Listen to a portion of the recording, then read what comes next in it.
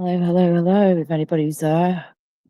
Hopefully you can hear me okay. I'm currently in the back garden, like right at the back garden in the secret garden bit. So excuse the state of me at the minute. I've not long got out the shower. I need to sort myself out and I look so skinny. Oh my gosh. I'm sat on the bench. Not the bench, sorry. This isn't a bench, Laura. This is a swing. Hang on a second. I'll try and swing myself a bit if I can. Here we go. Oh, shit, my light is on the floor. Hey. Oh, folk, I've not been on this in a long time. Oh, my days. Hello. Welcome. I thought, look how skinny I look. Shit, man, I've got my new little crop top bra thing on and it needs filling out big time, but we're going to just have to leave it for now. I couldn't give a shit. We're swinging on the swing, yo. This feels so good. It's knackering like I haven't flipping stopped, but this feels nice at the same time. Oh my word. How is everybody doing? Hello, beauty therapist. Hello again, Bob. How are you doing, guys? Thank you for your time. Hope you're okay. Just swinging on the flipping swing, yo. This is actually my sister's and brother-in-law's swing that they had handmade for them on their wedding day just over 13 years ago. In fact, they've just literally celebrated the flipping 13th wedding anniversary the other week. If that, within the past couple of weeks, if that, they've just literally celebrated it. 13 years they've been married now, bless them. And yeah, this swing was made especially for them. It's been engraved and stuff, but it's all covered up at the minute with a little thing that I'm sat on because it needs cleaning down, but it's all been engraved with like the names on and when they got married and all that type of stuff. It's beautiful. And it's like a handmade rope swing. So yeah, I'm just swinging on the swing, yo. Don't mind me. Oh, I just thought I'd come out here for a bit and get some fresh air and just see if anybody was about and come and have a little chat for a bit. It has been busy and I have been pushing myself quite a lot. Well, I have been pushing myself a lot this past week or so, I'd say. I've had a lot going on. Yeah, I'm still obviously recovering from the surgery. You can see that's where we're up to now. It's healing quite nicely. And the swelling's gone down more now, which is good. We've still got a bit of hardness and whatnot, and we've still got a bit of a way to go, as you can see. We're finishing off the healing process on my face there. But yeah, it was a pretty big surgery after what I found out even more from getting my notes translated from the surgeon. So yeah, we're just getting on with things. We're resting, we're battling on, we're getting things done. But yeah, I have done a lot recently. So yeah, we need to chill a bit more when we can. Right, can people actually hear me or what? I'm gonna go back down there so I can get myself comfortable. Oh God, my on the ground. Can you hear me, guys, from over here? Let me know, please, if you can. Thank you.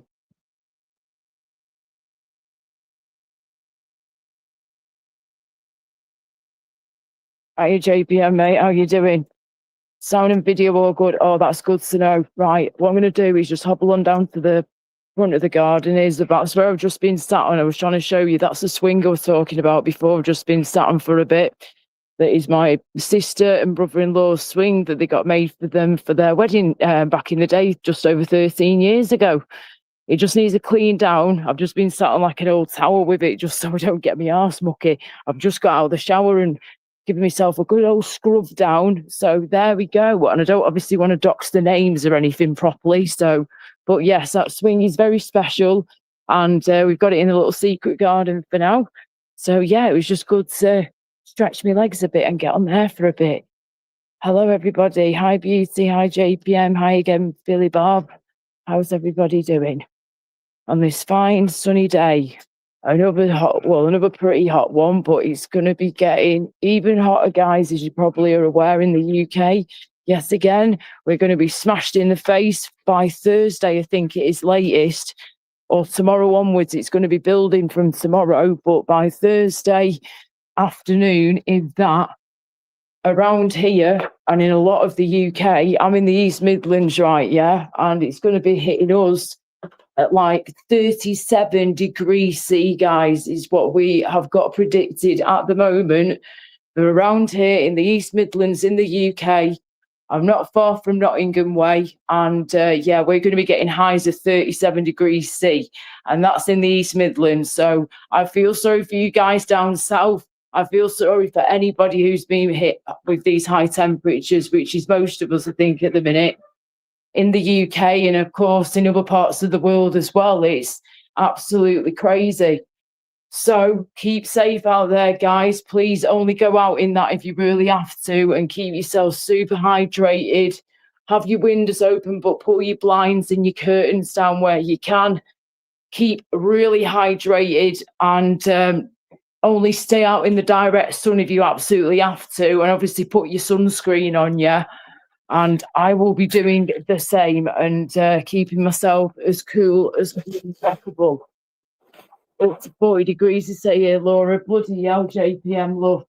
Crazy, innit? But we're going to have to, on a serious note, right, we are going to have to all start preparing about our futures now with like summer heat waves in the future. We need to get prepared more now. Like, we need to start considering having aircon in houses and just buildings in general that need it, you know. Hiya, beauty darling, how you doing? I'm abroad. 38 degrees C here, has been in the 40s. Bloody hell. Without doxing yourself, beauty love, whereabouts in the world are we talking? Are you like, are you in Europe? Are you in the Caribbean? Are you in one of the Greek islands somewhere? Because I know that most of the country, most of the world that has, you know, summertime at this time of year, unlike Australia and places like that, of course. You know, most of us who have summertime at this time of the year have been absolutely smacked in the face by these heat waves. They really have. You know, look at all the wildfires they've been having. They've even been having, right, yeah, wildfires in the Peak District, where I'm from, right, in Manchester, obviously Greater Manchester, where I'm from originally, yeah. I lived in the countryside parts, like I'm always saying. I had, you know, the city centre was about, depending on traffic, about a 20 to 30-minute drive away from where I lived. And I was in a little village, but down the road you had like town centres and stuff. And then the other way, you had just countryside everywhere. And my countryside was basically in the Peak District in the Greater Manchester area. So that was like my countryside, right? That was the area that I was in the Peak District. And basically, that has been having wildfires as well in the Peak District, which is absolutely bloody bonkers to me, that, love, because we never normally get that shit around there, you know? It's absolutely crazy. So please, guys, if you're going out in this heat, loads of sunscreen. Only go out in the direct heat if you absolutely have to. Please wear your sunscreen, like I keep saying. Make sure you have plenty of drink on you. And I'm not talking fucking Coca-Cola and all that crap. Pure water or electrolytes in water or cordial that's been obviously, you know, watered down and stuff to your taste. But just please make sure you've got plenty of drink on you. Cool drink if you can as well. And what's the other thing? If you've got a fan or a little portable fan like I've got, you can get 2 off Amazon for 20 quid or just under. Next day delivery. And I'm on with Amazon Prime, you see, so I get free next day delivery and pretty much anything that I order through Amazon. So I recently got 2 little portable fans. I've got a purple one, of course, a lilac purple one, and I got my parents the other one, and they've got a black one. And they're absolutely brilliant, really good. And they don't just spin around the stuffy air. They like literally produce its own airflow, which is pretty awesome. So, in fact, hang on, I've got it here. So you quick. You're in Greek islands, are you, darling? Flipping heck, yeah. They've been having it tough over there with this heat, aren't they? In Greece, and they're used to flipping hot weather. Oh my word! Right, here you go. These are the little fans I'm talking about off Amazon. Here you go. The portable, you can hang them up or stand them, you know, stand them down and just point them where you need them. But say if you like needed one in the car or something, you can hook it up onto whatever you can that's obviously out of your way. Have it hook up somewhere in your car, in your bedroom, in your front room, outside on the table. Hook it up or stand it wherever you can, and then you just turn it on here. It's got a USB charging port thing that you just use for like your phone and stuff. So that's easy enough to use, and it charges pretty quickly. And there you go, it's on at the minute, and it goes up to obviously 100%, and it really does flipping cool you down, guys. 2 for 20 quid. I've got the purple, mum and dad got the black, and like I say, you can hang them up wherever you want. So if anyone wants a link for these, just let me know and I'll have to put it in chat. In fact, I'm going to leave it on for a bit now. I'll put it on like 50 for now or something. So we got a little breeze. There we go. That'll do for now. Hello, Tracy. Good afternoon. Hello, Desmond. Hello, Sandra. How you, darling? Hello, everybody. Yeah, definitely not at the moment, Desmond. Love. No woolly hats or pocket hat warmers are going to be needed anytime soon around here at the moment in the UK. So watch out, guys. Another heat wave is going to smack us in the face in the next 24 to 48 hours. Be bloody prepared. Hang on a second. Why the fuck is my brother-in-law here when the kids aren't here? They're not here at the minute. They're with my parents at football. So why is he here? Just hang on, unless he's had to come and pick something up. 1 minute, hang on, guys.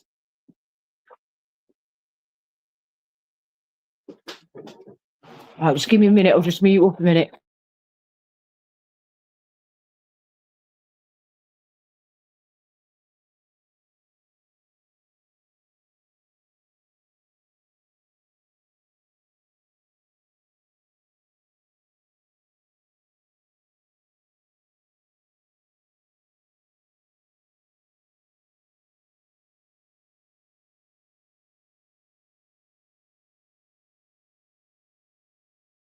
No worries, all sorted. He didn't because my other nephews decided to go with the other nephew to where they were going to. So he didn't realise that, and he knows what's going on now, so that's absolutely fine. He knows to go over there to go and get them both now, and the other one who's gone with and not stayed with me. Right, there we go. That's that sorted out. Oh, right, I need to flipping chill for a bit, man. Whoa, 56 people watching. You having a giraffe? Thank you very much.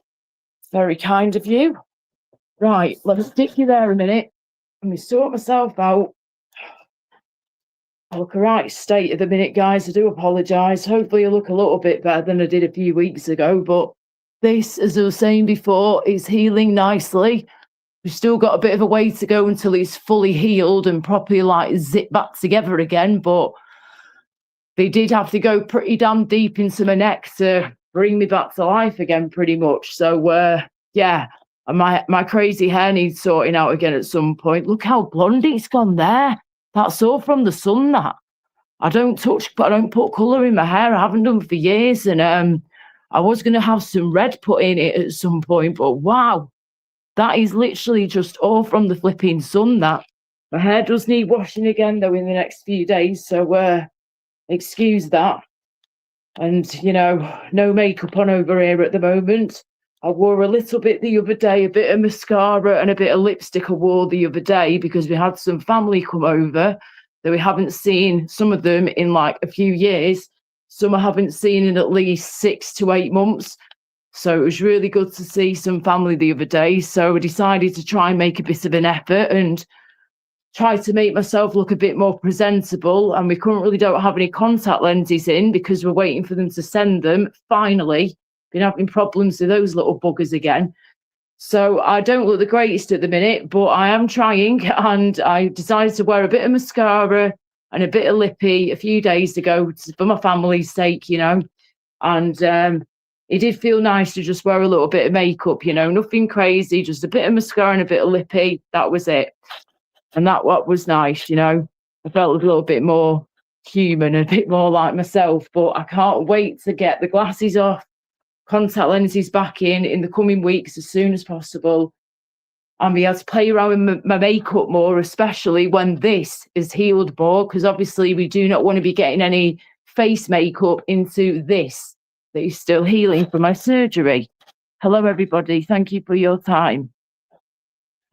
I know, Desmond, we basically have to have an emergency surgery done. I've found out more since this happened about 7 weeks ago or something now. I've explained everything else in more detail on previous live streams that I've done in the past few weeks. So if you want to know more details on what happened, feel free to check those out from the past few weeks. But I have found out more since then of what's actually happened to me after speaking with more medical professionals and basically working out what the hell the doctor's notes say from the surgeon and everything. But it was, was actually being pumped with 3 different antibiotics, but I had like 3 different infections going on in one go here from what they were saying. But I got a nasty bacterial infection in my mouth, which is very dangerous, called Ludwig's angina, which is basically a very strong, very nasty, very dangerous infection that happens in the mouth. And basically, if you have an abscess in your mouth, and it pops, this is when it can happen. This is when what can happen to me could happen to anyone. I had an abscess that was underneath an impacted wisdom tooth. I knew I had a wisdom tooth going on there that was growing through, and I knew it was impacted, but I did not realise that there was an actual abscess underneath that impacted wisdom tooth, right? Yeah. And that was then pushing against my other teeth, my molar next door to it, and was basically spreading and pushing the infection around my mouth like that. And this was going on for like a week and a half, just under 2 weeks before I had to have the emergency surgery done. But I just didn't realise it at the time until it was too late. And found out since then that it wasn't just this but infection of the mouth and stuff, bacterial infection. It also turned into pretty much sepsis, but also, what's the other thing? They said that I had like a deep neck infection as well. So it wasn't just what went into my mouth, the abscess and my tongue and all that swelling up and my throat closing up on me.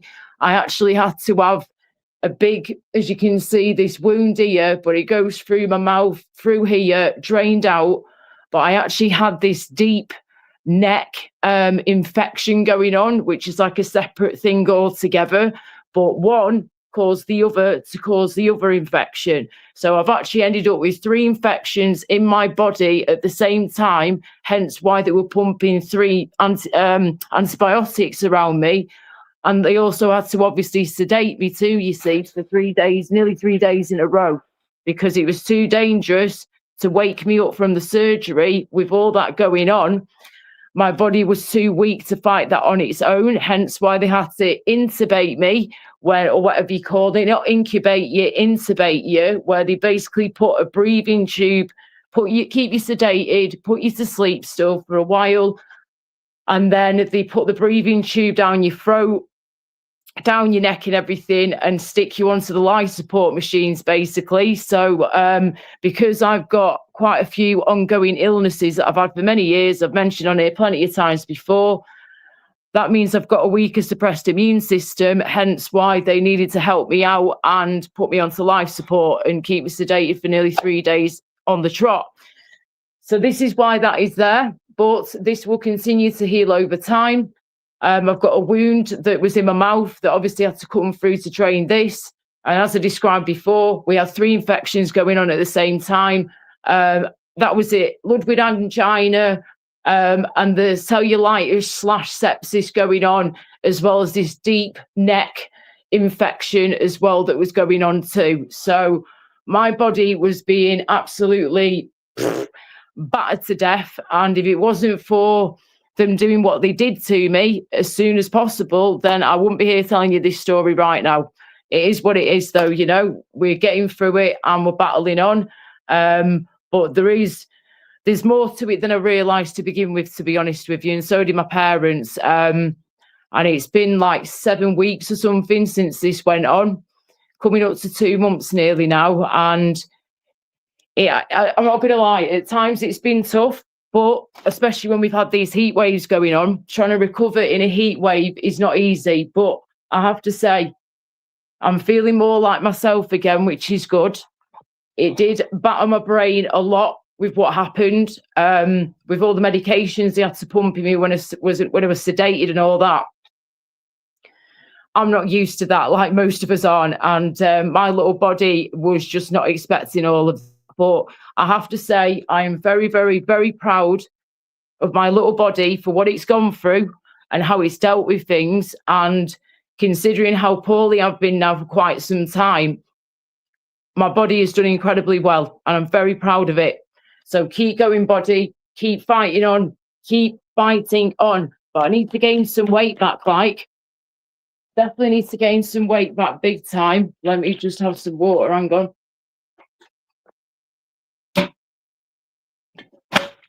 So yeah, it's been a battle and a half, guys, but we're getting there. We're still fighting on. We're still trying to recover as soon as we can. And hopefully within the next like month or something, this will be more healed and it won't be, you know, as deep looking and you know, it will just look better. And I'm going to be putting some Vaseline on it as well in the next few days when I can, to help with the healing process and the scarring and all that too. But there you go, it'll be another little battle wound, won't it? A little war wound. I've already got a few across my body as it is from previous surgeries and shit. So, you know, or accidents I've had over the years. Or other things that have happened to me, which we won't go into at the moment. But yes, let me just get back to the chat and go. Lost track of where we're up to. Sorry, responding to Desmond there. Hello, anybody else who's come in the building that I've not seen? Hello, Mrs. Lemon. Hello. Oh, if you're going to be a prick, then fuck off. Lumping, whatever the hell that is. Can someone please get rid of that dickhead there in the chat, please, from 6 p.m. a couple of minutes ago, if you haven't done already. Thank you. Thank you, JPM, darling. Hello, PP. How you doing, darling? Yes, I've been trying to find some of that Billy Bob that I can get delivered to me in the UK. I checked with my local chemist, but they don't have anything in. Thank you, JPM, darling. Sorry, I think I've gone and flipping. Am I going to scratch myself from shaving my armpits? Can anyone see like I feel like I've caught myself round here again from shaving. I can feel something stinging here, but I can't see properly because of the angle I'm at. Do my flipping head in that. I put some deodorant on before as well, of course, and it's just stinging a bit now. Oh, it's doing my head in. Oh, yeah. So there you go. We're getting through it. We're doing what we need to do, and I've just been trying to just battle on as best as you can, but like listen to loads of music. I've been learning stuff. I've been going through, ticking off things off my list that I've needed to get done for ages, or that I've been having problems with and needed fixing. So I've been going through that list of stuff that, you know, you procrastinate about sometimes and think, oh, I know I need to do that, but it's going to stress me out a lot. I'll have to wait another day. So that's what I've been doing. And then finally, I got around to it in the past few days. And I'm so proud of myself that I finally got this thing done. And I can finally now get back into my online banking. I've not been able to get onto my online banking, guys, for over a year. Back in, just hang on.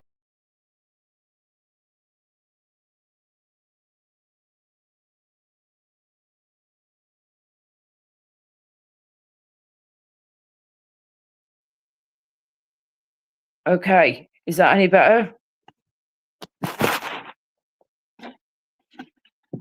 Can you hear me okay now?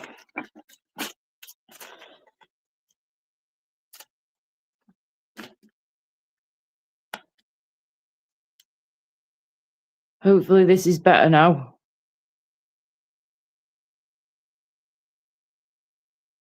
Flipping out, loggers, that's terrible, mate. How you doing? Oh, cheers, Mrs. Lemon UK. Hope you're okay, darling. Right, you can hear me now. Hear me now. Hear me now. Right, can you hear me okay and see me okay, please? Give me a thumbs up if you can. Thank you. Or just say, yeah, man. As long as you can hear me and see me, that's all that matters, guys. Whilst we're doing these live streams. Right. That's mad, that, loggers. Bloody hell, darling. Hope you and Queen Ninja are all right.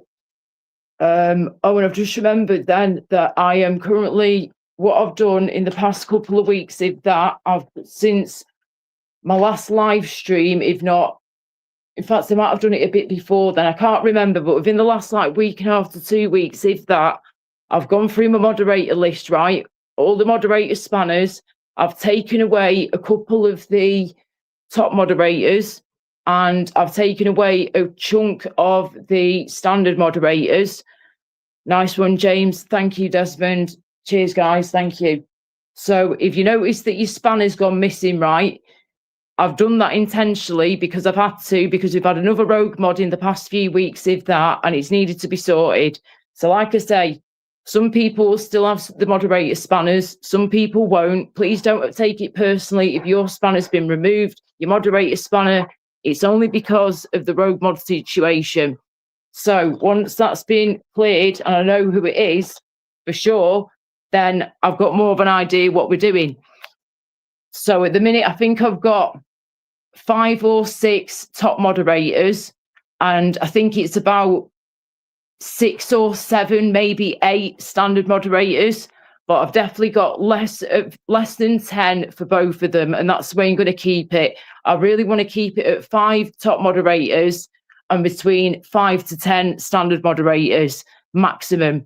So if your spanner's gone, please don't moan at me. I've had to do it because of the rogue mod situation. I'm not pointing the finger at anybody. I'm just trying to figure out who the hell it is. And the only way I can do that, of course, is by going through my moderator spanner list and taking some spanners away from people and see what happens, and see if the rogue moderator saga continues on or if it stops. It's the only way we're going to know, innit? Yes, Mrs. Lemon, our JPM's been here and aiming for a long time, and yes, they've still got their spanners as far as I'm aware. I need another drink. My mouth is so freaking dry.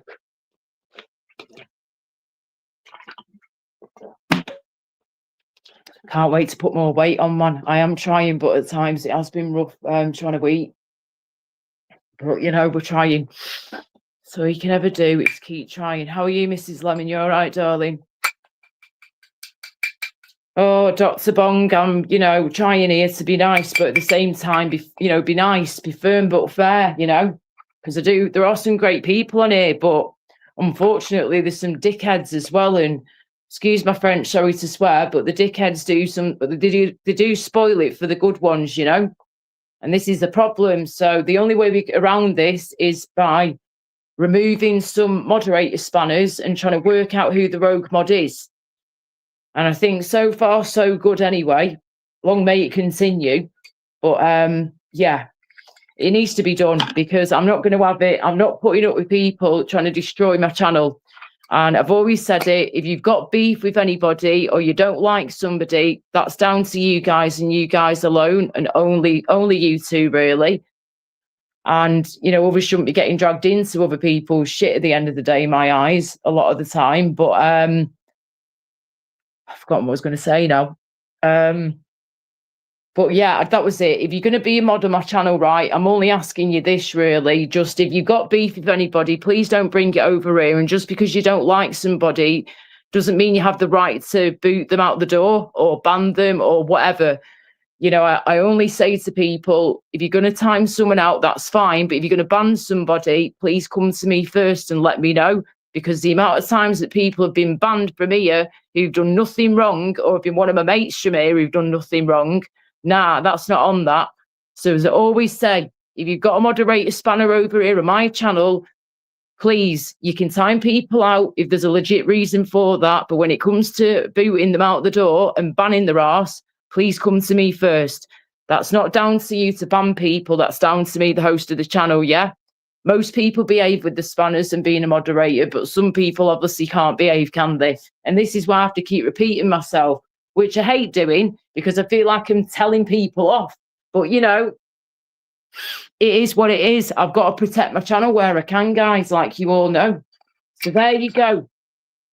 But to the good moderators out there, thank you. You know who you are, and you know you're doing a good job, so thank you. Good evening, Susan. How are you doing, darling? How are you? Can someone please check for me? The link is definitely pinned. Thank you. My nose is driving me nuts. It's flipping hay fever, man.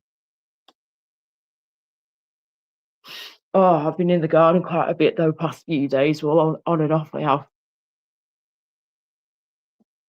Oh, itchy nose. So annoying.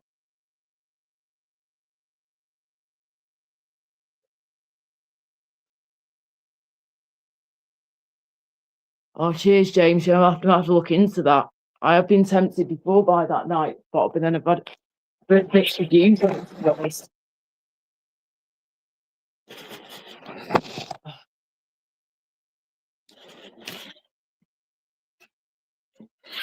Yeah, Mrs. Lemon, definitely, darling. Thank you, sweetheart. Hi, Susan, love, how you doing? Oh, nice one. Cheers for that, Susan, sweetheart. Thank you. I can't see at my end if it's pinned or not through StreamYard at the minute, so thank you for letting me know. Right. Who's going to come and keep us company on the panel for a bit? It would be nice to have a chinwag with somebody and listen to what others have been up to, because I've been keeping my head down, really. I've popped into a couple of live streams now and again and said hello, or, you know, just watched for a bit in the background. And then sometimes idiots have been on the panel and I just can't be doing with certain people being idiots. So I just have to leave the building, really, like I do anywhere I go. If there's people being pricks and they give me a weird, dodgy, bad vibe and negative energy all the way, I can't be around it. I have to go. I dropped a hammer on my foot yesterday. Oh no, JPM, my 2 middle toes are swollen up. Looks so funny. So funny, you poor love. Hope you're not bloody broken them. Can you move them? And I take it they would be quite bruised as well as swollen at the same time, yeah, if you dropped a bloody hammer on them from quite, you know, even if you just dropped it from a little distance, a little height, you're still going to hurt yourself doing that. Bloody hell, JPM. Hello, Big John. How you doing, darling? Hope you're okay, love. Right. I was going to say, do you think that they're you might have fractured them, or do you think they're just like badly bruised, or do you think they could be broken?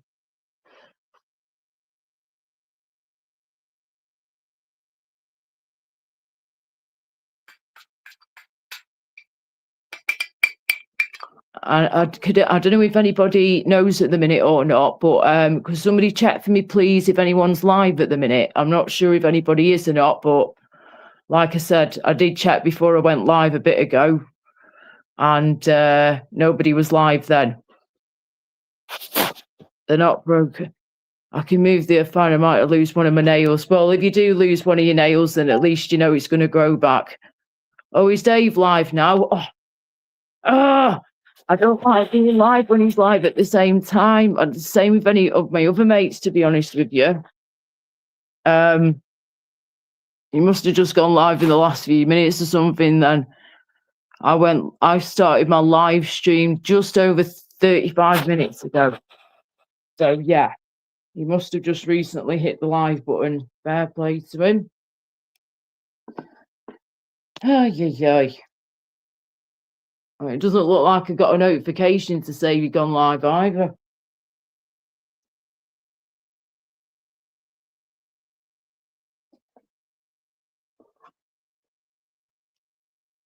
Oh well, I'll stay live for a bit and then probably jump over to Dave's later on after I've done mine. See how things go, yeah. Go and say hello.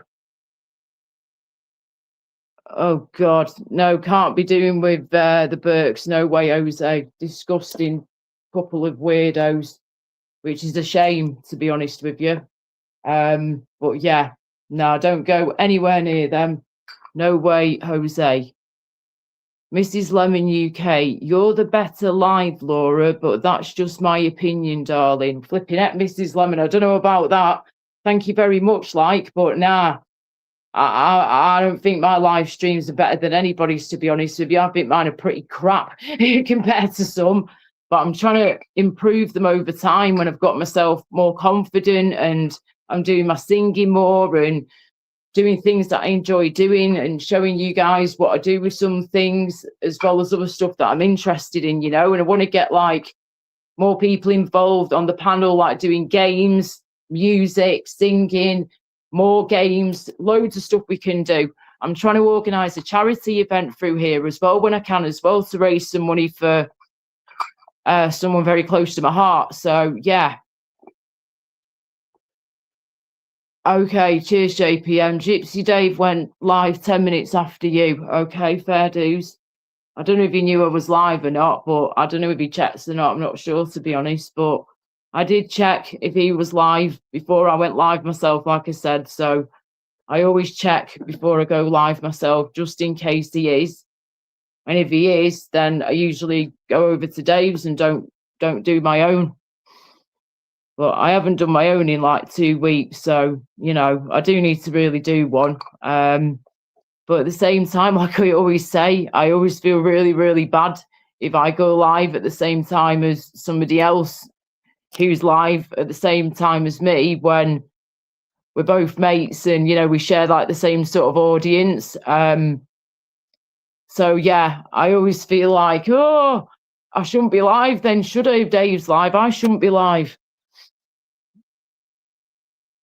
But yeah, I always then start feeling guilty that I'm live, like I'm feeling it now. Do you know what I mean? I can feel it building now.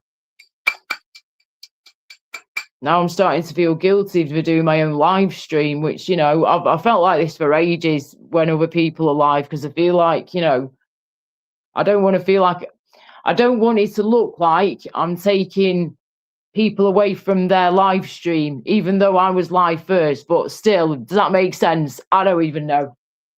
I'm waffling. I'm knackered. It's been a hectic few days, let's just put it that way. And a lot has gone on. My brain is a bit battered at the minute, but it's been good stuff, though. It has been good, positive stuff. But it's just a bit overwhelming at times with some things. But it's good stuff, though. Most of it's good stuff anyway, that's good. Hey, SG, how you doing, love? How are you? How are you, sweetheart? Hello again, loggers. Hope you're doing well, mate. Hope you and Ninja and the boys, the lads, are all good in the hood. Gosh, I bet they're growing up now, aren't they, eh? They'll all be towering above you before you know it, mate, if they're not already. Loggers and Queen Ninja, flipping heck.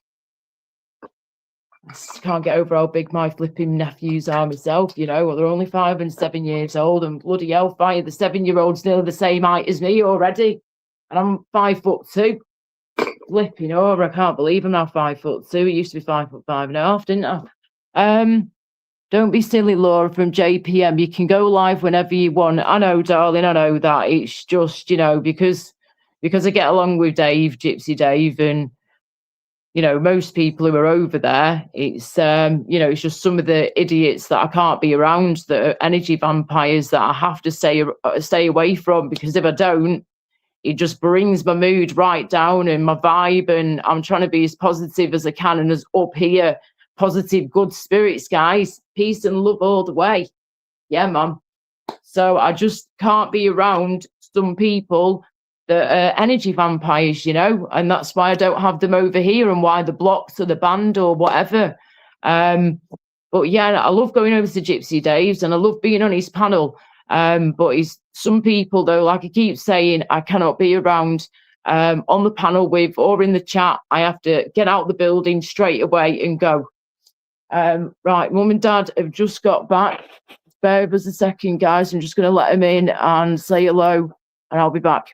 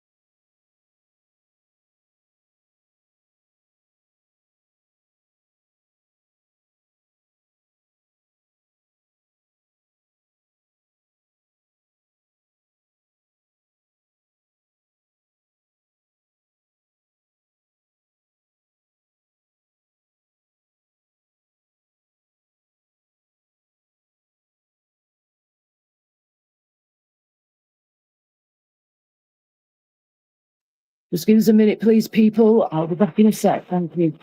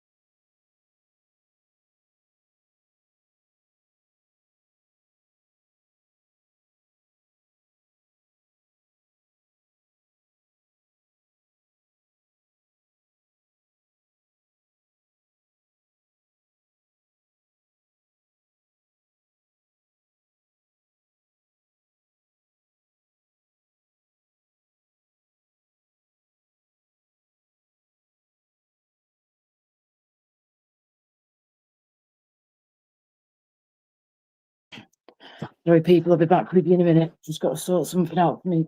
My parents, hang on. Put that there. All right.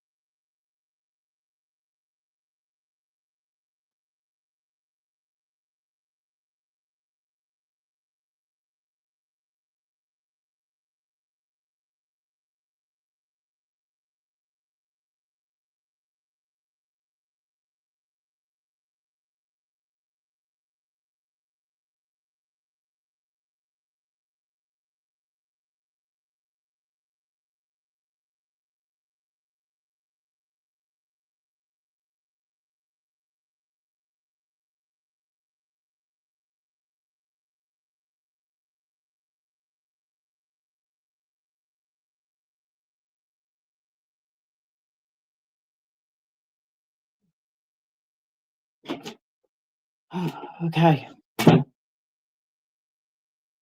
Okay. Oh, shit. I'm back. Hiya, guys. Sorry, I've just been helping my parents out with something and just chatting to my mum for a minute. Sorry about that. Hello there, Eamon. If you're still about, good evening. How are you doing? Excuse the state of me. I think I'll pop back outside in a bit. I'm getting too warm in here. Right. I hope you're doing okay, guys. Hope everyone's okie dokie. I believe Gypsy Day's live at the minute, so I'm not expecting many people over here, but I really do appreciate every single one of your time. And as I've said that before, I've just jumped out the door. Hilarious. Oh, I hope your toes are all right. Is it buffering? Is it okay? Cheers. Cheers, Desmond. Hello, everybody. Hope everyone's okie dokie.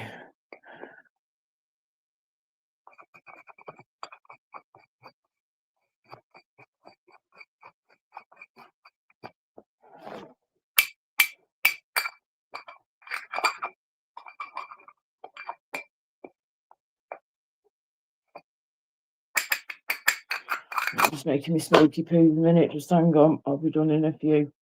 If that. How you doing, Eamon? You all right?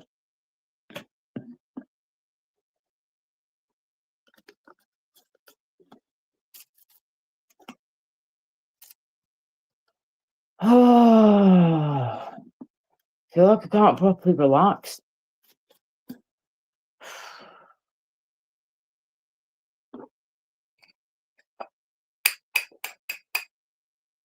Yeah, let's hope JPM's toes are all right. Bless him after dropping a hammer on them. But oh, I might have some time to do one for a bit in between being busy, which had a busy day today. Another busy day. Really have been pushing myself here. It's not been rested out.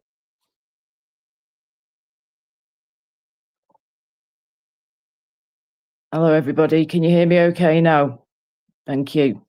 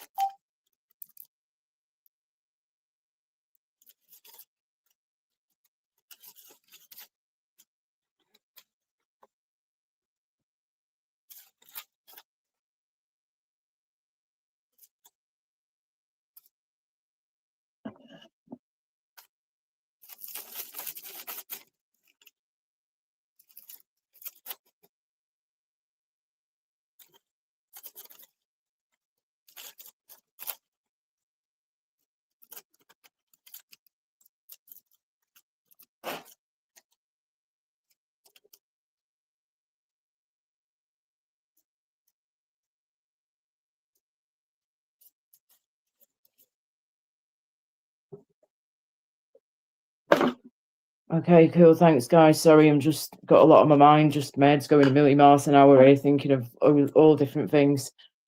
All different things. And I'm just trying to calm it down, and it's doing its crazy shit it does sometimes. Especially when I'm feeling bad for being live. Oh, for goodness sake, Laura.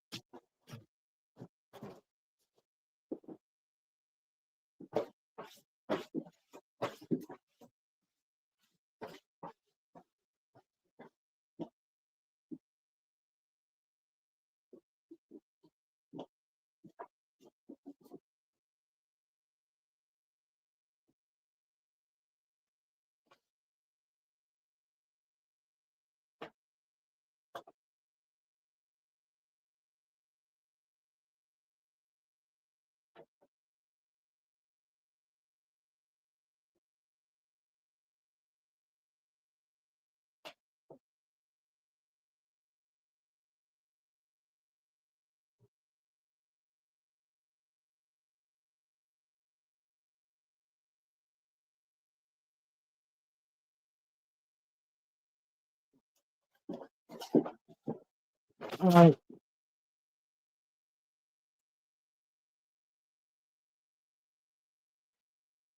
Hello, God save the meme. I'm sorry, I'm trying to figure out who that is. Sorry. How are you? Thank you. We're recovering still, but we're getting there. Thank you. We've still got a way to go with the wound itself healing. It like turning into an actual scar, but it's much better than it was. It is painful at times. It was just giving me quite a bit of pain a bit ago because it goes quite tight and there's still a bit of swelling there. But all in all, it's doing very well considering how poorly and weak my body's been for the past few years with the other illnesses I've had for donkey's years now, like 15 years plus, with most of them now. Yeah, my body's gone through the wars and back, but it's done very, very well considering how weak it's been for quite some time now. So yeah, thank you for asking. Appreciate that. Thank you, love. There's hang on. You can see on my neck here, it would just lift up. You can see where it is there. It's still obviously healing, but yeah, it just needs to finish off sort of knitting together and doing its thing. But yeah, it's looking much better than it was a week or two ago, which is good. And yeah, it's just a matter of time now. I'm feeling within myself. I'm still quite weak at times, but I am pushing myself.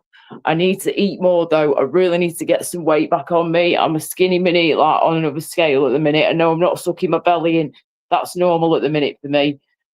Normal breathing out belly. So I'm too skinny. I really need to get some weight back on me because that's a big challenge for me at the moment. But it's only been like 7 weeks, if that, since this emergency life-threatening situation surgery happened, and it was much worse than I thought it was to begin with. I found out even more since this happened, and that it had spread even more in different places of my body than I realised to begin with, to be honest with you. So I'm just grateful that I'm here.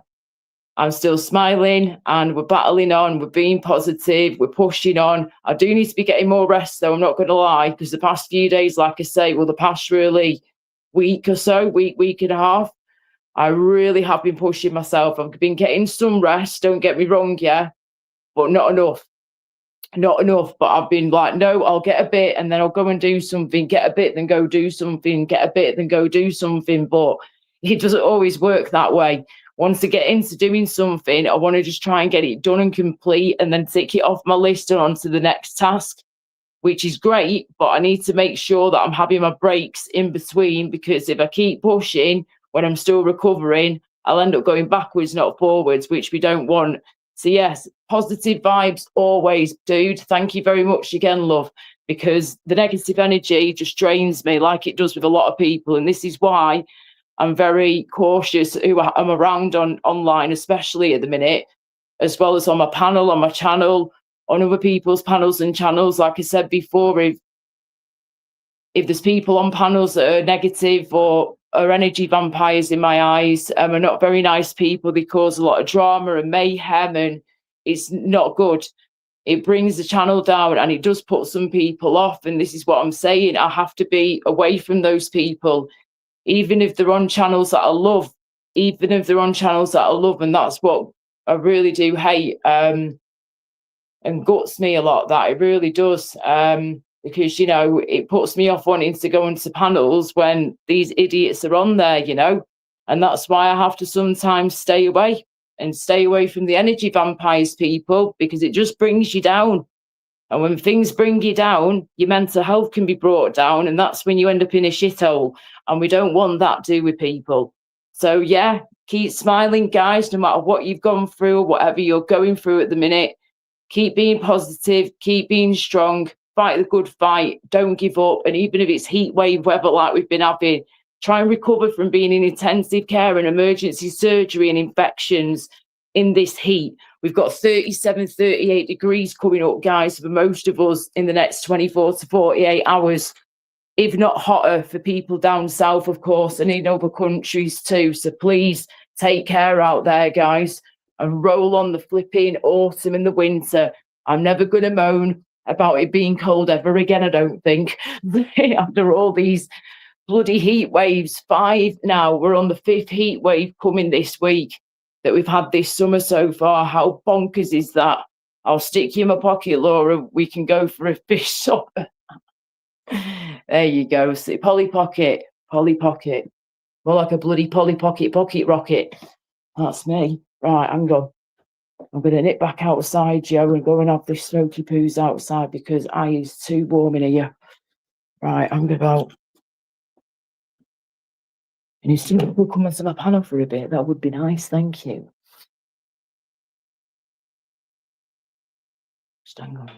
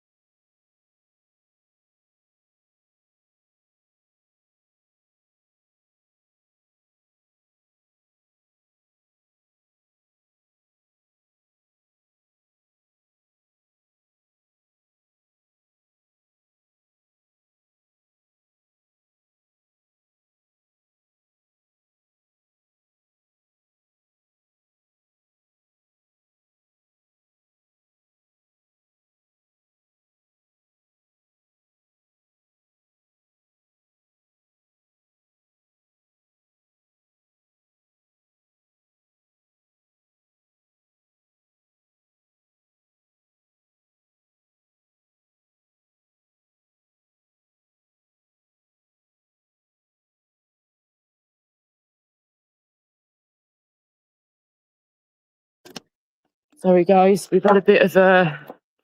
Looks like I'm going to have to do a bit of a change of plan here. Shit, my battery too. Okay. I need to get out of here. All right, I need to grab my stuff.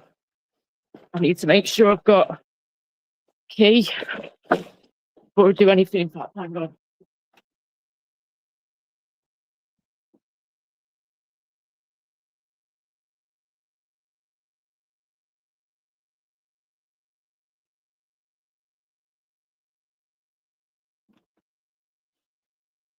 Right. Just sit down over here.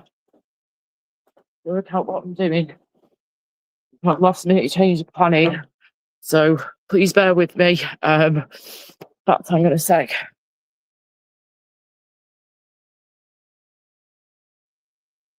Okay. Shit, I need to get my charger.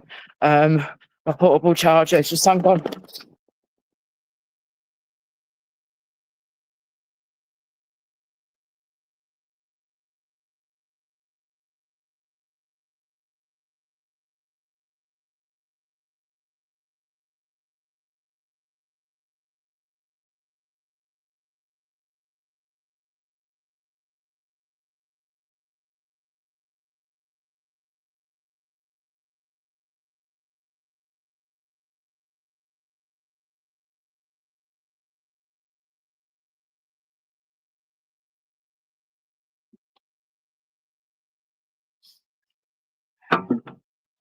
Okay, I'll charge that in a bit. Right.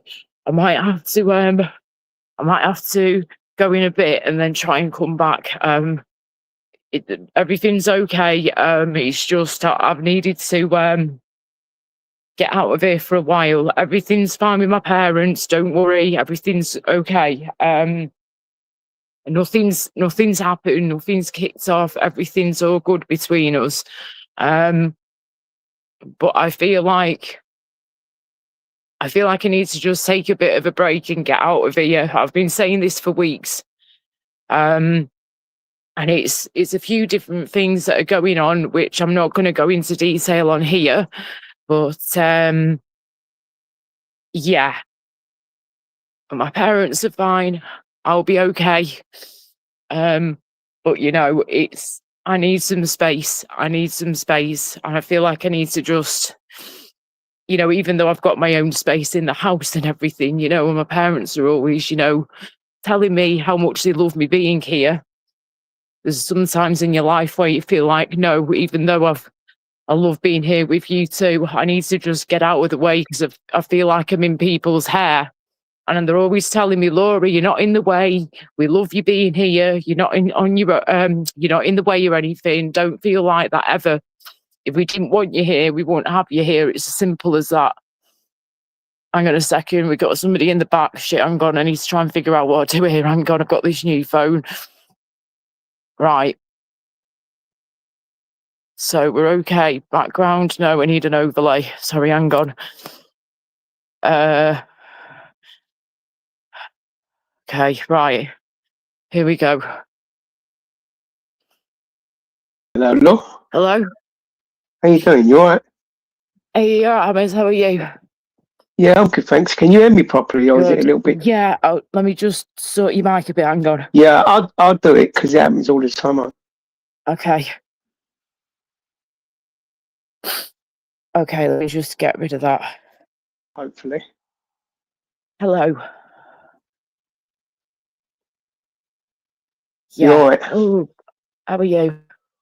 What's going on, then? You had a lot of hospital appointments tonight. You've had a lot of hospital If you don't appointments. want to say anything, then yeah, what's been going on? Like, have you been ill again? Oh, yeah, I had a big problem happen. Yeah, I know you did. I see your last video. Yeah.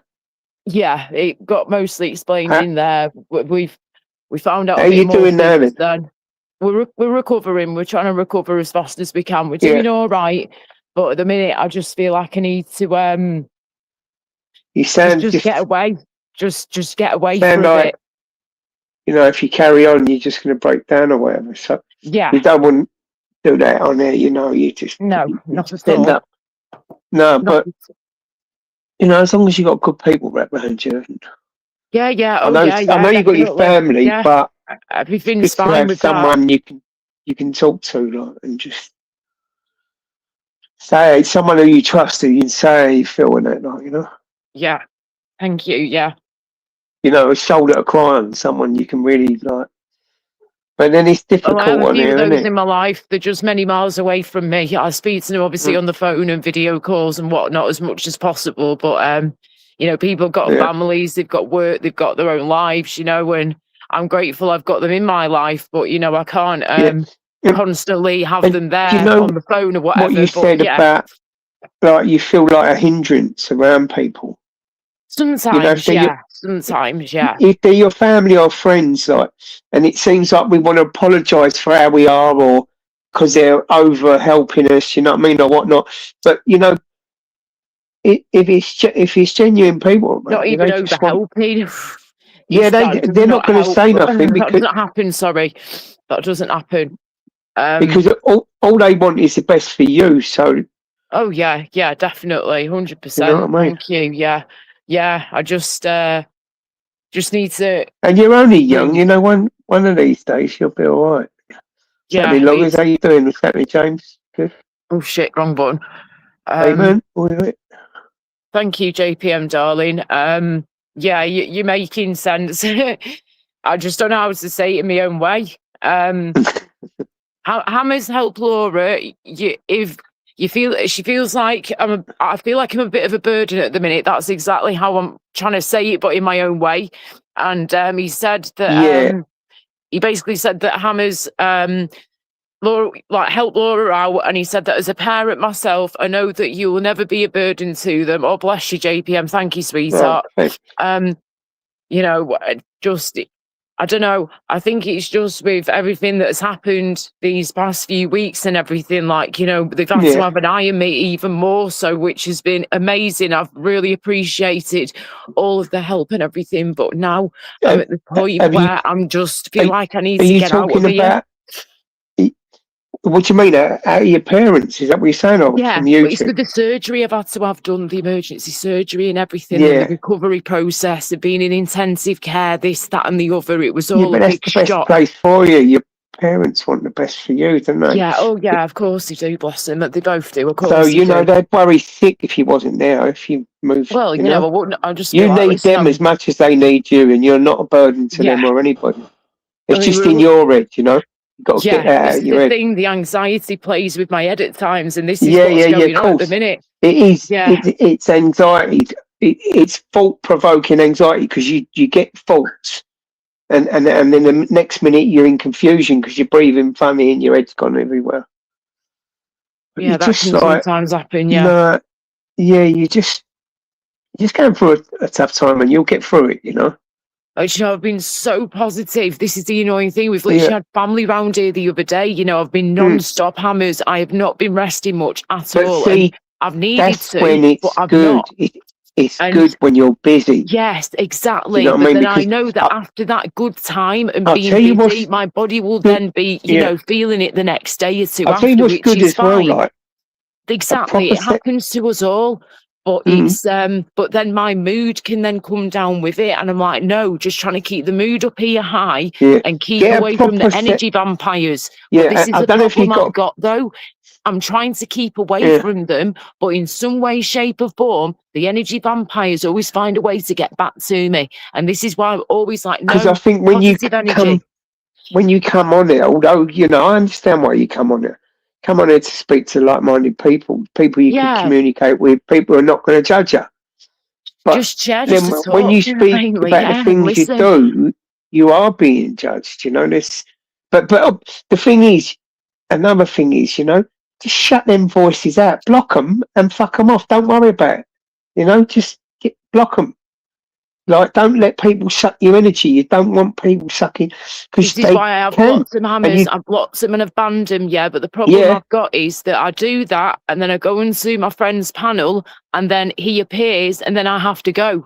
And it's not just that one person, there's a few of them.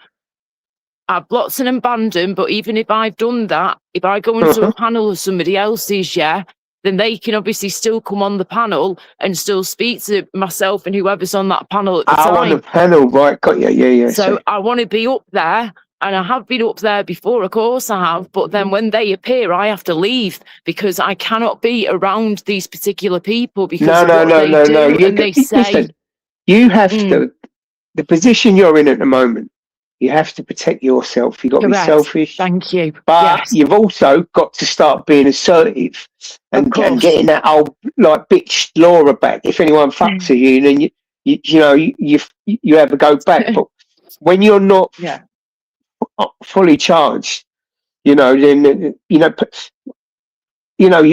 it's like a wounded fish. As soon as they see the fish is wounded, they're on it and they bang, they're trying to kill it because it's wounded. You know what I mean? Definitely. Yeah, and Eamon, that's so right. Thank you, Hammers, for that. And Eamon's just put in the chat, their only thoughts, Laura, we have thousands a day. What was that? So we have thousands a day. And then what's that? Sorry, hang on. Thousands a day. Bury the negative ones. Right. You know what? Yes. A Christian guy once said to me, right, take out the good bits and leave the bad bits out. Throw them away. Get rid of them. You know, and it's like people as well. Some, you know, don't take everything so personal. But when you're a warrior or when you get anxious and all that, things like that, like and you like reading the chat, you see one comment and bang, you focus on it because it's hurt you. But you got to get to the stage I've where got better at doing that, you know, of ignoring them. But then when my head goes like this, that's when I'm more sensitive to all that. You got to get to the stage where you see a comment and you just pass it by. Just pass it by. Do you know what I mean? And you can get like that. Most It's of the about time I do, training mate, and this is yourself. what annoys me, is that today I was doing so well, and then Yeah. something's happened within the past few hours that I've let it go. Have you been on a but then panel it's then come or back something? and it's wound me back up again. And Uh-huh. it's you know, and then it talking about certain topics and stuff was been fine, but then it started to play in my mind more and more. And now I'm just, my Yeah. mind is all over the show now, because part of me wants to be Yeah, I here, can see your but the mind's other all over the part, place. I want to And- go. and- I and want to this- get out. Yeah, but I think, look, you know, it's anxiety. It's fucking. Oh, you got thoughts and feelings are flying around your head, and that.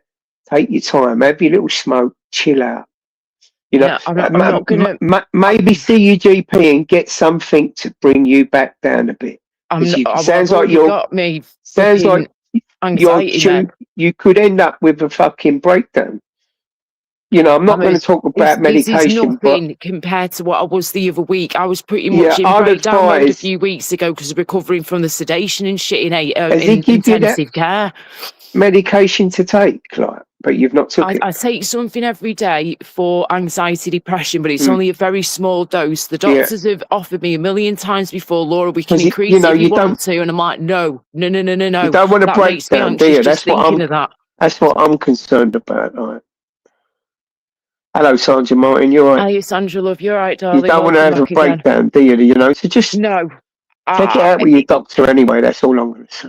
Yeah, but when I feel like this is why it's good for me to talk when I feel like this, Yeah. like we're doing at the moment, great. But also it's good for me to get out and just go for a walk somewhere whilst it's still light. It's nearly 7 o'clock now, and I've got like a field thing about a 10-minute walk away from here. And I'm so tempted to just go down, take a smoky poos, take you guys with me, and just go down the road for like, you know, half an hour, an hour, anything, just to get away from Sometimes you stuff, just want to just like, yeah, but you just. I mean, look. Another thing is, if being indoors like is provoking your thoughts as well, because another thing is, if you listen to music with a set of headphones and you play loud music, you can change the way you're thinking. So if you feel like shit, you ain't gonna, because you're playing mood enhancing music. And it doesn't give your brain don't give your brain time to think about anxiety or thoughts. You can't think about thoughts and listen to music. So you got and look at CBT videos, cognitive behavioural therapy.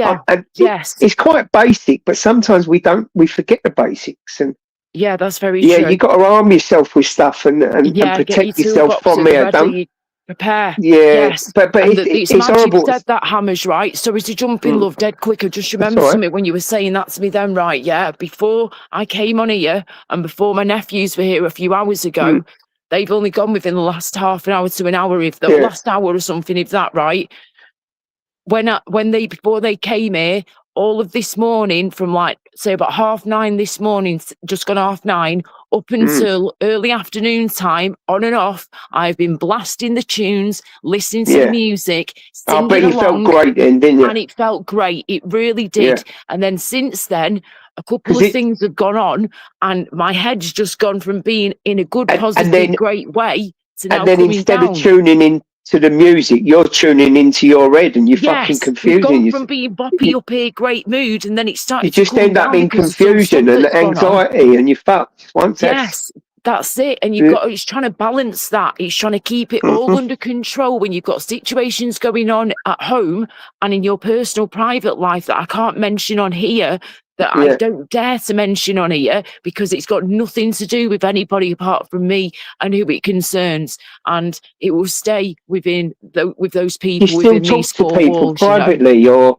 have you still got good people on there privately? Yes, I've still got people around me that are good. Can I ask? Do you talk to what's her name in Wales? The lady in Wales. Lady in Wales. Susan. Oh right, Susan. It comes in here at times, yeah. If that's you know about. Susan, the one sorry, you mean Susie? The energy lady. Yes, she's into the Reiki and all that. Bless her. Yeah, she's lovely. She has my number. We were doing Reiki for a while and we were in Mm. touch for some time, but I've not heard from her in ages, a long You know time. what? So I thought she Sometimes, didn't want to you speak know, to me again. So I've just no, left her to that's it. your red. That's your red. It's Uh, nothing. She's not like that. I mean, all no, you got to she's do not. is She's send. lovely, but I I just thought I think, might have, done a reading I or think something. personally, So I don't like chase just having, people, mate. I don't chase just having people. a little chat with her. If just message her. You know, Yeah. once again, it's your red judging. You're thinking this, that, and the other, and Mm. you, Fucking you can't anxiety do sucks, someone man, else's doesn't it? think.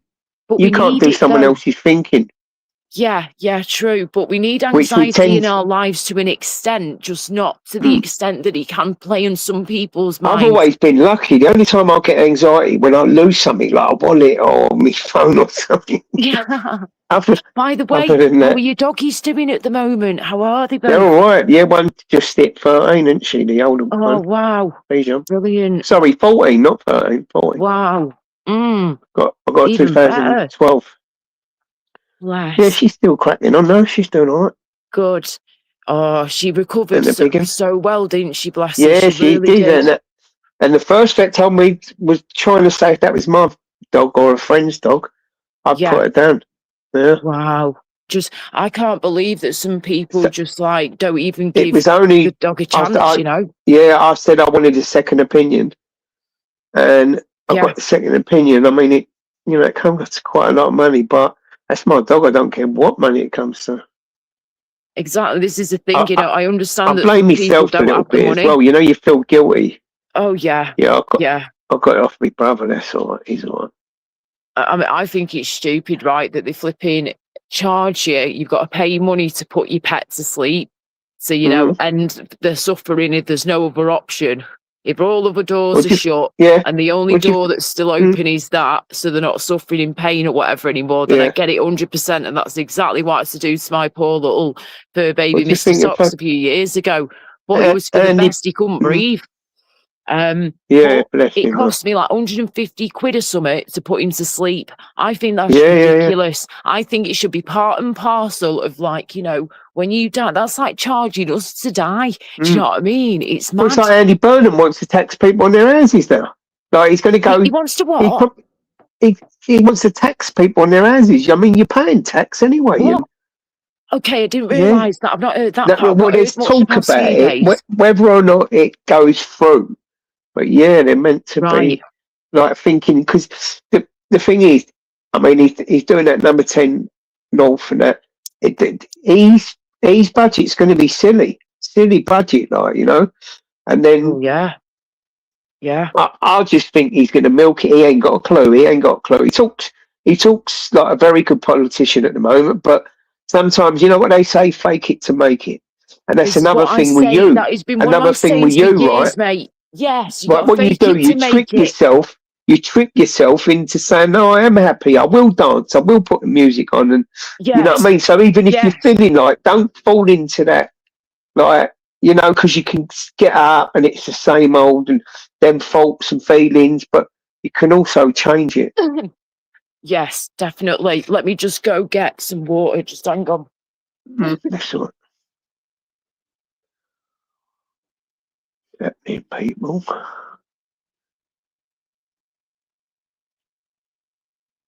Yeah, I popped into Lives and I heard her, she was upset, and I thought, let me jump on and have a little chat. Laura's old school.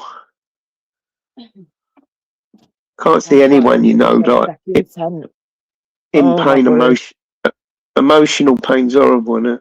Oh, yeah. I was going to say, I seriously need to gain some freaking weight back as well, big time. But I've got these from the What do you think caused that? Because I thought the reason I've lost so much weight, it started the other year when all these nausea and vomiting attacks started, if you remember right. Vomiting a lot. That's what started it all off. And then when I was in hospital recently from what happened with this and everything, I had 3 infections I was battling in one go. And that's why they had to put me to sleep and keep me asleep for nearly 3 days in a row. So in those 3 days in a row, they were obviously giving me loads of fluids, but they weren't really giving they couldn't feed me. And because I had to have the tube in my mouth to help me breathe. So they're giving you food By the tube. This is the thing. I don't think they even did that because I had so many different cables and shit going up my nose, down my throat, in my arms, this, that, and the other. There wasn't any space to give me for your food. parents. But when I came round, I bet it's terrifying. It was, mate. It's been one of the most terrifying, petrifying experiences of my life. I was literally on holiday when this happened. I was supposed to be on holiday I've got to answer this one. I was going to say, the reason I've lost the weight this time round even more so, I was doing really well with my weight gain. I managed to get up to, oh shit, he's just dropped off. Just going to say, I managed to get up to flipping just under 9 stone, which for me is awesome. And then I went to Cornwall. This happened, ended up in intensive care, was there for nearly a whole week in the hospital, and I ended up losing like a stone or just over a stone in weight whilst I was in the hospital. So now I'm right back down again, hence why I'm taking these from a dietitian who rang me the other week. We've now got some more flipping supplement drinks on the go. So I'm allowed 2 of these a day in between food. And I've just got to try and get the weight back on me as soon as I can. No worries, love. Hello again, you all right? Hello, everybody.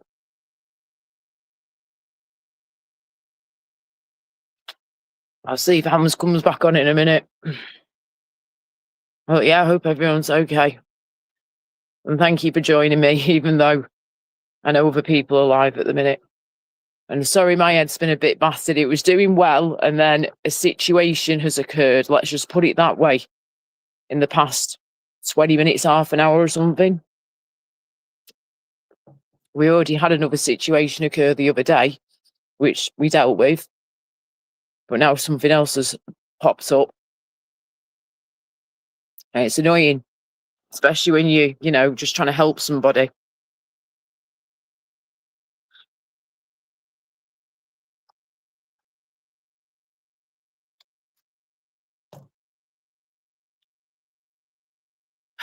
Okay, Hammers is back. I've got you, darling. Sorry, I meant to do the thing. I totally forgot. Sorry. Welcome back.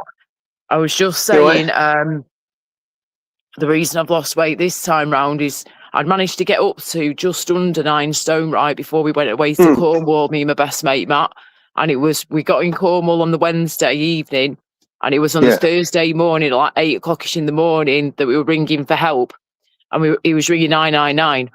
So basically, when I was in the hospital, we got straight to the hospital. The paramedics got us. They zoomed us straight over. We were in the middle of nowhere. They picked us up in no time at all. We were there before, it should have taken an hour and a half to get there. We got there in 40 minutes. Amazing. But anyway, they got me in as an emergency. And after they'd done the surgery, I thought in my head, and so did my best friend, Matt, right, she'll have the surgery done.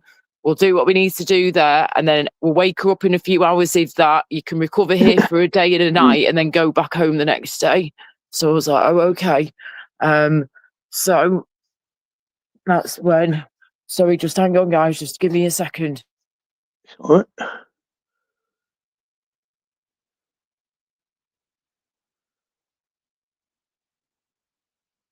Football starts again. Eamon, do you have football bet? I know you have. The old GGs, do you like a football bet?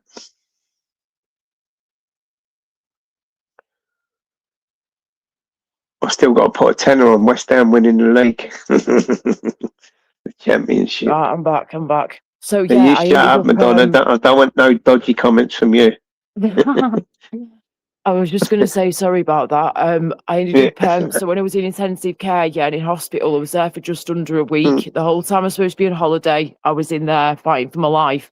But when I was in there all that time, Can you say, or I lost just over a stone in weight, basically, is what I'm trying to say. Did you have an infection? Just from being in hospital.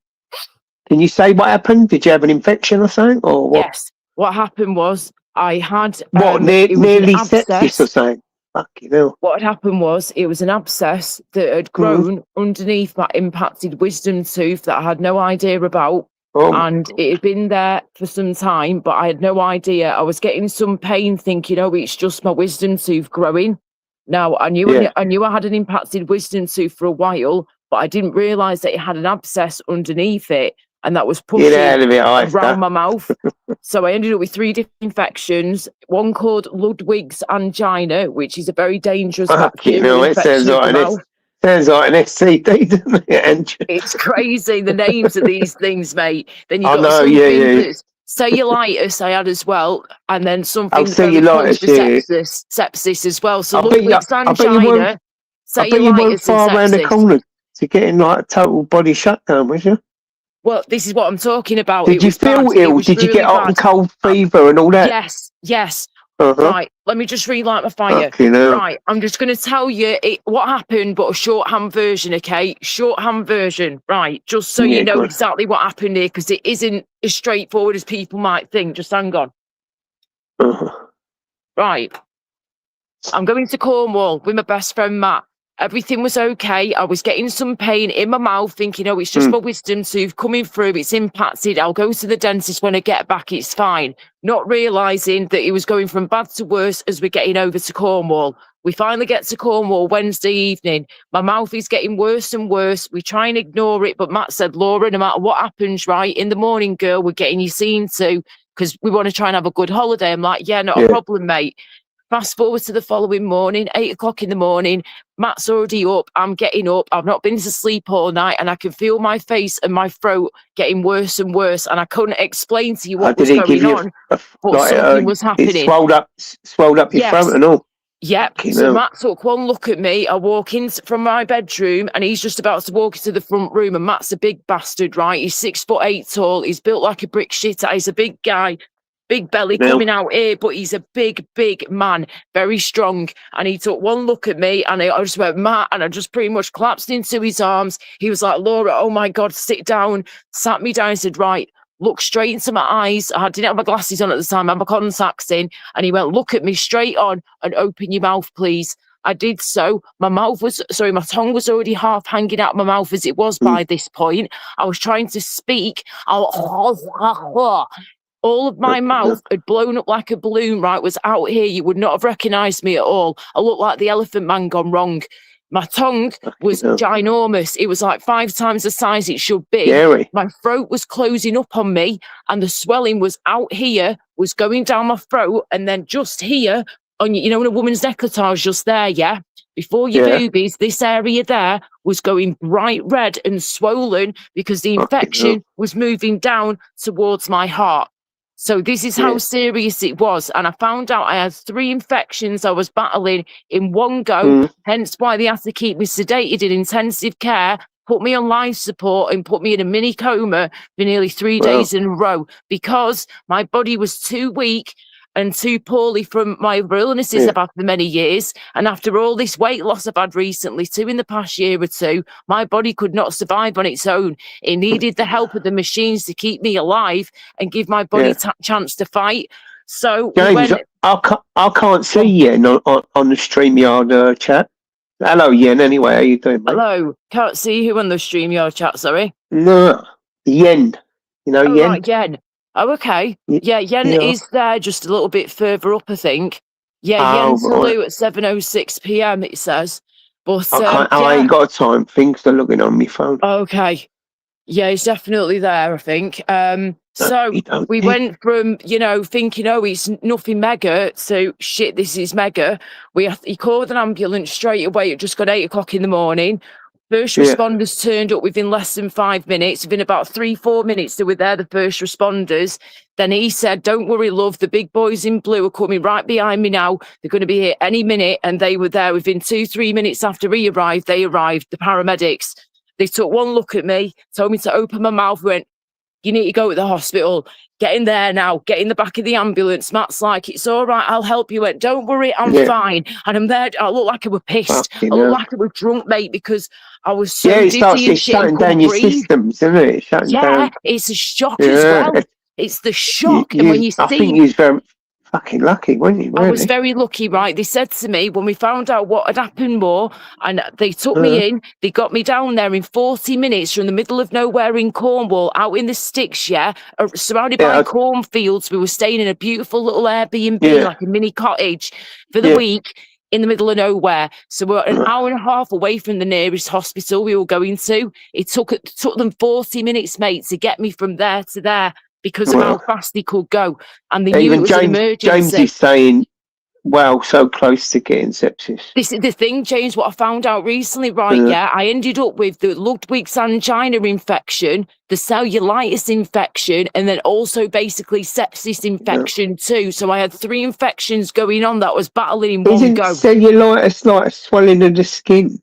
Like swelling? Yes, but inside the mouth, the skin and the gums in the mouth. And the throat and that throat was getting cellulitis. Yes. So my throat was closing up on me. My tongue was getting bigger and bigger. When you open my mouth, which I could barely your body's work system is probably working overload to fight it. Exactly, and that's exactly what was going on. And when I was in the ambulance, within 5 minutes of that, I passed out, and it freaked Matt out big time. He was like, whoa, this is what he told me happened.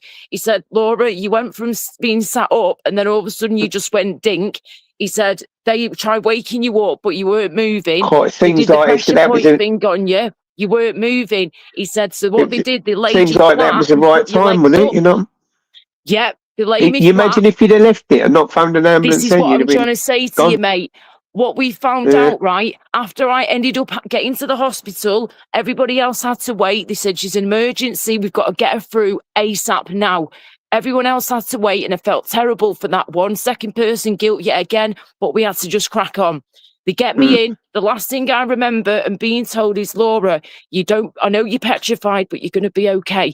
They said, listen, one of the ladies is going to hold your hand. You're going to be all right. Matt will be waiting for you. Matt's going to contact your parents and your sister. It's all going to be fine.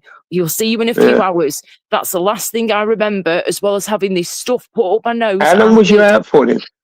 Well, this is the thing we'll get into next. I was supposed to be out for 2 to 3 hours to do the surgery and scan me and run tests and all that. Did they put you in like a coma? Did they put you in a coma? Like? Yep. Was it called a medically induced coma?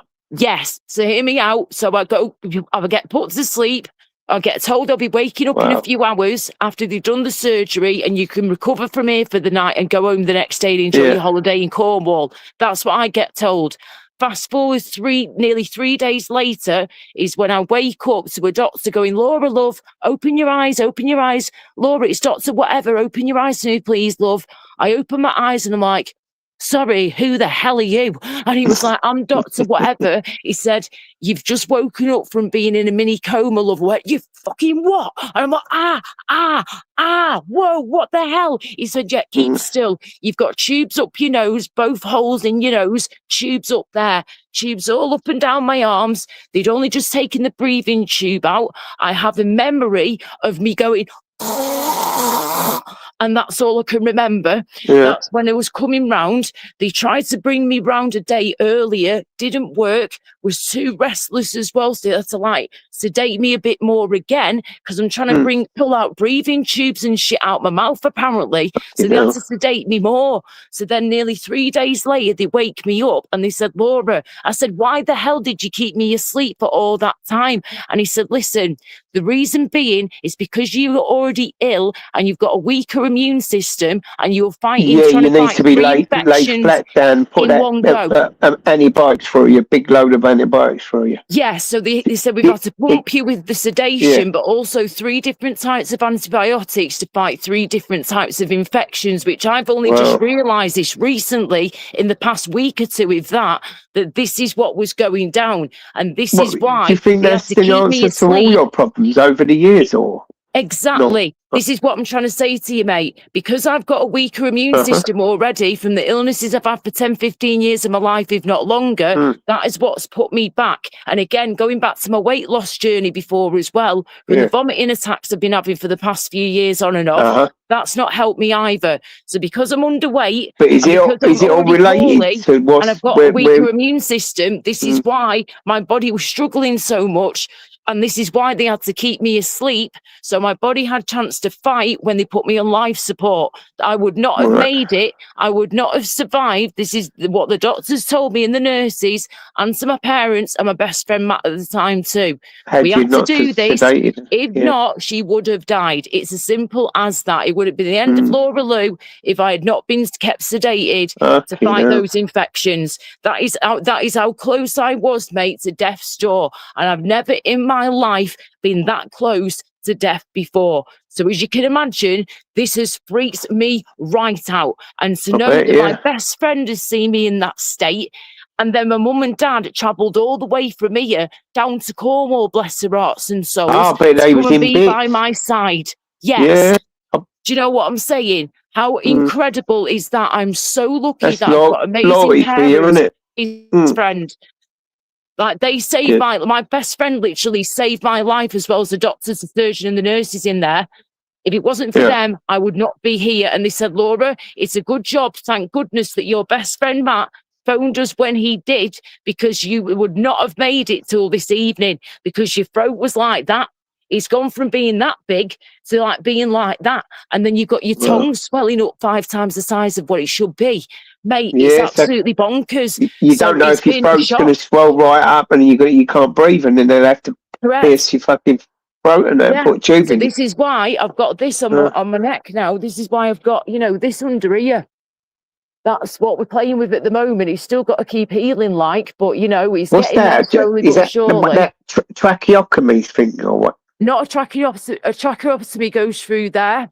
This is Right. at the side of my jaw and my neck.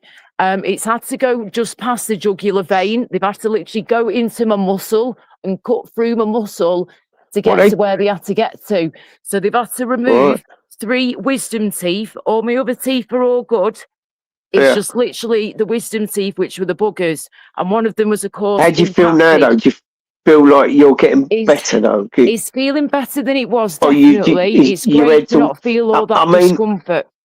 Yeah. You know, the drugs could have had an impact on how you're feeling as well. It definitely did. I was getting can delirium, mate, the other enhance your week. feelings and all that, like, you know. Yes, This is it why really you're does. a little bit all over the place, because the drugs. This is what I'm saying. The past few times I've been live, I've been even worse than this the other week, saying, I'm so sorry, guys, you see me like this, but this is spreading awareness of what can happen to you if you don't get your wisdom teeth out. A late stream? Or any abscesses that can pop in your mouth can cause what I got. So this is why I wanted people to see the journey I've gone on, so you are aware. Don't mess with wisdom teeth and don't mess with abscesses, guys. If you get I started getting osteomyelitis, and what was happening is where the 2 bones are snapped, so there's 4 pieces.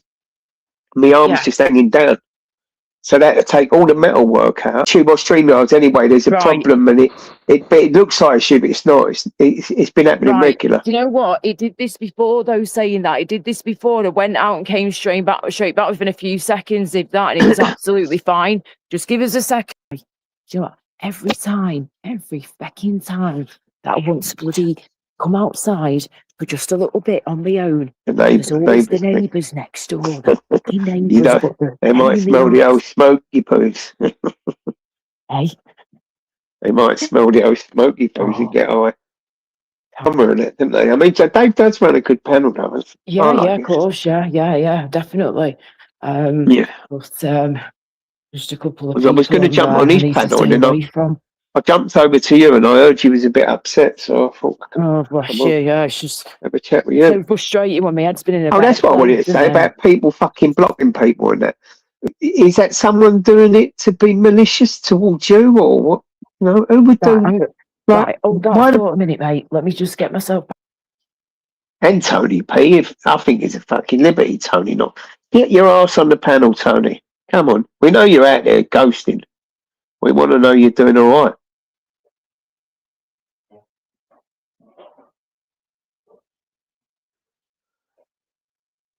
You can't let your subscribers go like that, Tony, man.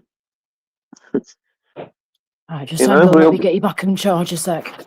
Oh, we're all concerned about Tony P. He just disappeared because he was stressed. He gets stressed, doesn't he, with his channel and that, you know, sometimes. I know he's had a few issues over the years, but he was going live on a Saturday. Yeah, Loggers was going there. I was out, and, you know, time we come back, and he just shut up one day and just disappeared. Yeah, I do miss talking to Tony P, to be honest with you. The little group of people he had over there was nice. Because he's not, you know, you got to engage your audience. I know it can be difficult at times. Yeah. You can't just sit there and say nothing. This is a thing. You know, I know the chat frustrates a lot of people, innit? Yeah. Mm-hmm. Mm-hmm. But then, that was a major accident that he had, and we can all see, what I mean? It's like, he's still affected by it. I just hope he's all right. I hope you and Debs are all good in the hood. But yeah, I think Deb's just had enough of it by the end. Yeah. Yeah. I don't blame her. Oh, you remember that? No, that was when he used to drink in the daytime, wasn't it? Oh, he used to drink. He used to drink, and then me off speaking to him because did he have a fall or something? much. And you phoned Debs, didn't you? Said he was talking a load of bollocks and that, wasn't he? He weren't checking anything. The amount of times, that I had to bring up his wife, Debs, because he'd either done something silly, something daft, because he was pissed out of his head. Plus, remember, he's diabetic as well. Yeah, and that's right. He never used to do it properly, did he? Exactly. So I'd be like, mate, you remember, before you do anything, you need to make sure you've had your food, you'd be keeping hydrated, and that you're testing your blood sugar before you do anything. He's like, oh, I know. But then he'd go off and do daft shit and start getting pissed up middle of the afternoon. And by the time that Debs was back home, he'd be sloshed out of his face. And she's like, have you done your blood? Have you done this? Have you done that? Oh, no. And I'm like, Debs, I've been trying to get him to do it, love. Do you know what I mean? And it would stress me out then and get me worried. And I remember one time he got that smashed out of his face, Tony P, back in the day, and he was very naughty. Did he ever fall down them stairs? Yes, correct. I was just about to say that. He fell down the stairs. I was always worried about him. Every time he went down the stairs, we were all petrified at them stairs with Tony P, because you never knew what was going to happen. And he literally went flying head first, right? Rolled all the way down to the bottom and smashed his head open, and his glasses smashed as well, didn't they? And I was like, this is what I'm talking about, mate. I'm trying to help you like other people are. We're all trying to help you. Like Deb's taking the booze away from him. That was the best thing. Oh, it was terrible, mate. And I'm so glad that she bought a bottle of wine over him, Yeah. Yeah.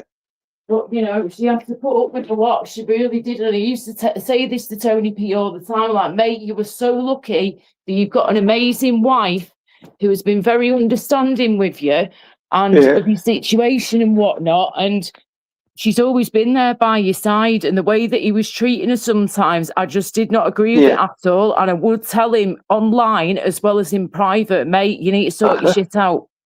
Hopefully things are better for him now with everything. But I just, if he's going to just sit there and say nothing, he's pointless doing alive. No one come on and he must have just thought, fuck it, I've had enough.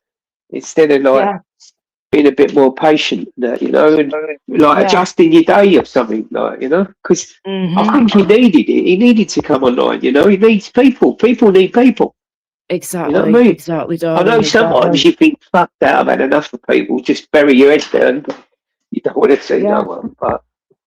Well, it was back in the day, though. Tony P's were awesome back in the day when he had good panel and good people on there and he was talking away. It was all good in the hood, and when he wasn't getting ridiculously pissed out of his face all the time. Back in the day, it was good. But now it's just, it's gone and it's a shame. But I really hope that he's doing all right and that he's that him and Dad are all good. She won't let him drink in the glass. Oh yeah, that's another thing you don't know. Personal sort of. Yeah. You don't. We never know what's going on behind closed doors, and I don't want to know. It's not our business. But we just want to know he's all right. Be nice. He used to pop in Darren's now and again. Yes, I need to say hello to Darren. Usually John and Darren, they're lovely. Yeah, he does a Monday night thing, doesn't he? Friends. Normally Monday night he goes live. What was it I was going to say? Before I was just coming back into the room, and I was just coming from outside and I was just bringing everything through. You mentioned something about when we were saying about energy vampires before and whatnot, and I said about being on panels and certain people I have to just get away from because I can't be around them. You mentioned something. Yourself, you said something. What was it now? I said just hold that thought. It'll come back to you. But it'll come back. It will come back. I was going to say, how have you been doing all together then, all in all? How are things? Right. Yeah, I'm always all right, mate. Yeah. Good. No matter what. I try to be. Yeah. You're a positive pickle, and that's what I love about you. Yeah, I Very mean, fickle. we've all gone through bad things, but I'll just enjoy the moment, especially with the sun. I love the sun. Oh yeah, yeah, definitely. And look, And it's so important that we all get a little bit of sun. I know oh yeah, you've got to protect yourself yeah. Well, it is and be good for you though. careful, like Yeah. looking at the sun tomorrow. Oh People yes. for that eclipse. Total eclipse Because you've got you, tomorrow. Yeah. yeah, it can be really bad. So there's things you can Yes. make, or you can get them glasses, which apparently they've run out everywhere. I was going to say, because I was trying to get a hold of some a few days ago and I couldn't get any anywhere. So I was going No, to say that they have said that you can use from your kitchen cupboard, right? You can use yeah. like what they call a colander thing, a colander. But you All need to right, look with up the little holes online in how it. you do it. So we need to look up online, guys, at Yeah, some there's also point you can how build a you do box it. and put a round circle, and you'll see the shadow in the box. Yes, that's You, one you don't just idea. look at the sun. You don't just look at the sun. Yes, exactly. Yes. And I was Or I going to think you like just can get look on at a it good through pair of like. shades, but I was going to try the colander Well, thing do you if I know could what? work it out. I need to work it out too, because apparently the glasses have got a have on them. 1, 2, 3, 1, 2. Something else at the end. Two numbers at the end. Yeah, But if he's got right. that, that means that they you can look at them in your sunglasses. Now I've got a pair of Ray-Bans polarized, and Okay. I need. I don't know Hmm. if there are codes on there, but I'm just looking at them now, Jens wondering just if. said in the chat, just get some sunglasses on. And yeah, that's what I was going to Yeah, I've do. got I'll the old try this colander polarized ones. thing. Yeah, Yeah. yeah, because I mean, the human being, we want to fucking watch it, don't we? I know this is the thing, But isn't it? You know, it's uh, once in a there's a lot lifetime. of Well, you know, there's a lot that of can happen. people saying it can do you damage, and I thought, well, Yeah, if you look directly at it and your eyes aren't properly Mm. protected or protected enough, then yes, it can burn through your retina. You've got to be careful. And just don't look for too long at it, and don't be looking like directly But the thing at is, it if it gets me. I See, don't think we're going to know exactly what time. it's And it's going to be supposed to over so be quick. It's only a around about partial, isn't it? 7 p.m. ish. Just gone 7 Yeah. o'clock, between about 7 and 10 past 7, or 7:07 Okay. p.m. is what I keep hearing. 7:07 p.m. Mhm. I'm going to get ready from 7 o'clock onwards, if not a bit before. Yeah. And I'll just see what I can see from where we So, are. And they yeah, said as long as it's a my clear mate- day, you'll have yeah, a clear my night mate- sky. Yeah. My mate's got a big cardboard box, and he's Yeah. got a round circle in the top, which the light shines onto the side. So I think you Right. look at the side, or you point that up, and you'll see it'll go dark in there, but you're not seeing nothing. You're not getting the experience. Yeah, that's the thing, innit, though? You That's know the what I thing. mean? You want to, yeah, I get You what you mean, though. we're all thrill seekers, aren't we? Like, Oh, of course. This is But I'll like, tell it you doesn't what. happen very often, does it? So, you Yeah, know, I wouldn't want to be blind. That's for sure.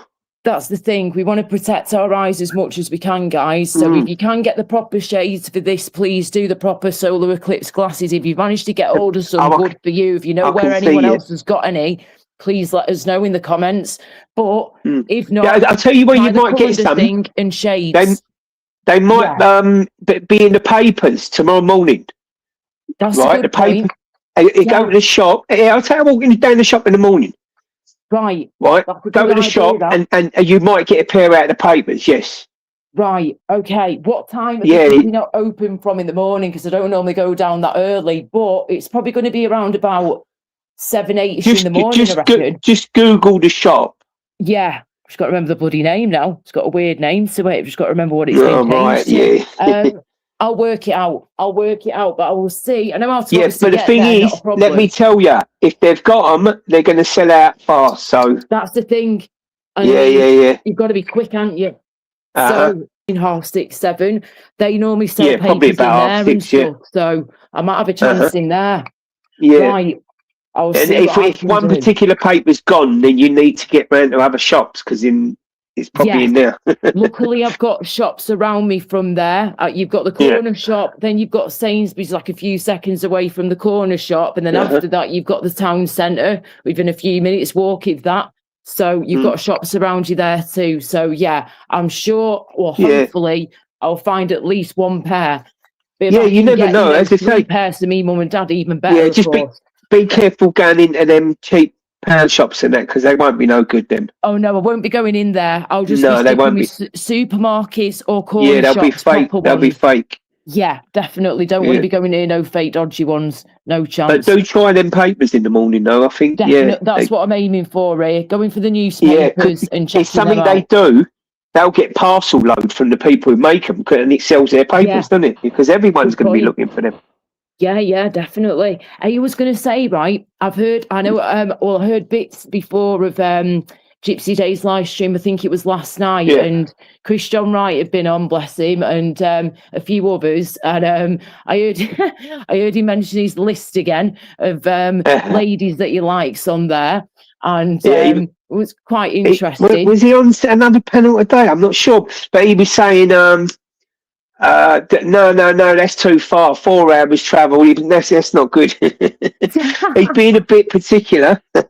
Yes, and I mean, I don't really know why I'm on the list when he knows he's just my friend, and he's more like a brother from another mother, nothing else. Never has been, never would be. Unfortunately. Oh God. But Buzz texting, live free, wasn't it? Oh, he lost his channel, didn't he? He lost the plot. Fucking what's his name? Midnight Foot Soldier lost the plot. Yeah, Ban for Life. Yeah, falling for the roof and shit. It just sends people mad, this YouTube. It can do. I'm if you get so in with glad the wrong crowd and the wrong vibe and the wrong attitude, it can be hell on earth. And this is why I'm so glad I didn't come on there drinking. Hang around here. I'll be one of them fucking idiots, embarrassing yourself.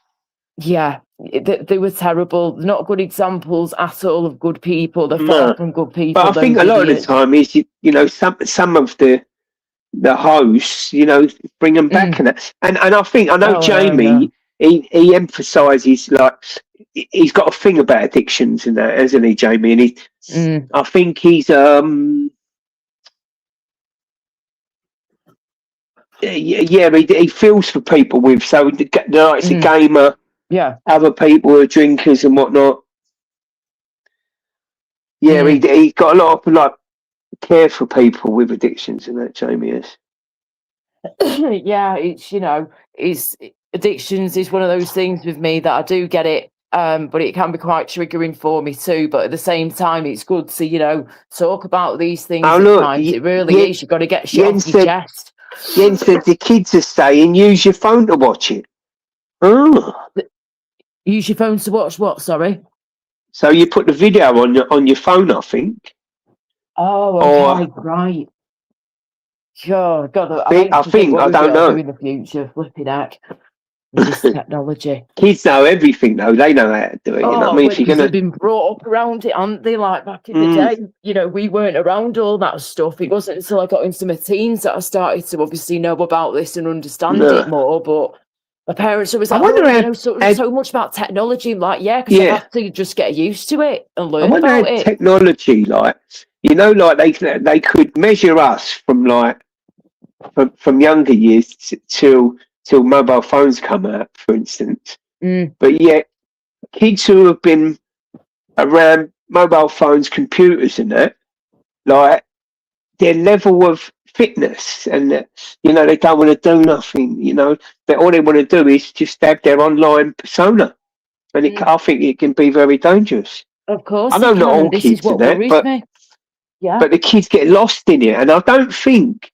I mean, I did. You know what I mean? I did. I just knew every now and again I had to look at my boy's phone, make sure, like, when he was younger, and then you got to know what they're doing, who they're talking to. I mean, look at them fucking, was it Roblox or something where the paedophiles are going in there and with kids in it?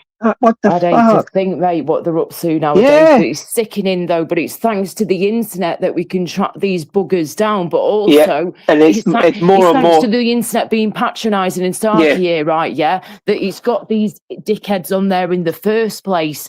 But thank goodness we can try and find ways now through technology to track them down and to get. There's lots of predators and all that. You know what I mean? So they're getting hold of a lot of them as well. Mm-hmm.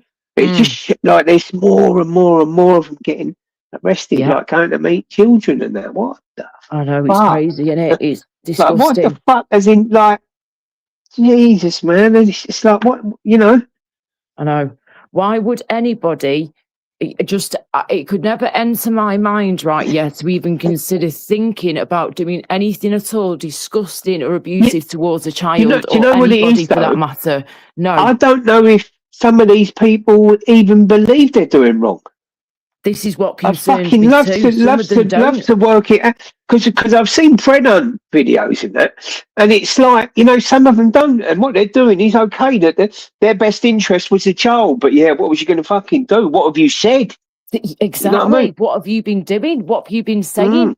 You know, and it's crazy to me, right? Yeah, that we now have to, we're at that level now and that stage where we literally have to sometimes pretend. Some people out there who are these baiters for these idiots, these scumbags, they have to pretend, of course, that they are a 13 or 14-year-old girl or boy to, you know, get these conversations Yeah, well, this flowing. is what they're doing. They're going in, and Yes. and then, like, in some cases, I've heard they've, you know, ended up getting like a naked picture, and then they're trying fucking groom them. They say, right, I'm going to show this, I'm going to do this, you know, and then Disgusting. Yeah. disgusting, shocking. Yeah, Hello, Tammy. I don't think that can ever be cured. This is what The concerns only way me that a can lot, be cured is like, but I still think if you chop the old willies off, and I still think. I don't know if I'm right, but they'll get the faults because it's centered in the brain, mate, isn't it? it's still, as long as their brains are still a ticking and the heart is too, that the thoughts are always going to be there. Yeah, And that's the you problem. can't remove that from the brain, can you? Yeah. You can chop off the range, you can chop off the willy, you can chop off every limb on their body, but their brain is still there. And that's the problem, innit? That fucked up brain of theirs is what starts this all off in the first place. But where did they get it from in the first place to get it in their brain? The government's doing this, doing that, saying they're trying to protect children. They're trying to get digital ID in the back door by, like, saying that Andy Burnham's now said no to that. He said, no, we're not doing it. Oh, yeah, we're planning on doing it, but we're not doing it anymore. It's going to go. He's going to leave it to the next government. Well, I hope he does. I hope he just gets rid simple as, you know, and says no. But, you know, he needs to just focus on the main things here. Yeah, we don't want digital ID. Thank you very much. Nice one. We can cross that one off the list now, hopefully. Tick it off the list. No more digital ID, at least for now. But even when Starmer said that, right, I thought that was a psyops. He's throwing that in to divert us away from the hotels or something. You know what I mean? I don't know exactly, but they throw these things in, don't they?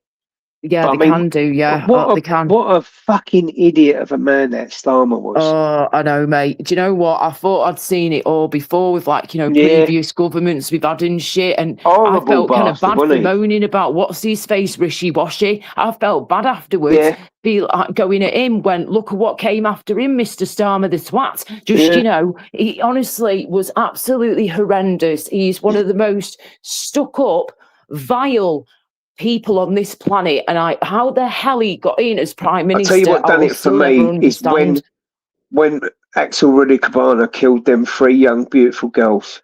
Oh, I know, horrendous. 3 children, 3 evil, like precious children, innocent babies, just having a dance party for Taylor Swift dance party, and she felt so terrible for that. Bless when he went and laid that wreath, that the negativity was just oozing out of him.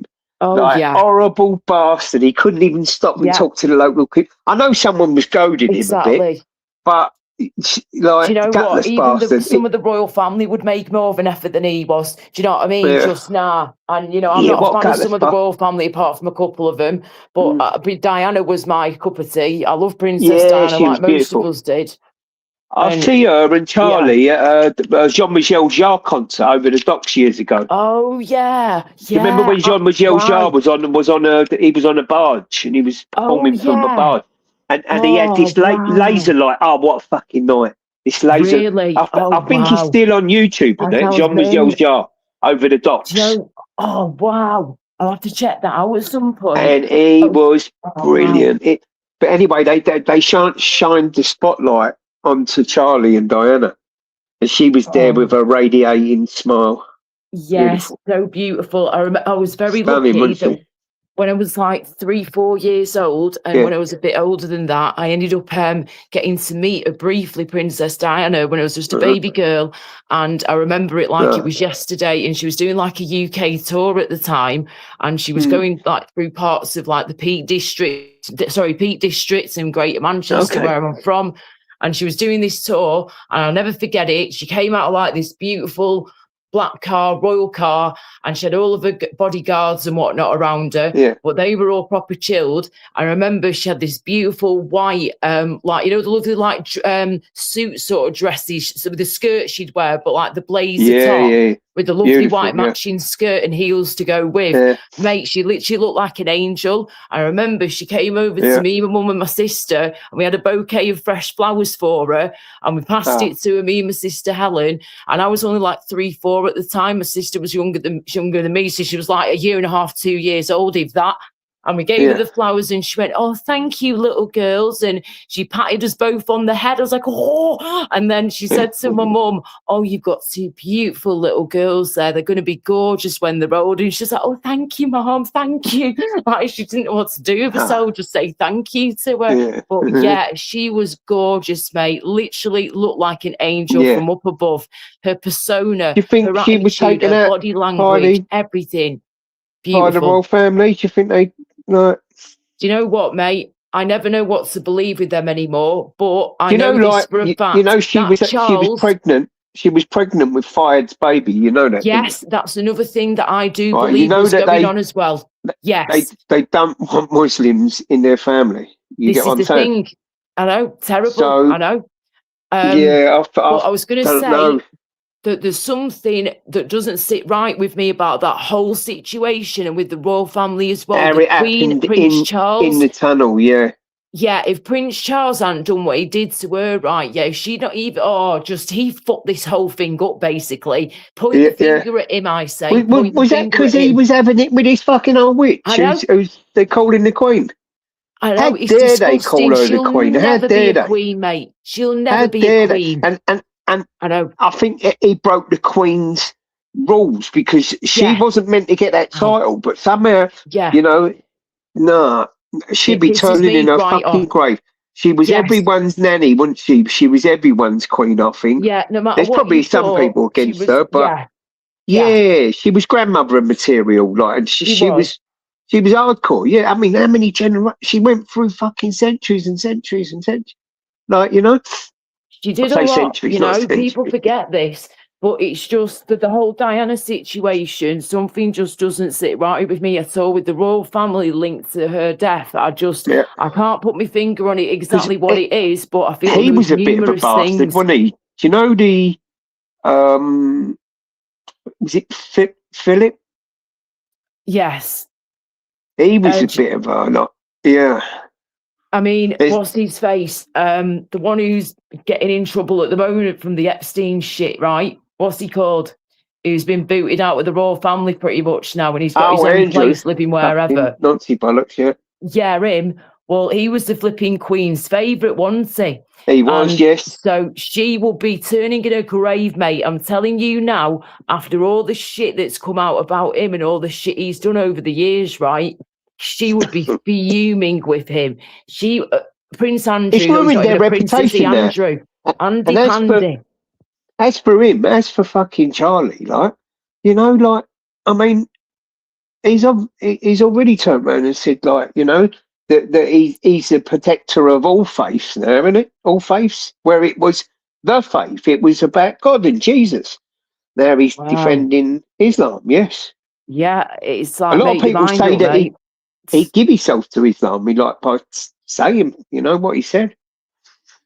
I just don't know what to believe, what comes out of his gob anymore, to be honest with you, It just seems like we're pandering to that religion as well. I know it's not, and it ain't a race thing. It's, you know, you can't give them too much power here because they want to take the West. That is what their goal is.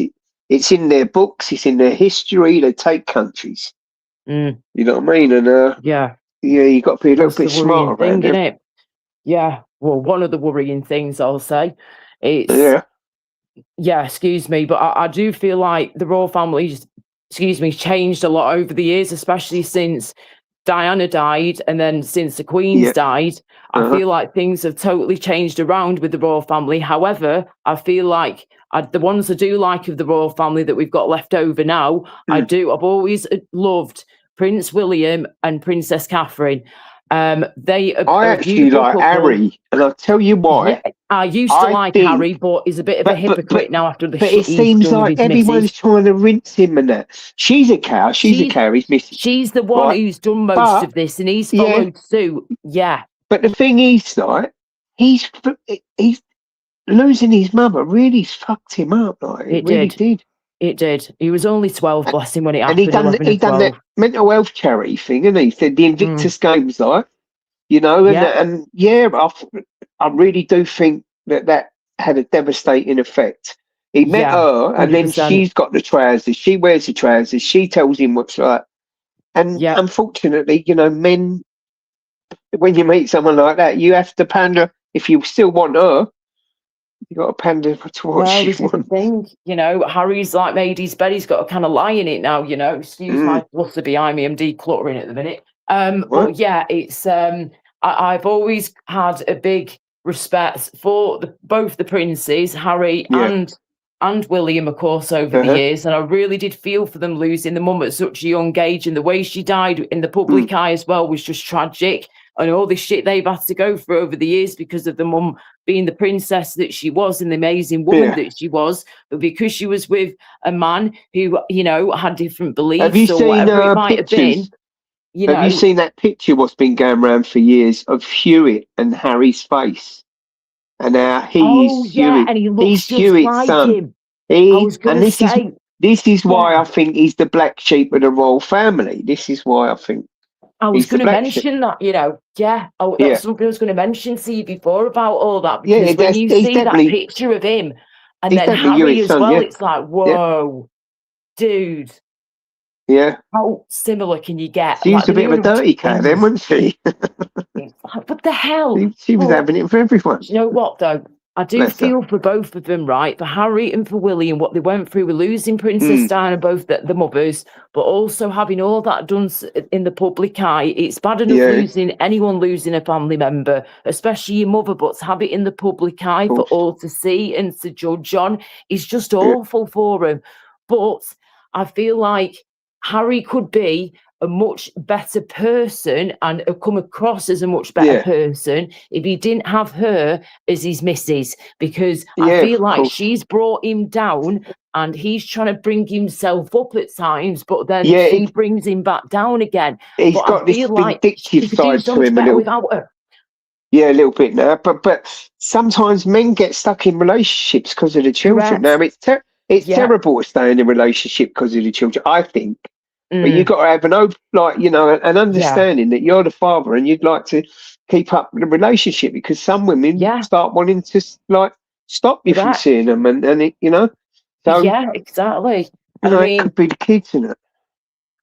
Let's put it this way, right? Yeah, even though I'm not a massive royal family royalist, whatever you want to call me, back in the day it was more, not anymore, but I still have love for the royal family. I miss the way it used to be. However, I will say this, right? Yeah, I do truly believe, hand on heart here, roll on when Prince William is king, right? Yeah, because I feel like he's going to sort shit out more. I think he'd make good king. Yes, I think he's going to make a fantastic king. He's going to knock Charles off his socks. Yeah. He will be fantastic as a king. She'll be fantastic as a queen, and they've got a beautiful little family at their side, ready to go when it's their turn. And they're obviously learning all this as they grow up and get older. And obviously, you know, is he still having cancer treatment on the side? Yep, she's been recovering from cancer for a while. I don't think she's cancer-free as of yet. Charles has still got cancer. As far as I know, they've both still got cancer, but it's under control. And it's, you know, more sorted. It's more settled down and under control, but it is still there. As far as I know, it is anyway. So when I last heard an update on their cancer journeys, that's what was said. More ill than what he's making out to be, like, you know? I don't know. I mean, it's one of those ones, and he has got like the best healthcare ever. Yeah, of course. You know, What is- if he what's he, can't do seven- stuff, he has to wait. You know, he has to fall back and whatever. But at times he's got no choice, and he's got to go do shit unless it's How old is absolutely. he? You know, he's 74 or 5, I think. He's like my Oh, dad's right. kind of age, I think. He's between my mum and dad's age. My dad's 75 and my mum's 79. They both don't Yeah. look at her at it like. You think they're both in the flipping 40s. But yeah, young at heart, definitely. That's the way to be, people. Young at heart and positive as Yeah, much you as know you can that. be, definitely. But yeah, I do believe that the royal family will get better over time when Prince William and Princess Catherine have taken the throne. I really do believe that they will help more, Yeah. and they'll be able to bring the Do you piece think of they'll royal have family more back of an together a open bit more mind, again. or do you think that the young age could mean that they might be on the left side, kind of? Do you know what? I don't even know what bloody side they're going to be on. I mean, I hate all this left and right shit stuff, all No, I this know, side but stuff. I just try not to unfortunately, get people- involved. Yeah, I yeah, must yeah. Of have course. splinters up my arse then if that's the case, you know, because I'm slap bang right in the middle. I don't feel like I'm any side, to be honest with you.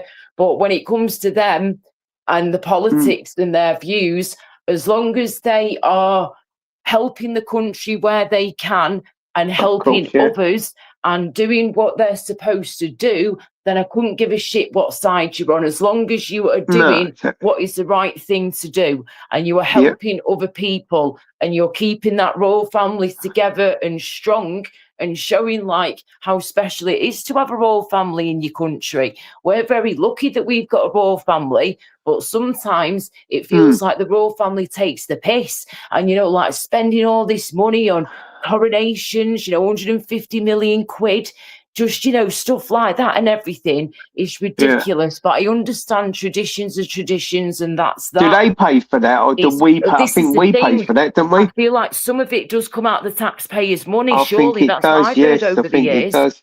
Some of it does, yeah. And that's what annoys me, because if Yeah, they it were should- just paying for it, fine. But if we're having to fork out for it, then it Yeah, I seems mean, a they bit got unfair. fortunes in properties and different stuff, like, you know what I mean? Like, Yeah. there's no Hey, need to, what like, do you reckon to that Angela Rayner, right, when she did that thing? You remember what she did, you know, with the flat that she's got, that nice yeah, I posh think it was a apartment or bit dodgy, flat but she's they, you got. know, as Labour does, they just swung it around, and you know, there's all, you know, she just forgot this or whatever, and you know, when it's all done, and you know, she must have cleaned it up and that, and I don't know, it was dodgy, Yeah. but looks like she got Oh, away with it. flipping it, man. James Patrick Madonna in the chat, dude. What do you mean by that? People purse it's come out of. Do you mean when you say Yeah, people's the purse? Sorry, taxpayer. just make me think The- of Gypsy Dave, because he says No, people's purse. the taxpayer. That's what it means. Taxpayers' money. Yes, of course. Sorry, my head fried. I'm knackered. Yes, of course. Yes, the taxpayers' money. That's what annoys me. If it wasn't coming out of Yeah. the taxpayers' money, fair flipping play. And that's the way it should be, really. It's a royal family, right? Surely they should have like their own pot here with their funds That's in what there I for mean. their They should events and be. whatever. They should And be then we've got ours spending for us. spending in the UK in order to boost us as a country. You know. Yeah, correct. So, you know, it's, I don't know. I think it they just still doesn't pay seem tax. right. Do they? Do we they, have to do they pay pay for it. tax? I'm sure they have to. They get taxed, don't they? The royal I family, think or they would do, but because I'm not too sure now, you know, thinking about it. Does anyone in the chat know that, please, guys? Do the royal family get taxed on stuff? Surely they get taxed on some stuff. Surely. Or do they just get away with whatever? Just they don't have to pay anything towards that. they do now? Interesting. James has said They do now. Okay, fair enough. Thank you, James. Nice one, they darling. must have been pressured. There must have been people pressuring them. But it's only fucking right, like they're minted and that. Like, what the fuck? is The the country's thing. we're Yeah. in bits. There's no money. Most of the money's going on all this like trading Yeah. illegals. But that's all I'm going to say there. You know what, right? Yeah, they've got so many of their own properties, right, around the country, around the UK, England, whatever, right? The royal family, yeah. So why can't they use, even if it's just one or two of their big buildings that they've got, or halls or whatever, and either use that and transform it into, for example, something either for the homeless or Yeah. people that need a start off in life again. And Bill, if I had the money, that's right, I another would thing, do like, this myself. yeah, I would our buy, homeless people build ain't a getting little looked village. after. Yeah. Why can't they use some of their properties to help their people in the UK? Yeah, of course. Why can't they do that? Because we've proven, right, when we went into lockdown 5-6 years ago now, yeah, whenever it was, we proved that we could make sure that all the homeless were off the streets and everyone had a roof over their head and somewhere to stay for a few weeks, a few months, a few days, whatever. And they got every single homeless person off the streets into either a hotel or, a hall with other people in it, but from a social distance, they in do that different rooms, whatever. when the temperature goes below 0. They do that. Most Correct. councils do it. You took the words out my mouth. They Yes. offer them, but not all of them go into these places because most of the bullies get there and that, and it's some right horrible bastards. And a lot of the people who are homeless have got quite personalities, and they won't go. They'd sooner be out on the streets on their own because they're not going to get involved because it's mad, like some of them people are crazy in there. It's just, at the end of the day, though, they've proven that they can sort this out, that they can, if they need to, like that last minute, they can find places for people to stay, the good, the bad, and the ugly, right? And the rest in between, whatever. They found places for people to stay within hours, So if they can do that in an emergency, why the hell can't we do it now, when we've got all these different people coming over here from war-torn countries? No, they're not all coming from war-torn countries. No. Have you seen that photograph recently, right, of one of the boats coming in, the dinghies? Yeah. All men, not one woman there. They're all men. And They're all men. Baby that's about 6 months old. Is that a baby that's being just dangled like that? Barely being held properly, no life jacket, no nothing on it apart from a baby grow. Where's its mother? You've literally ripped that baby from its mother's arms and taken it with you on your dinghy so you can get over here. Because what it is, because once he's here and that, he'll get her over. Because if the baby's without the mother, then I'm sure that they'll be a little bit more empathetic, like. That probably ain't a word, but they'll probably have empathy. That poor baby. Yeah. I feel so sorry for the baby. I really do. But see how big the dinghies are there. Babies dying on there. Sorry to mention it, guys, but babies have already lost their lives from them doing this stupid shit and coming over on the dinghies. Terrible. They've gone from about 150 on the boats to 230. So it's just they're massive. Absolute. I think they're 15 meters long. 15 meters. So you get 10 of them a day, then that's over 2,000 people, isn't it?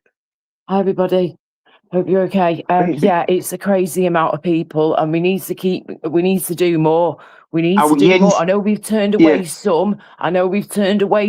Great. I wouldn't believe that. But I don't believe it myself, mate. I don't believe that we're turning any.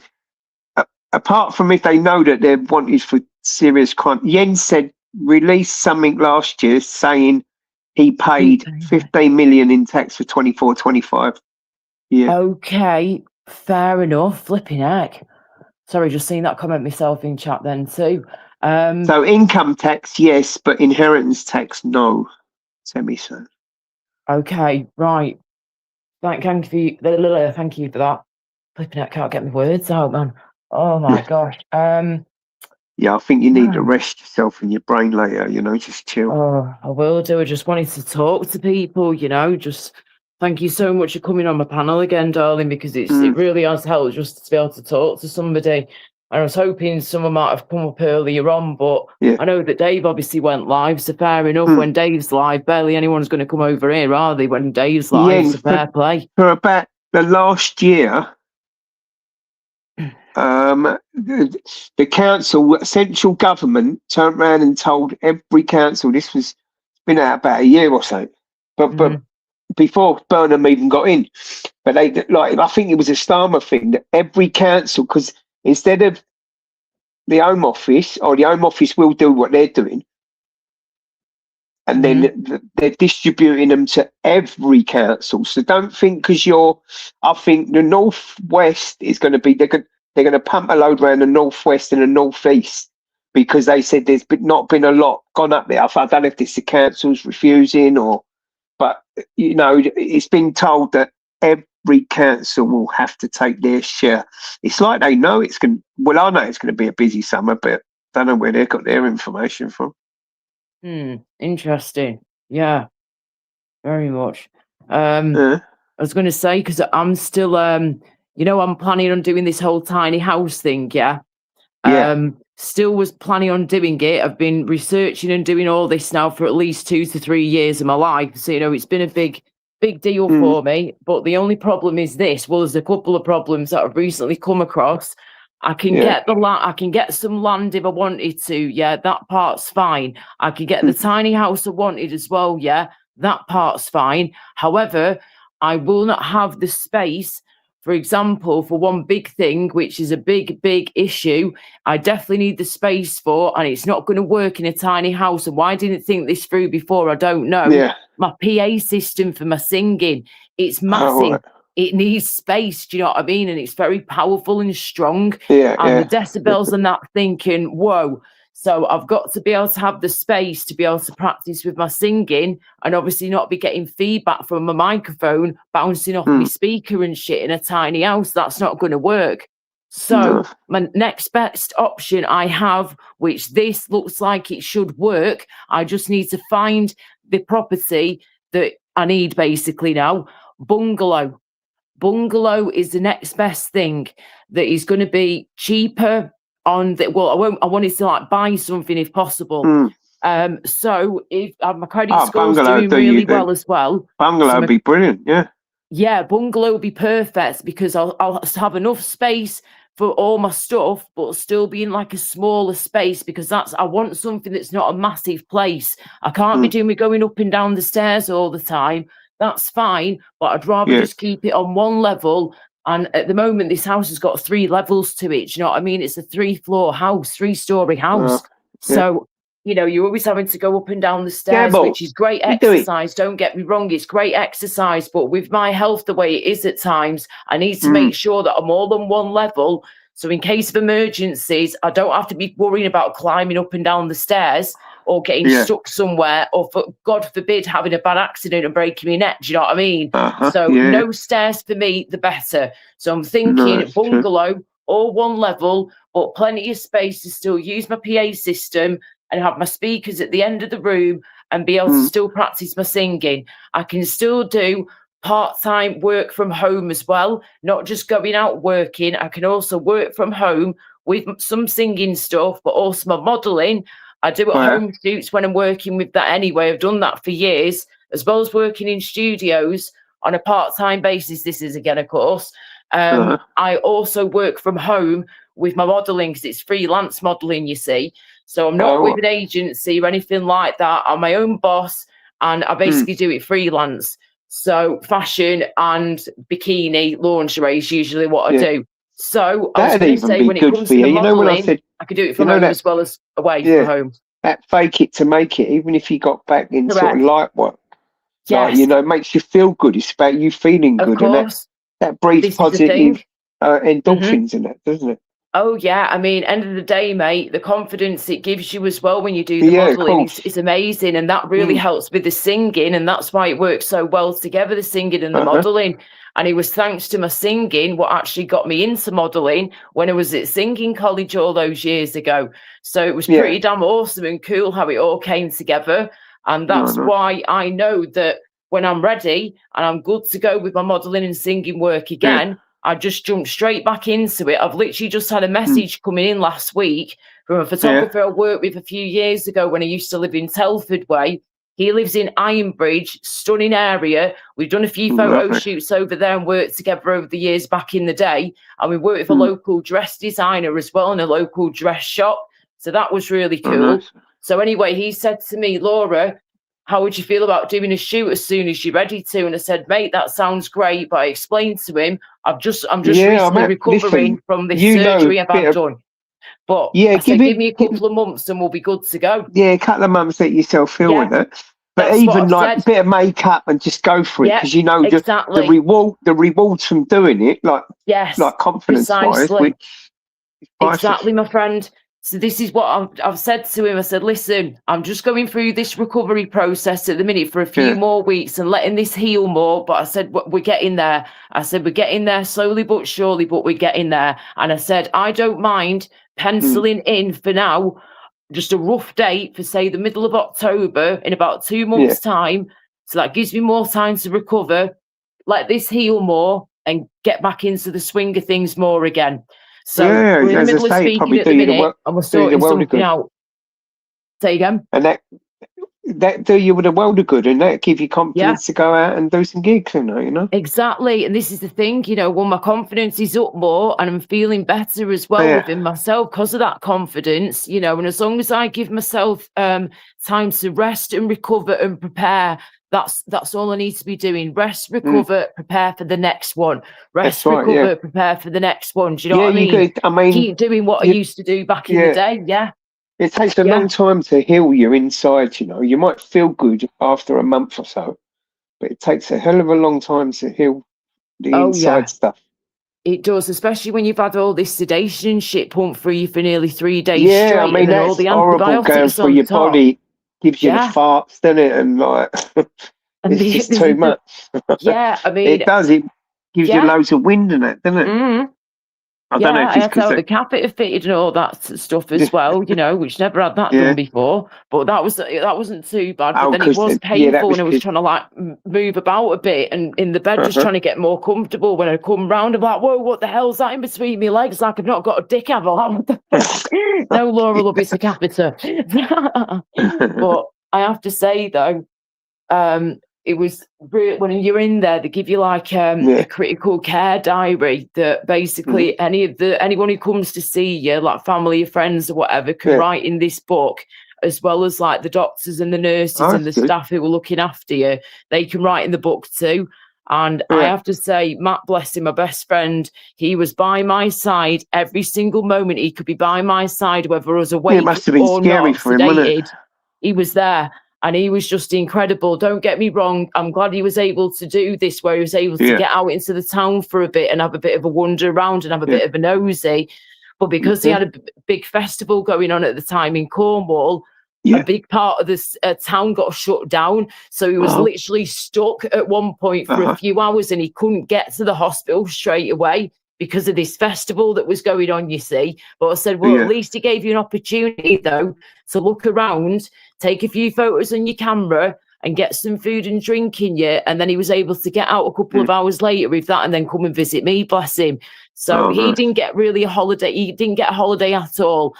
Obviously, I didn't either. He got to experience a couple of things, like I say, without me there. But he said, Laura, it didn't feel right me doing it without you. He said, I just wanted you there with me. But obviously, you couldn't because you were so sick.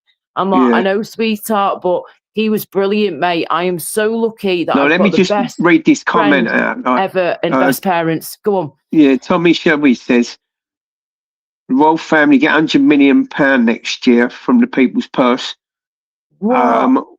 What they usually get, 15 million income tax paid by Charles. Wow. So that's 85 million quid we give them. Then we pay them. Fucking joke, isn't it? That ain't right or fair, is it? Really? Flipping heck. Right, look, I'm going to go and take the dogs out and then get ready for the evening, and then I might go and finish off with those if it ain't too mad. Yeah, I'll pop over to Dave's in a bit. I was planning on doing later on when I finish my live or in a bit. Yeah, do what you got to do, If dickheads are about, though, I can't be around a panel if certain dickheads are going to be there. Like I said to Dave before, No, you just got to look after yourself. So whatever you got to do, keep yourself safe. Thank you. Thank you, sweetheart. You ain't got to explain nothing.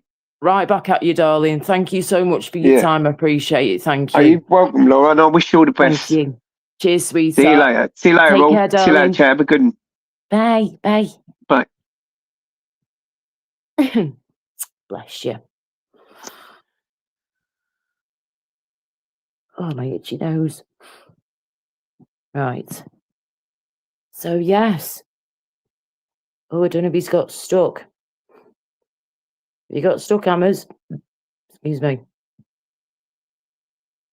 think you might have got stuck. I'll just remove you from the stage, love, or whatever, because I can't. I think you've got stuck, love. Hang on.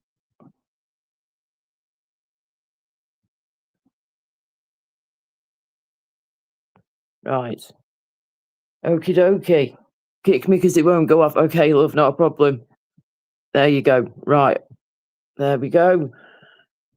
Cheers again, Hammers, for your time, love. Thank you. Thank you for keeping us company for a bit. And I was doing all right, like I said before, and then my head was in a better place. Well, better. It got a bit downhill the other day because of a couple of situations, but then that was all sorted and it went back up again after a while, and then it leveled out, and then it started to drop a bit, and then certain things just set it back off because of a situation that occurred before. And that was quite upsetting. And especially when you've tried to help somebody as well, that's what gets me. When you try and do something good and you're trying to help somebody and then you end up being the one getting the shit, it's like, what the hell? But anyway, it's what it is. It will get sorted. But yeah, it sucks when you try and do good for people and, you know, try and be a decent human being, and then you just get shit in return sometimes. But it is what it is. We've just got to deal with it as best as we can and figure out ways around stuff and just get on with it, which is what we're doing. So yes, hope everyone's okie dokie, and thank you for tuning in, guys. I know it's probably not been a very exciting live stream, and like I keep saying, I know that Gypsy Dave is live at the minute, so a lot of people will be over there at the moment, and you know, who's going to want to come over here when Gypsy Dave is live? Do you know what I mean? Not many people, which I totally understand, because a lot of people have been on Dave's live streams, and I do too. I love his channel. I just don't love the idiots, and I have to stay away from them, like I keep saying, especially at the minute when my head's still a bit vulnerable from healing and from recovering from intensive care and everything that happened to me about 7 weeks ago with that now. So even though I've gone on about it at times, I've had to, because I've got to get it off my chest. My friends have been brilliant. They've been very understanding. My real life friends, whatever you want to call them, that have been in my life for many years. But and also a couple of people from YouTube I'm friends with. I don't even have to say the names. You know who you are. And thank you for checking in with me and checking on me, and for giving me calls at times too, or voice messages, or just a text message. Anything has been really greatly appreciated. So thank you so much. You know who you are, from YouTube, who I'm friends with, so thank you. But yeah, as the doctors told me at the hospital, you need to, and as they said to me in the aftercare when they rang me a day after I got home from the hospital and I was back up here from Cornwall way, I was back up in the East Midlands where I'm living now. They called me the following day to basically check up on me, which was lovely. And they were saying to me, Laura, your brain's gonna feel all over the place at the minute. And they said, because of all the drugs and we've had to pump through you this, that, and the other, blah, blah, blah, your brain is going to feel fried. It's not going to feel like your brain for a while because of all these drugs. And you might hear things, you might see things, you might think you've seen something that you've actually not. And that was what was happening to me. I was hearing fanfare noises and carnival sounds and mad shit like that. A few days after being out of the hospital and I was back at home, even when it was dead silent, I was hearing fanfare music and carnival music and all this crazy stuff. It was mad. And that was because of the drugs that they pump through you when you're sedated and all that type of thing. And I had 3 antibiotics going through me in one go. No wonder they had to bloody keep me sedated, man, because of how weak my body was, but also trying to deal with all that, with the severe infections, 3 infections for the price of 1. No wonder I was so fucking sick, and no wonder it's going to take a while to fully recover. And like Hammer said to me just before, you know, it will take you time to fully get over this physically, mentally, and emotionally, and just give yourself time and just be around the right people, basically, which is so true. He's so correct with everything he said there, you know. Only have good, positive, genuine people around you, and that goes to everybody really. If you want a happy, decent life with decent people in your life, then just stick with the good ones as best as you possibly can. That's what I'm trying to do. But anyway, and it looks like one of my buddies has messaged me recently too. Just trying to have a quick gander now, if possible.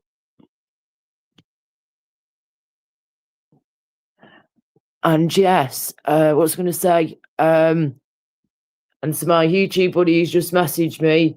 I'll be in touch with you soon, love, not a problem. And let us know when you've listened to my previous message that I sent you the other day. Thank you. Right. I don't know what to do. I was going to stay alive a bit longer. I'm tempted to go over to Gypsy Dave's and might go on his panel maybe. But if certain dickheads are there, like he already knows, I can't be on the panel or in the chat if they're there. I'll have to go, which is fine. But well, it's going to have to be fine. It's what it is. Right, I'll be back in a minute, guys. Just hang on.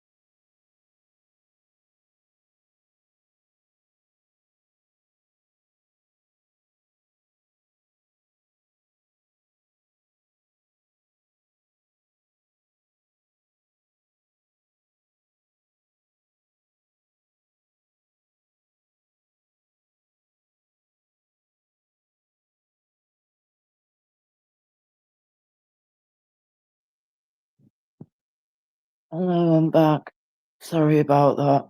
I just had to grab a drink. I shouldn't really be doing it at this time of night, like, but I'm just gonna got myself an iced coffee. I know I'm not gonna be able to sleep for at least a few more hours, if I'm gonna be able to sleep at all, to be honest with you tonight. I've got too much on my fucking mind. So we'll see what happens. But oh, hello, Angela. How you doing? You okay? Right. Good idea, Raymond. Love. I'm going to make myself a smoky poos. I've got my half coffee. I'm not going to have it. I've already had two today. This will be my third one of the day, and I won't be having any more afterwards. I normally only have one or two coffees a day, or a couple a day, 2 or 3 normally. For an absolute push, if I was absolutely cream crackered, knackered, but nothing cray because you don't want to have too much caffeine in one go. But also, I do have high blood pressure as well, remember, guys, so I've got to bear that one in mind too. And also, if you have too much caffeine, it can literally cause high blood pressure, believe it or not. So you've got to be careful. Either these dodgy energy drinks and shit. Unless you're drinking Celsius energy drink that's packed full of vitamins and it's not got all the shit in like Red Bull has and all them other drinks out there. Celsius is the best one to go for. And it's much healthier for you too.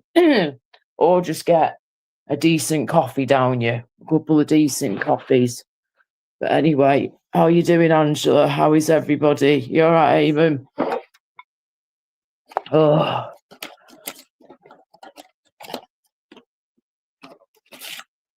Oh my days. Sorry, I'm just trying to get my head into a better place there. It was doing all right, and now it's just doing that again. Up and down like a fucking yo-yo. My head in, man. Mental health, eh? Some people don't believe in it, but telling you what, it's certainly real, guys. I don't care what anyone says. Hey, hello, libertarian-minded mate. How you doing, mate? Hey, you got Lib in the building. Oh, nice one, Angela. Good to hear. Nice one. How you doing, Lib? You all right, mate? Is anybody, apart from Gypsy Dave being live, do we know if anybody else is live? Eamon says, never drunk coffee in my life. What? But I like coffee and walnut cake. It's strange. No way, you never had a coffee in your life. What the hell, Eamon? Where the hell have you been living? On planet Zonk? Wherever the hell that is in the world, in the universe, I should say, sorry. Planet Zonk. You've never drunk a coffee in your life, but you love your coffee and walnut cake. Well, the coffee flavour you get from that, yeah, imagine that, but maybe a bit stronger kind of flavour, but in a drink form. And obviously, if you want to add your milk and your sugar or whatever, you can do. I'm sweet enough myself, love. Do you know what I'm saying? I don't need no sugar in my brews, me. But that was a joke. But I don't have sugar in my brews. Ugh, can't be doing with it. I like some sweet things out there, don't get me wrong, but when it comes to cup of teas and coffees, I can't be adding me sugar unless it's one that's, unless it's like, something from Starbucks or something, when they might add a bit there, but they do it in a different way and it doesn't taste vile like it does when we do it. It's like this, if they use like the sweetened cream or something, that's okay, that's fine. But it's when I just put like 1 or 2 teaspoons of sugar into my coffee and my tea. Nah, mate, it knocks me sick. Can't be doing with all that, me. But anyway, if you like your coffee and walnut cake, I reckon you'd like coffee, mate. I think you will. But yeah, I normally just have coffee with some milk in it. But I like things like lattes and things like that. But it needs to have a decent amount of caffeine in it, to keep me going, to keep me awake a bit more, because my energy levels can just be zapped out of me like that a lot of the time, and that's what we're working on. We're working on trying to get our energy levels up more, as well as not just from food, of course, and from coffee, but other ways where possible too. Music and stuff. I've been listening to like healing music and things like that for a while now, to be honest. But yeah, flipping heck. No way, Eamon. Fair play. Well, you never know. One day you might try some. Do you ever drink energy drinks then, or do you just stick to like your cups of tea and your hot chocolate, like you say on winter nights? Plenty of milk, yeah, fair enough. Lots of milk, nothing wrong with that. If anybody else wants to come on the panel, please be my guest. As long as you're a genuine person and you're all good in the hood, that's fine. A genuine, nice, positive person would be fantastic. Please. If not, then I shall probably bugger off. Bloody hell, have I been live for just over 3 hours? No way. That has zoomed on by. Sorry, I've just noticed in the corner of my screen there. Hello, I'm just making a doodah. Wow. About one energy drink about one energy drink every couple of weeks, Jermaine. Fair play to you, love, fair play. Well, that's all right, isn't it? You're not sure? Oh, right, you're not sure if anyone else is live, Angela? Is that what you were saying? I know Dave's live, like I said before, but I'm not sure if anybody else is at the minute. I would check, but I don't know if he's going to boot me off, if I try and thingy-bob check. But yeah, people are welcome to come up.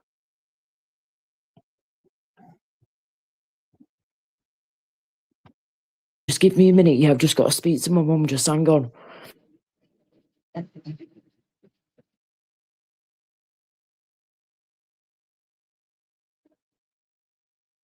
Oh.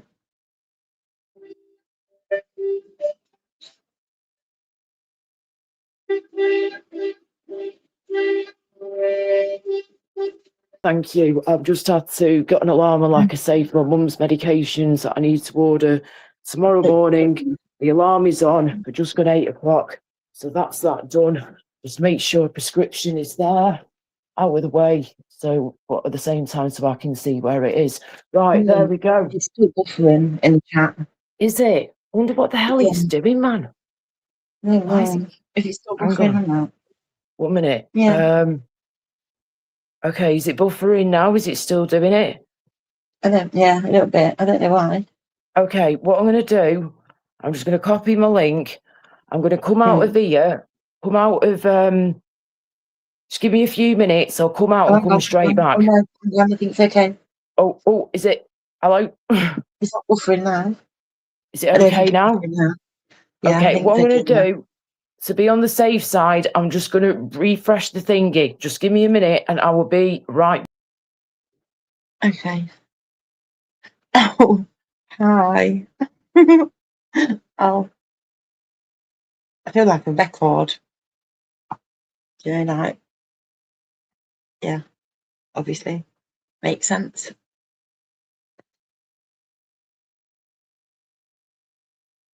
Oh, no.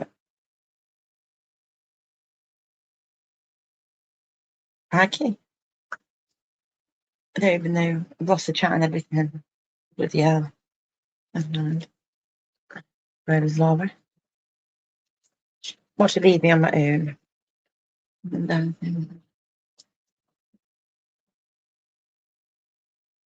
She left me all by myself. I just want Dave's. Left me here.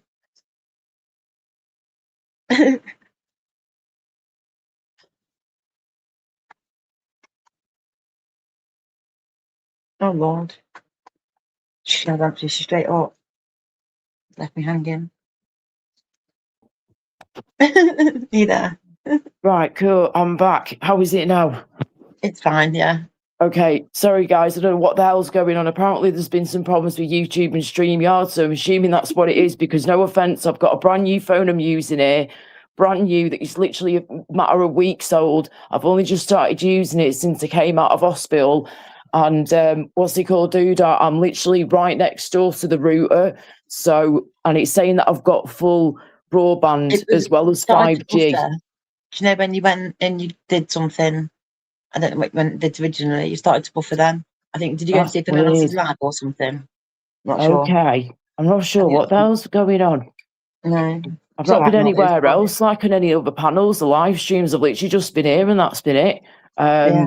But I've been told by others that apparently StreamYard and YouTube have been having a few problems recently, and people's accounts have been fapping around, or they keep getting happering like I've been getting at mine at times. So, but anyway, Yeah.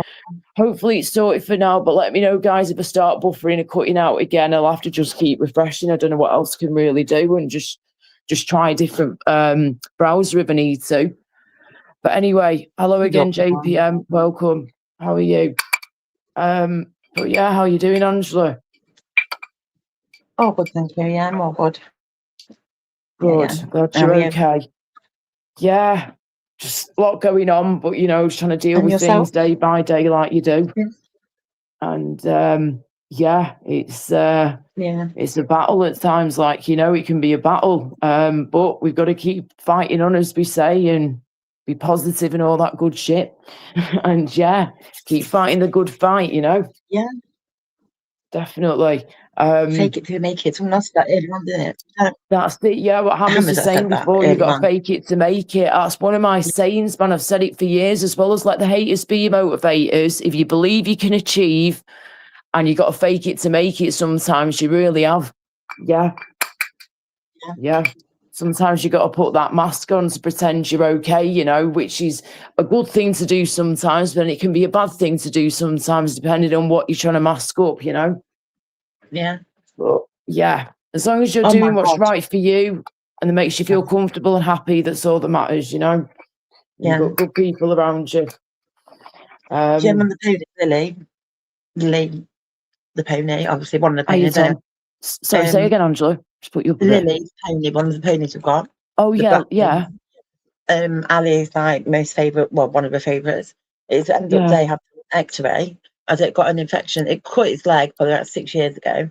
Oh, And it was all manking horrible. Obviously that came out, sorted it all out. And then today, yeah. well, it got infected again about last week, so they've had antibiotics, and they come out today and done an X-ray. And if they're saying that it's like broken, it's been broken or fractured or something like that, all that time, are they taking the piss? Oh, So shit. Alice Sorry, was having the how long X-ray. has it been? Sorry, how long had it been? 6 years. Shit. But she's Oh not my been lame God. on it. Do you know what I mean? She's not been So lame. all not a that single time, the day. poor horse had a broken leg, and they've not even Yeah, known. they were broken. But I'm saying it won't be broken. I said to Ali earlier, I was like, no way it could be broken because obviously she won't be able to walk. And Yeah. but you can see the line going straight the way through the bone. So I'm just wondering, like, Is it like I a don't know. fracture, like a hairline fracture that's kind of got bigger over time, and you've just not realised that it's been there, kind of thing?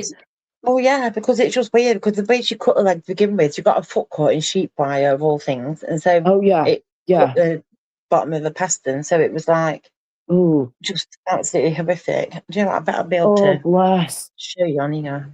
I wonder. Oh gosh, poor thing. It's absolutely. I don't even understand how it could even happen. Like, because you've got tendons, ligaments, all of the arteries, everything there. Do you know what I mean? It's not like it's just like a bone and skin. So it just makes no sense. I can see why it's a bit confusing. Definitely, yeah. Flipping heck. Well, I hope the horse is all right, bless it, and that they can, give it the correct treatment that it needs to feel better and, more comfortable and whatnot. Bless. I hope Ali's all right, bless her. Yeah, I think we're all just like a little bit confused by it all, really. I bet it's she just is. all. Bloody hell. It ain't my horse, and it's confused the heck out of me, that. What the hell? Yeah, because sometimes with X-rays, you can always pick up things behind, can't you? It's like, depending on how they actually. But I've got them here. I wonder if I could. Hi, everyone. How you, Tom? How you doing, love? I don't know. She's off red. Wow, that's mad, that, innit? But, let's hope the horse is okay and, can be treated, given the correct treatment to feel better and to make sure that this heals properly, Yeah. Yeah. Defo. Bless. And how old's the horse again, sorry? Oh my gosh, now you're asking me. She's about 10, I think, now. Wow. 9 or 10. No, yeah, 10. I think, yeah. So, yeah, when we first got her, so, yeah. was going to say, yeah, what is like the average sort of lifespan of a horse nowadays, would you say? I know it probably depends on the breed and the atmosphere it's in, this, that, and the other, but on average, like a typical sort of, riding horse, one that does like, the riding lessons and stuff like that for people. From your experience over the years of knowing about horses, Angela, what would you say is like the rough lifespan of a horse? About late teens, I would say. Okay. Early 20s, yeah. On Wow. my experience, what I've known, it depends, because if they have like a Right. medical condition like colic or something, Yeah. that can be immediate. So Of it's course. what Yes. susceptible stuff, and all of them are. But generally, yeah, they seem to live a lot longer. I mean, Minnie was 28, I think it was, when he died. Well, when about 7 foot sleep, I think. Well, he was Wow. yeah, he was 28, 27, 28. Right, no way. Yeah, and the ones that are used in like riding schools and stuff, I think live a lot longer because they're looked after a lot. Although they're looked after a lot better, but the vets are there all the time, making sure that they've got all the medication they need and that booted up so they don't go lame, even though they probably are lame as anything, and they can't hardly walk probably, but they don't know because they're on painkillers and stuff. Not that I'm saying, I know many places like got that. you. Can you see that backstage or? Oh, let's have a look. Here we go. Right, cool. Add the stage. Right, guys, so this is Angela's daughter's horse, right? So I don't think it looks really weird. I was able to zoom in on this a minute ago. Oh, that, yeah. So, wow. Try and make it bigger. There you go. I've made it a bit bigger. No worries. Go for it. Okay. Try and zoom back. I don't know how to zoom out again. That's it. Zoom back out a bit if you can. That's it. Right. Yeah. Go for it. So you can see in the middle there, yeah? Go on, yeah. Well, this part here is where the wound is on the outside. So it's coming out here, and all like all around here is all like swelling and inflammation. Oh, what's that? Right. There, that bone. But there is. So anyway, they've been in touch with the surgeon today and see whether or not it's worth doing. But I'm just like, right, okay then, whatever, a bit weird. Yeah. So yeah. And then what's that going down the middle? Not down the middle, sorry, on the right hand side, right? Opposite to where the lump is sticking out. If you go straight opposite to where the lump is and then go down a bit, and you can see just where your mouse is there, right there that you just pressed. You just went over, sorry. Right. Not that bit, go a bit more inwards. Can you see that like shaded light grey line that's just a bit above you? That bit there, just a little bit higher. Yeah. Not that bit, the one next to it, that light grey bit. Just where your mouse was, there, right there. That bit there, it's like a line from what I can see at my end. Yeah, see what I'm thinking is that maybe on the X-rays, because they're going to capture, what I'm thinking is they are going to capture the other like her front legs, is what I'm hoping anyway. So although you would think they'll set it up properly, but this part here, because you've got the two parts of the horse's leg, like we'd have a tibia and fibia and whatever, don't we? And the two different parts. So well, these bits here, I'm pretty sure they're not meant to end there, but unless I don't know. Have you got any vets in the building, please, people? Or anyone who understands x-rays more? Because I understand some, just obviously not everything, but bits and pieces I do. Just wondered what that was, that light grey line that's going on the right-hand side, opposite where the lump is. Yeah, just there where your mouse was a second ago.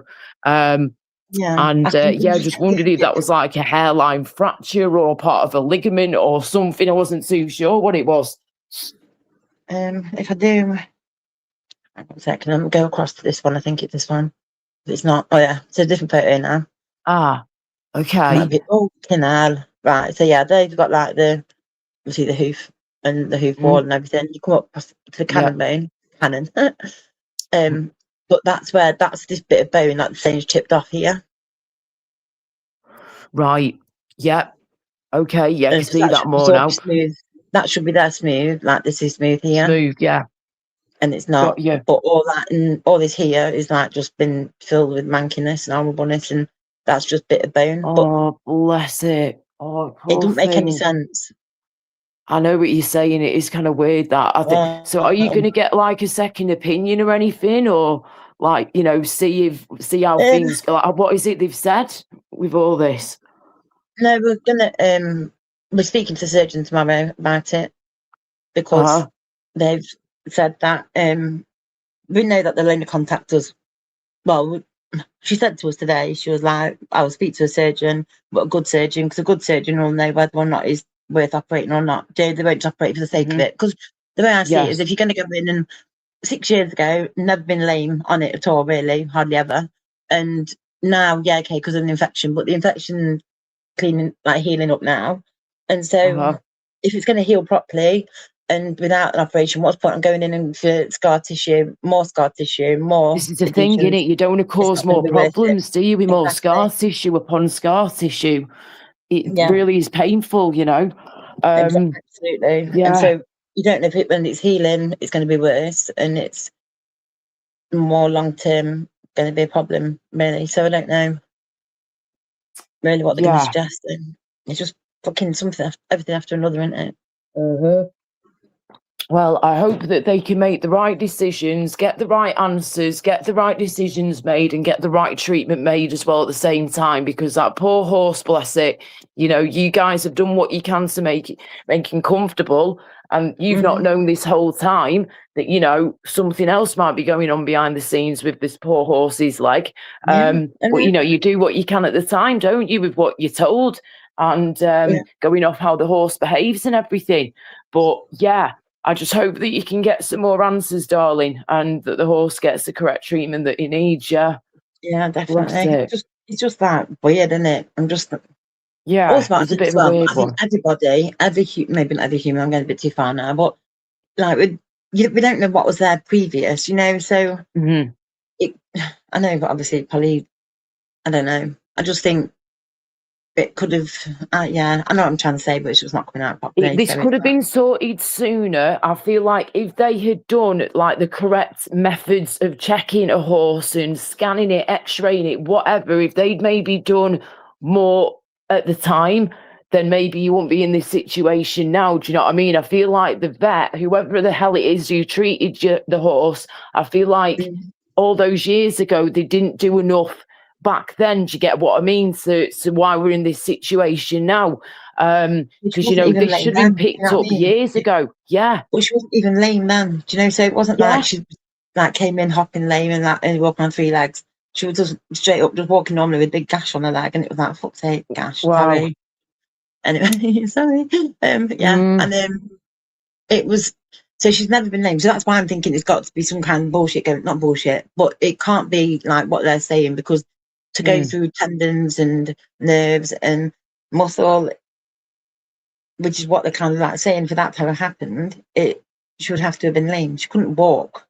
I can see what you're saying. But end of the day, whether she could walk or not, she's still been in fucking pain, and it's taken all this time for them to work that out. Do you know what I mean? But now they've taken these x-rays and whatnot and done whatever tests they're either doing at the moment or going to do soon. As long as Ali's getting the answers that she needs for the poor horse, you know, that's the main thing, isn't it? And getting the correct treatment. Is a horse liking any antibiotics now or anything? Yeah. Right, cool. So that's all been going, yeah. On. Do you know, like there's a new gel thing out they've been using, which was for humans, and now using it on horses, and it's works some way for wounds. I don't know. Yeah, fair enough. Yeah. But the things though, she's not been in pain, because it's, you know, when a horse is in pain, you know. Oh yeah. They're so. Oh my God, you just know. But they're very emotional creatures, and you would soon know if a horse was in pain. You would soon know about it. If they're in a lot of pain, you would soon know. They would tell you. Absolutely. You know, they would show you. So it's it is a tough one, isn't it, at the end of the day, because I know your Ali looks after those horses so well, and always has done. And I was going to say, how old's the horse again? Sorry, I think I think it would have happened when she was about 3 or 4. So she'd be about 10 now, I think. Yeah. Okay. Wow. Well, as long as she's on them antibiotics, which she is, and they Yeah. continue to treat her for as long as she's needing those antibiotics for, then fair Absolutely. play. And if they can get you more answers in between while she's on these antibiotics and find out exactly what the hell this flipping x-ray / scan means, I feel like she needs to have like a proper full body, head to toe check over, you know, like getting like a full CT scan done, or at least getting like a CT scan done, or whatever they can do for a horse on that leg, or at least that leg alone. I feel like it needs like a full MOT if possible, or at least Yeah. to have its legs scanned where the issue's been, and just make sure that it's not trying to spread anywhere else, do you know what I mean? Or that everything's Yeah. looking okay in there. Because, you know, if Yeah. that's what the x-ray's picking up, then obviously a scanner would pick up even more, won't it? I agree, yeah. Because I So was yeah, saying to her, the reason yeah. why she came out before, well, the vet came out at the end of last week and she was like, because Ali noticed it was like getting all like puffy and everything. And because of the flies have been horrible, like the weather's been horrible, and it's Yeah. and it's the weakest place on that part of the body, so she's going to get an infection. It'll come out there. And she Right. just had the feet done by the farrier, and so I was saying, you know, there could be like a. In my mind, I was like, it could be an abscess tracking up. Obviously, it wasn't. And so then, yeah, the vet came out then, and then you wrapped it all up. Have you got to call it? I can't think what the word is now. Dressed it, and then left us some antibiotics and everything, then came out today to do the x-rays. So it's like been the last week or so she's been looking at it and dealing with it. But the vet poked the finger in it and everything, the hole, because it's like, well, I say hole, it's not really that big, but like it's enough. A dint kind of thing, like an indentation type thing going so on. it's like it's not healed on the inside. And the vet said that because she thinks that is where that little bit of bone is there. And because of that bit of bone that's come off, that's why it's not healed properly. And so they want to go into probably go and get that bit of bone out, clean it all out, and then it'll heal on the way out, like in from out, if that makes sense. So it's yes, yeah, it's got you. But, right, fair enough. Okay. I mean, well, yeah, everything's all good. I mean, insurance purposes, we're all covered, and even the way we won't matter anyway. But yeah. Still paid for. As long as the horse is as comfortable and as healthy as possible, darling, like, you know, that's the main thing, isn't it? That the horse gets better as soon as possible, and that they get everything that needs to be got at the time, whether it's more infection or something's not right there, that they can find the problem and literally fix it. Because, no offense, they've left that horse, you know, all that time, when they could have picked this up much sooner. Do you know what I'm saying? Like you were saying before yourself, they could have picked this up sooner, and I'm glad they've picked it up now, great. But I have a feeling that there's more to it, and they need to scan the horse, even if it's on antibiotics still, or even wait until the course of antibiotics is over. Something's telling me that the leg needs to be scanned, not just x-rayed, scanned, so you can see everything in there. Just in case. I agree with you. It doesn't make sense. And it's just not adding up, is it? No. And like you say, bones spurring off at the bottom don't make sense, because they shouldn't be like that. It's like in our leg where we've got our two bones in our leg. They're meant to actually connect at the ankle. Do you know what I mean? And them two weren't connected anywhere, were they? So it just that didn't make sense. It was just really bizarre. So I see what you mean, definitely. And when she's like not like showing that she's in pain and shit, you know, that's frustrating as well. Like you guys being the owner of her, it's like you obviously want the best for her, and of course if there's a problem, you would go and fix it straight away. But she needs to tell you that there's a problem, because if you can't physically see anything on her, do you know what I mean? Do you know, like when you're going to think she's okay. Tell you, like she will. She sings and she shouts and she's bed vocal. She'll so she would know. She would be selling you. She'd be saying something for sure. 100%. Yeah, man. Definitely. So there you go. You've done what you can do. That's all you can ever do, is, you know, do your best, and that's what you guys have done. And you're fixing the problem and finding out what the issues are and getting them sorted as soon as possible. That's all you can do. It'd be absolutely cool if not. Oh yeah. And just I mean, you know, Ali's like, she's a warrior anyway, and she was up there that one night till about 11 o'clock. She did a call out, an emergency call out from the vet, and the vet was like, you could just call it out tomorrow. You shouldn't have nobody worried. She was like, okay, Oh, then. yeah, I'd be the same though, girl. I would be Yeah. the same if I had a horse and, I was feeling the way she's been feeling about it and worried about her and everything. Of course, you'd want to get something sorted as soon as possible, So Yeah. I just that's good though. It shows she gives a shit, of course, and that's good. But yeah, she's done the right thing. Yeah. I think I mean, it's not so bad these nights, do you know what I mean? It's sorry, I was just thinking about safety then, not about I was thinking about Peony obviously, but are they safety was in my mind then. I was Yeah. like, No worries. The sun's in my mind at the minute. Don't worry about it. So sun. good in the hood. Oh Mm. yeah. I was going to say, if you have you seen much YouTube this week? I've seen bits. I know it's on the beginning of the week. I should say over the last week or something. Have you seen much? Because I've seen some bits and bats, but and I've seen a couple of clips. But I think that's been about it really. I've just been doing my own thing, but also just trying to stay away from any negativity and shit in here as well. To be honest with you, as much as I can. I've not seen anything really. I went on Jamie's, I think last night, probably at the same place where they go really. I didn't go anywhere. So yeah, it's not. Some people, are used to go. I don't go anymore. Fair dues. Yeah. I was going to say I might pop over to. I was going to pop over to Dave's in a bit. I was going to just see who's about. Maybe go and say hello. I might go on the panel after I've had a bit of a break myself, but throat is getting quite sore now. But I did say I would go over at some point when I can.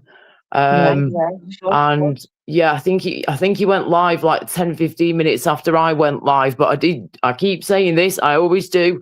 I always check before I go live to see if anybody else is live that I follow or one of my mates is live or whatever before I try and go live.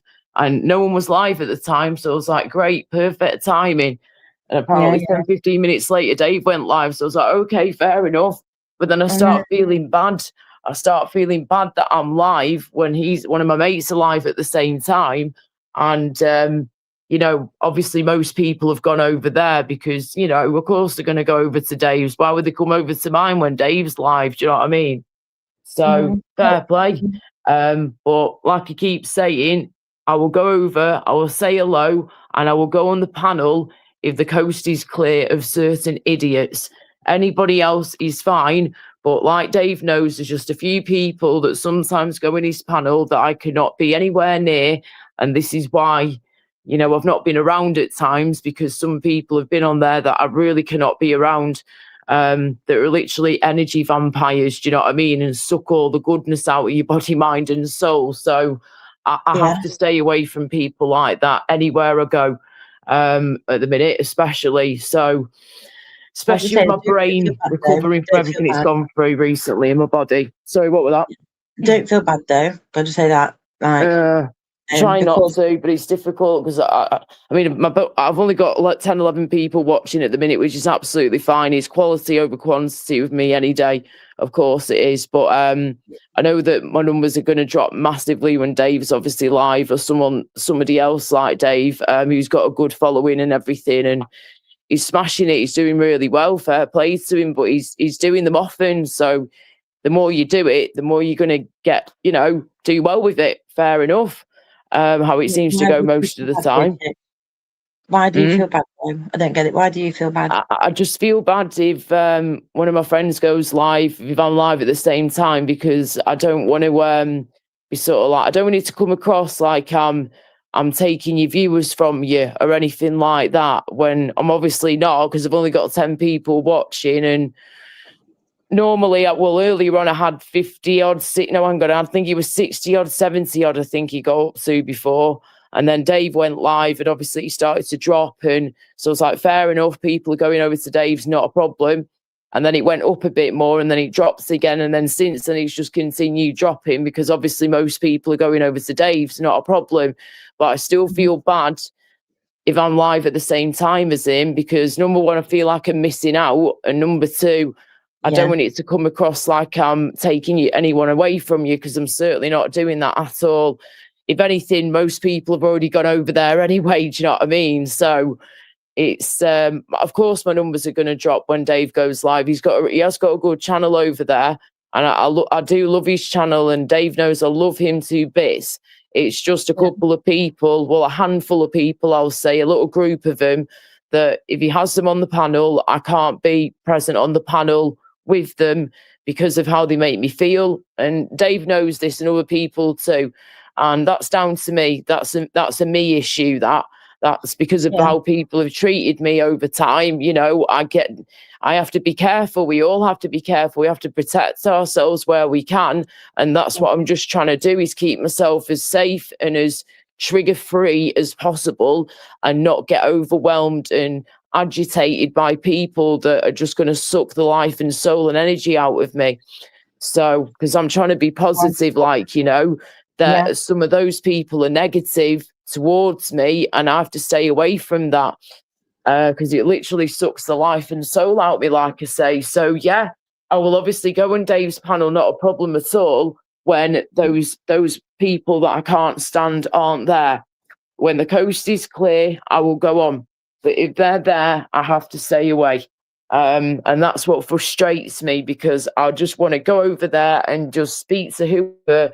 But I can't, though, when certain people have done what they've done to me or towards me over the past year or so, or whatever it's been now. Nah, I've got to protect myself at all costs. We all have, where we can. So there you go. It is frustrating, but I do get that second person guilt when we're live at the same time. But again, most people have gone there anyway. So in life, do you remember me say about how match people's energy? So people, like, say if someone comes up to you and with a bad attitude or whatever, and then you respond back to them because in that same way, and they say don't, like, oh, why are you speaking to me like that? And you're like, oh, you came at me first like that. Yeah, it rubs off, doesn't it? Yeah, so you match people's energy. And for me, they'd cool, right? So, but at the same time, be more now I can't tell you to be anything. I would be, if it was me, I would start to think more about where I put my feelings of energy, that kind of thing, because match it. Do you know? Because, like, say, you went live after you. Does that make sense? I can see what you're saying. Yeah. I know you're probably saying that he wouldn't have done it like on purpose or whatever, but like, no, to preserve yourself and your own self being and everything else, man, just like,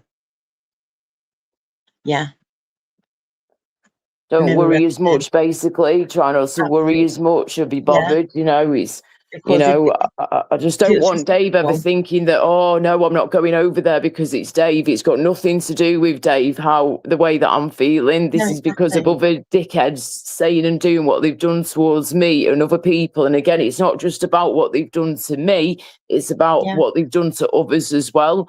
And the things that they've said and done in a very negative way, a very negative fashion towards me, my family and my loved ones, as well as some people online as well. It's just not right, and it doesn't sit with me, and I have to stick to my guns. I have to stick to my morals and what's right for me as a person. And because I'm a bit more sensitive at the minute because of what's gone on with me recently with this infection and everything and fighting for my life, it's put me in a very shocking situation that I've never been in before. So it's only been 7 weeks or something, if that, since this happened. That might seem like a long time to some people, which in a way it is, but at the same time, that has flown by like that. That's just under 2 months, and it's still a shock, you know, and especially after I've gone and got my flipping surgeons and doctors' notes from the Cornwall hospital I was in fighting for my life 7 weeks ago, whenever it was. Now I've got those translated even more from other medical professionals and other things. I've managed to work out more of what these doctors' notes mean.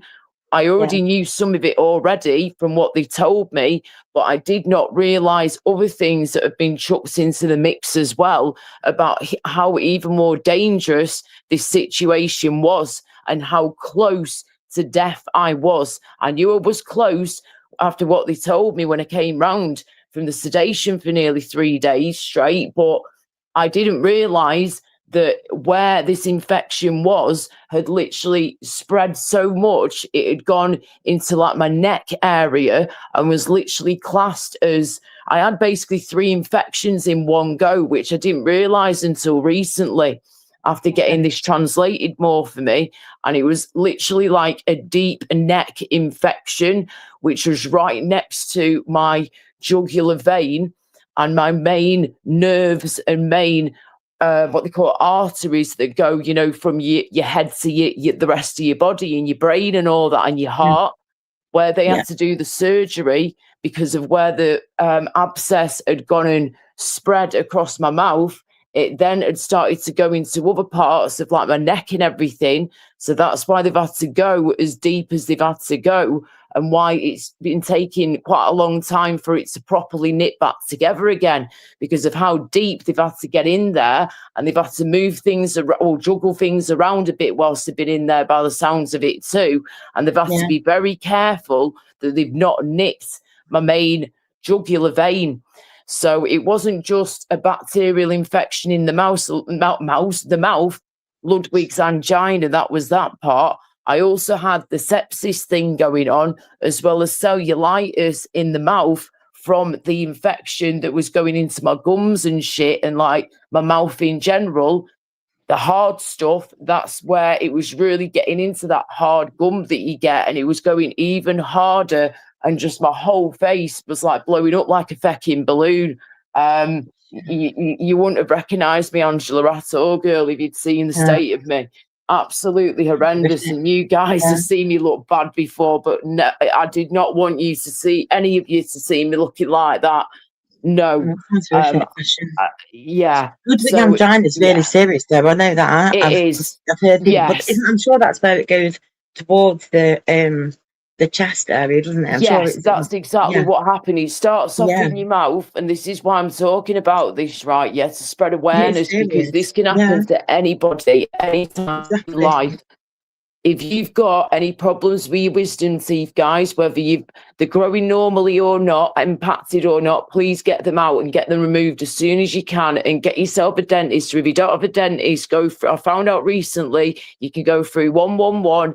Since it's happened to me, you can go through 111 and go through the dental route, and they will help you out and get you in with an emergency dentist, even if you don't have your own. They can help you out, and you're best off to go to, if possible, an emergency dental hospital, if possible. They're the ones who know the shit, and that's who I'm trying to get in with. Once I'm more healed, I ain't going back to my normal dentist because they can't deal with this. I need a surgeon to make sure that everything's okay, a dental surgeon to make sure this whole procedure is healing well and that everything's going the way it should be going, because I do not trust my dentist after what happened last time round and the situations that they've kind of put me in. They could have helped me out more, and they chose not to. Exactly. So this is why now I'm taking this way more seriously, and I'm spreading awareness about this, because again, it's not just about your wisdom teeth here. If anyone out there, right, gets just an abscess in general in their mouth, this is when you can get something like what's happened to me. Ludwig's angina is a little bugger. It's a bastard, excuse my French, and that was nearly what killed me off, on top of the other infections on top as well. Serious. It is so serious. It is. It's a very dangerous bacterial infection of the mouth. That's the best way to describe Ludwig's angina. It's a very dangerous. It's doesn't it? I think angina with the angina side of it. That's because of your heart. Correct. chest area, isn't it? Yeah. That's right. So I was going to say to you, Chest when it area. happened to me, I had these 3 infections going on in one go, but the Ludwig's angina was one of the main one that they caught straight away, and that's the one that will make your tongue swell up, will make your throat close up in you more and more and more, so you can barely breathe, and then it starts to travel down to your chest area, like you just mentioned, Angela, and the heart. Hence why it's called, I've got angina at the end, of course, meaning the heart area or going towards the heart area. So what happened with me is my whole face blew up like a balloon, yeah, looked 10 times more horrific than I do right now. And then on my chest area, I'm just showing on the camera now, yeah, you know, you've obviously got a woman's boobies, yeah, right? Yeah. But before that, you've got around here, right, the necklatage area, yeah? All my face was out here, but then going down my throat and onto my chest, from my neck to my chest, you can see this big red patch of redness and swelling. And that's when they were like, shit, that's definitely Ludwig's angina, because that's what the little bugger does. It goes for your throat, your tongue, your neck, and your chest area, going towards your heart. Hence why the angina word at the end of the thing again. So yes, I was going through it, Angela. It was literally trying to kill me off this thing, as well as the other 2 infections on top. So I had Ludwig's angina infection, I had cellulitis infection, a form of cellulitis going on in my mouth, and then on top of that, I had the sepsis as well. So I basically had 3 very dangerous infections all going on at the same time, and this has all come from an abscess which was underneath my wisdom tooth, which was being pushed from my impacted wisdom tooth, because my wisdom tooth was growing that way instead of straight ahead. It was going to the side, so he was pushing the abscess under the impacted wisdom tooth into my next molar, next door to that one, my next tooth, a big one here, and then it must have popped and was spreading around my face. And they said to me, Laura, you would have been swallowing that infection, which is so gross, because it would have popped in my mouth at some point because of the impacted wisdom tooth pushing against it for all that time. For a week and a half to 2 weeks, that thing was in my mouth that had burst, and I would have been swallowing the infection, from the abscess without even realising it, mate. Disgusting. And they went, could you taste anything? I went, no, that's the scary thing. If I thought for a split second, right, I was swallowing an infection, do you think I would have left it? No chance. I'd be ringing up straight away for help. But I didn't have a clue. The only thing I could feel at the time, before it got really bad, the day after we arrived in Cornwall for our holiday, me and my best friend Matt,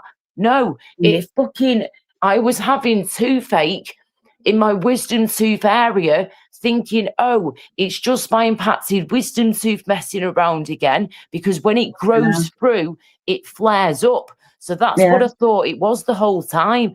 So I've just been doing the ice pack thing. I've been taking the painkillers, the anti-inflammatories, and that was helping. So I'm thinking, oh, it's just that faffing around and messing. It was masking it, wasn't it? Not helping. Yeah.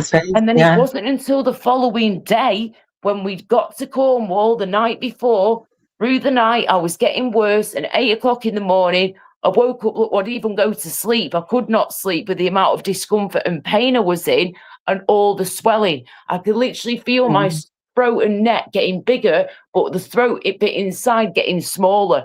My nose, I couldn't even breathe through my nose properly. By 8 o'clock in the morning, I felt like I was going to start turning blue, because I could not feel my throat anymore to properly breathe, and my nose that felt foot as well.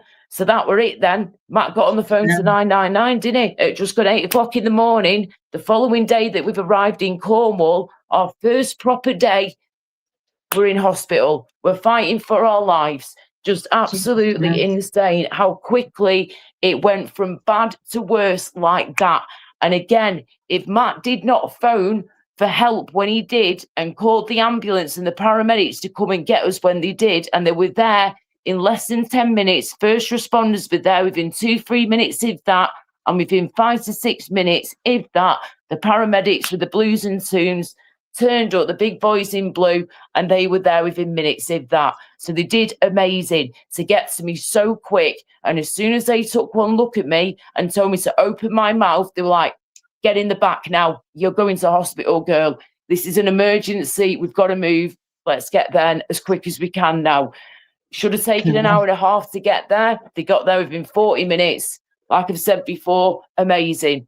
So, but again, they told me straight when I came round from that sedation in intensive care and the doctors are waking me up, they said to me, they made it very clear and that I understood all this, and they kept repeating it to me. Laura, you've been very sick and it's going to take you time to recover. You've literally been fighting for your life. You've had 3 infections on the go in your little body, 3 for the price of 1 you've had, girl. And you really have been fighting for your life. And we've had to sedate you so you can try to fight for your life. Because if we hadn't have done that, it would have ended you like that.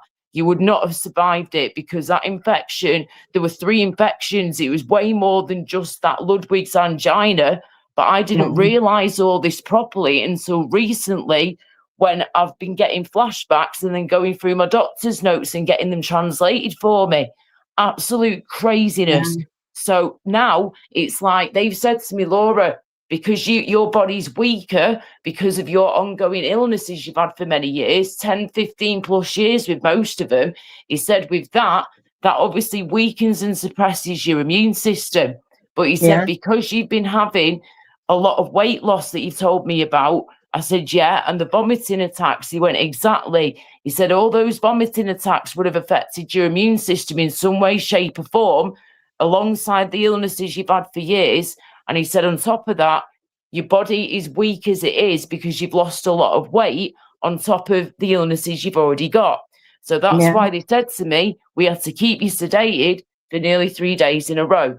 And this is why I'm trying to spread awareness about this, because it's very important that people realise the dangers and the seriousness of having an abscess in your mouth.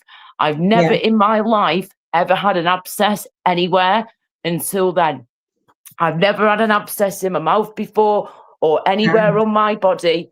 Never. So this is why it's been such a shock. And especially when I was supposed to be on holiday, and then my poor best friends had to witness everything he's witnessed. But again, thanks to Matt, my best friend, and obviously the paramedics and all the hospital staff and the surgeon who did this surgery on me, they saved my life. And I can never thank them enough. I feel like I need to do something special for Matt to say how much I love him and how much I'm thankful and grateful for him doing what he did.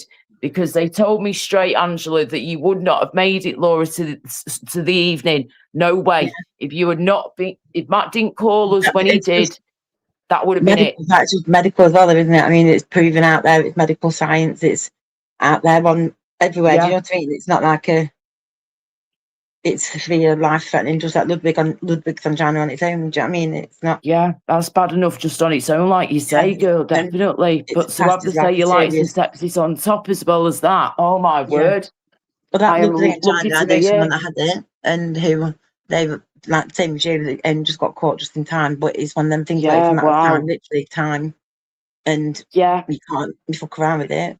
This is the thing, you've got to act fast, and then when you've got these things sorted, you've then got to be serious with the recovery process as well, which I've been taking very seriously up until probably the past couple of weeks, because I've been pushing myself and thinking, right, I can do this. Take a break, push yourself, do this, do that, and then stop, take another break. That's what I've been trying to do. Sometimes I'm able to do it like that, but then a lot of the time, the past few days especially, I've not been able to get the rest in that I've desperately needed. Up until yesterday afternoon, I went to have a lie down for an hour. I woke up like 6 hours later and it's night time. What the fuck? Just shit. That's how knackered I've been. And I normally never do that unless I'm really poorly or really weak.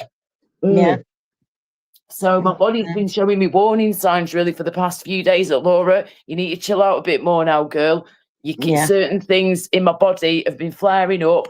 This is looking better, if you can see, but it's definitely looking better than it was the other week. You know? Yeah, that's the first time I've seen it. Yeah, this is like looking much better compared to what it was. But Yeah, it's Bloody quite hell, man. deep. As you can see, Uh-huh. it's quite deep because remember, they've had to go through the muscle and then my jugular veins round here somewhere, and they've had to get very Jesus. close to it to be able to drain the infection, and they've had to Yeah. like go in my mouth. Oh, You know, you've God. got your front teeth here, yeah, and you've got Mm. obviously gum here and then gum at the back, and then you know, look at the bottom of your mouth, you've got all that hard gum there, right? Yeah, they've had to Yeah. basically cut into that where my tongue's going to go. Hang on, tongue, no, Yeah. right in that corner down there. There's like a Right. chunk missing of flesh and gum that they've had to get rid of to be able to get down there and then get straight into where this is here to drain it out. But originally that was 3 lines, 1, 2, 3 that they cut into me, and then they have to like drain it out from 3 different positions on this area here near my neck and my jaw area.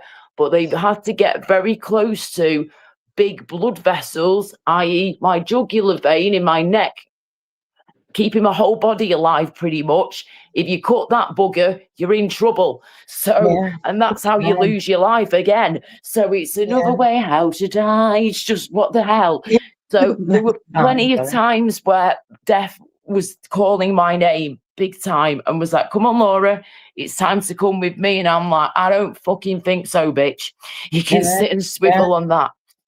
So Exactly. even if when I was sedated and I didn't have a clue what was going on, the mentality I've got through my parents, the way I've been brought up through life, and the kind of person I've turned into be, I'm a fighter. And you've got to have Absolutely. that mentality of being positive, being a fighter. And if you've got through other things in life, you can get through this as well. But again, I'm not going to lie, it is a shock to the system when you've never Yeah. been through this before. And especially when my parents have never seen me like that before, or my best friend.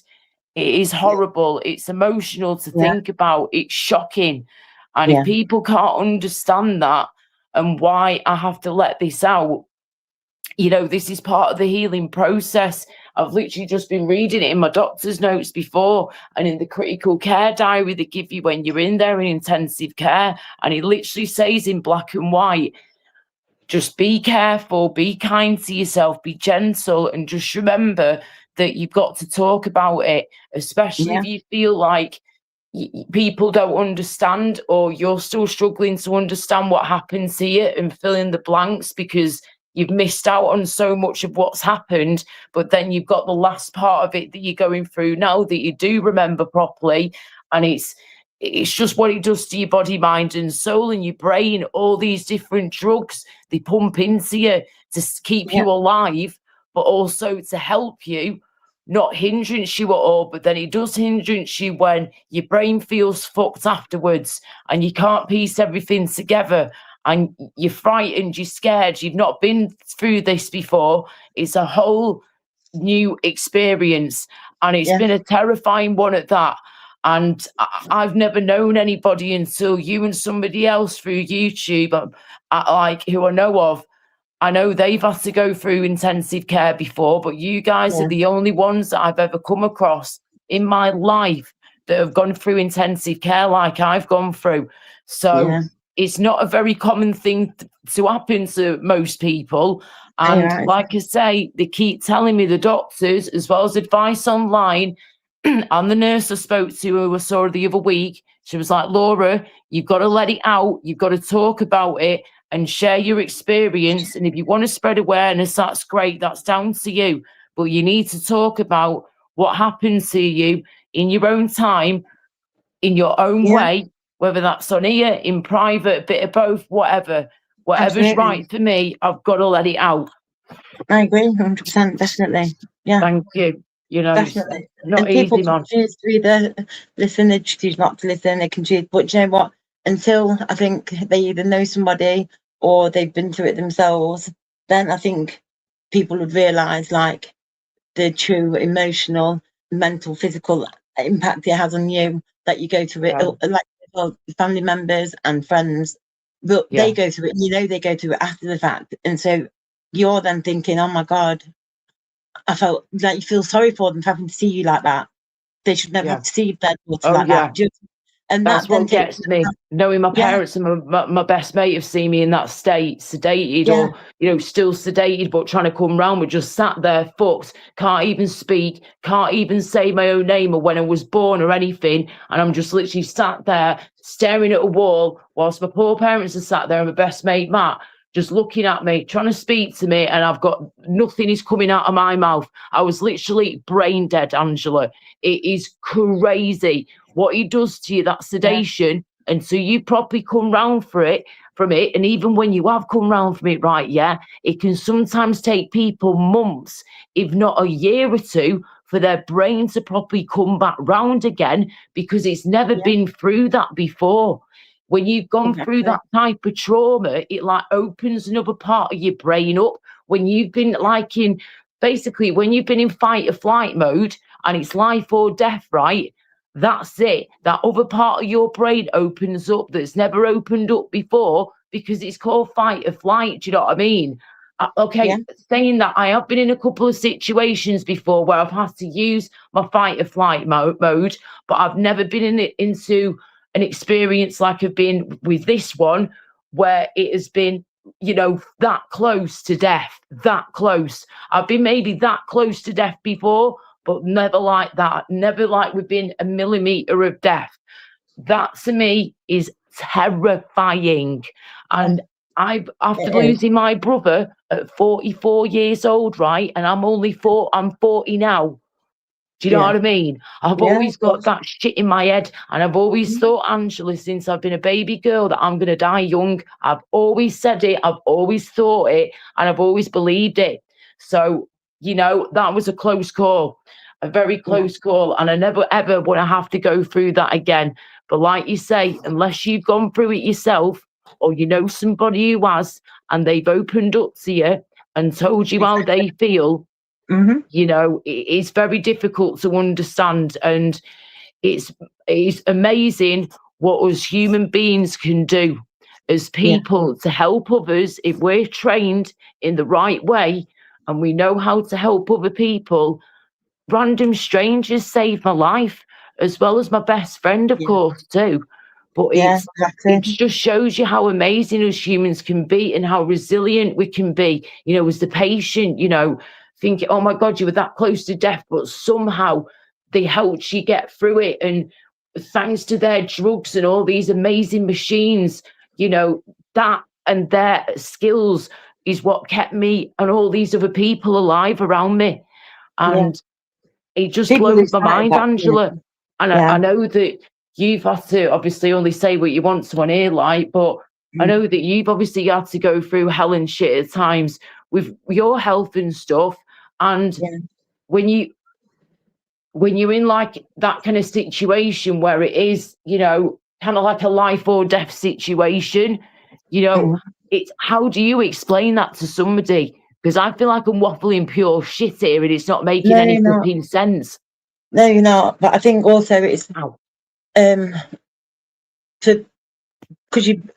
when it goes through something like that, it makes you more aware of things around you, doesn't it? Obviously, it makes you more appreciative. You can see when you say if you lose somebody who's like dying or obviously dying, do you know what I'm saying? But like, and then they die, you grieve for that person, you forget the care they've had during that process, and you just because you're grieving and but when it's you that is in that position where I'm not saying like where you've died, obviously, but when you do actually come around, you think fucking hell, and the drugs that they've done and the way in which they've got all this special equipment, care, everything, and it's fucking fantastic. And I think they're just to regardless of like, so social media as an example, it changed the way I think in which we are towards people as individuals. People would rather be on here and slate the person and try to discredit them for what's wrong with them, instead of saying, fucking hell,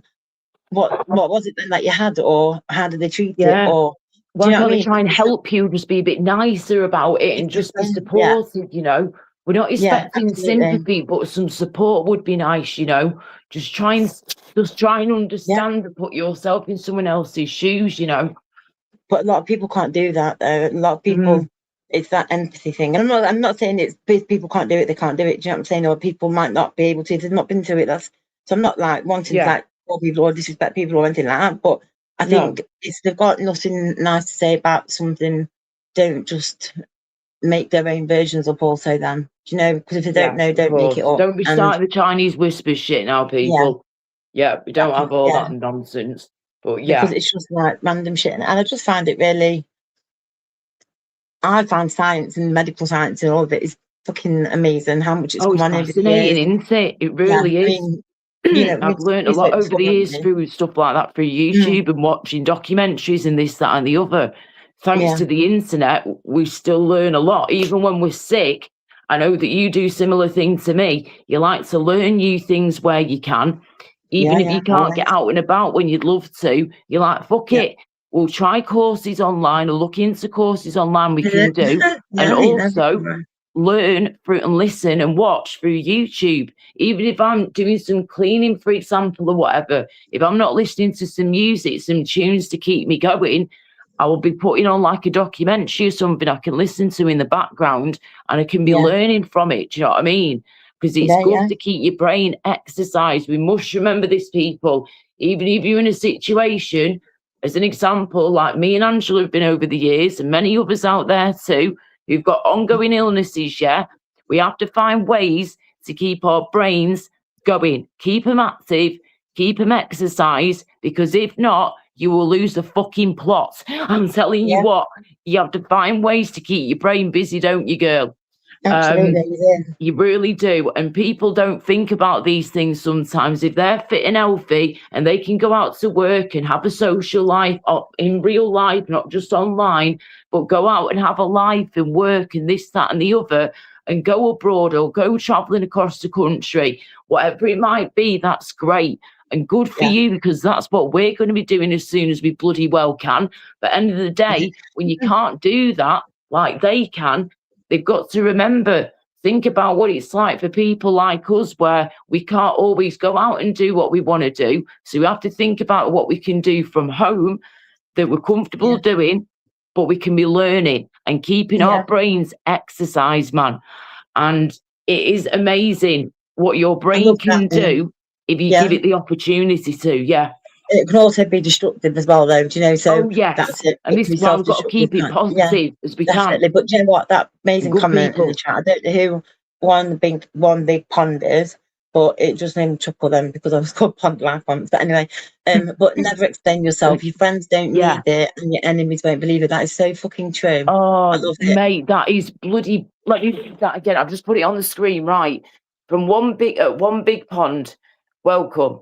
They just said, never explain yourself. Your friends don't need it and your enemies won't believe it. Yes. So true. Well bloody said, mate. Ever, isn't it? Oh. Yes. And look at that one, the next one. The best way to clear your mind is to heal. Correct. And that's exactly what I'm trying to be flipping doing at the moment. I'm sure others are too. You know, the best way to clear your mind is to heal. And that's what we're trying to do here, guys, is heal as much as possible from this surgery, but other things as well up here, you know. That never explain yourself, man. Yeah, that is very true. It's a good, isn't it? I know, that is a very good one, that. It's gone back on the screen, it's that good. It's just like, come on now. It's well so said, true, mate. Thank you, One Big Pond. Hope you're good. Bless. And if anyone doubts that, I just think, whatever, innit? Yeah, whatever, Trevor. Whatever, flipping Trevor. Granny used to say, never get, I can't remember what she said now. Never complain, or never explain, never complain, or something like that when it was Queen Elizabeth. I think it's twat. So, Granny. I love stuff like that. Yeah, man. Let the haters be your motivators. If you believe you can achieve, fake it until you make it, or if you fake it, you can make it, whatever way around you want to say it. Fake it till you make it, sorry. Whatever Trevor said that one before. 0121 flipping do one. 212 fuck you and 248 fuck off, mate. Sorry. Had to be done. Oh, pretty flowers. Oh yeah, flowers. Sorry, I'm just trying to see if I can, if it will let me add a little video clip that I created earlier on.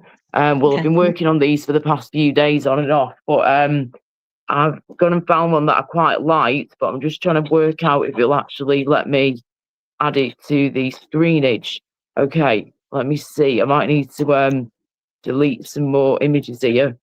Right, okay. What I'll have to do then is just delete a couple of these. That's fine. That I barely ever use anymore. So whatever, Trevor. See, we're off again. Right, cool. So we'll delete a couple of these and then see if this will work. Because I really want to try and see if this will work and show you what I mean. Right, cool. So we'll get rid of that one, delete that, and we shall, I think we'll delete that one for now too. Might come back to that another time. Right, cool. Go some more, add files. Right, cool. So let me see if this will work. And this is based off an image of me, like one of my professional images from modeling back in like over the years, or like selfies of me, whatever it. Here we go. This shall hopefully work. Right. So I made this the other day. Took me a bit of time, like, but we got there in the end. And it's basically based off photograph of me over the years, when I've been doing my modeling and stuff. And it's just like a little banner video clip that I can use on here, use on social media, whatever, use it as like a background banner, or when people come on the panel and I need a banner up, it can be used for a variety of things. And this is actually a legit little video clip that I've made. You know, it's only like 9-10 seconds long, but it's just a little banner to promote my YouTube channel and something hopefully pretty-ish to look at. And again, it's gone off images of me, so it's supposed to look like me as much as possible. And yeah, we'll see how it looks. Right, give me a second, just get rid of that for a moment. Right, cool, let's try this out.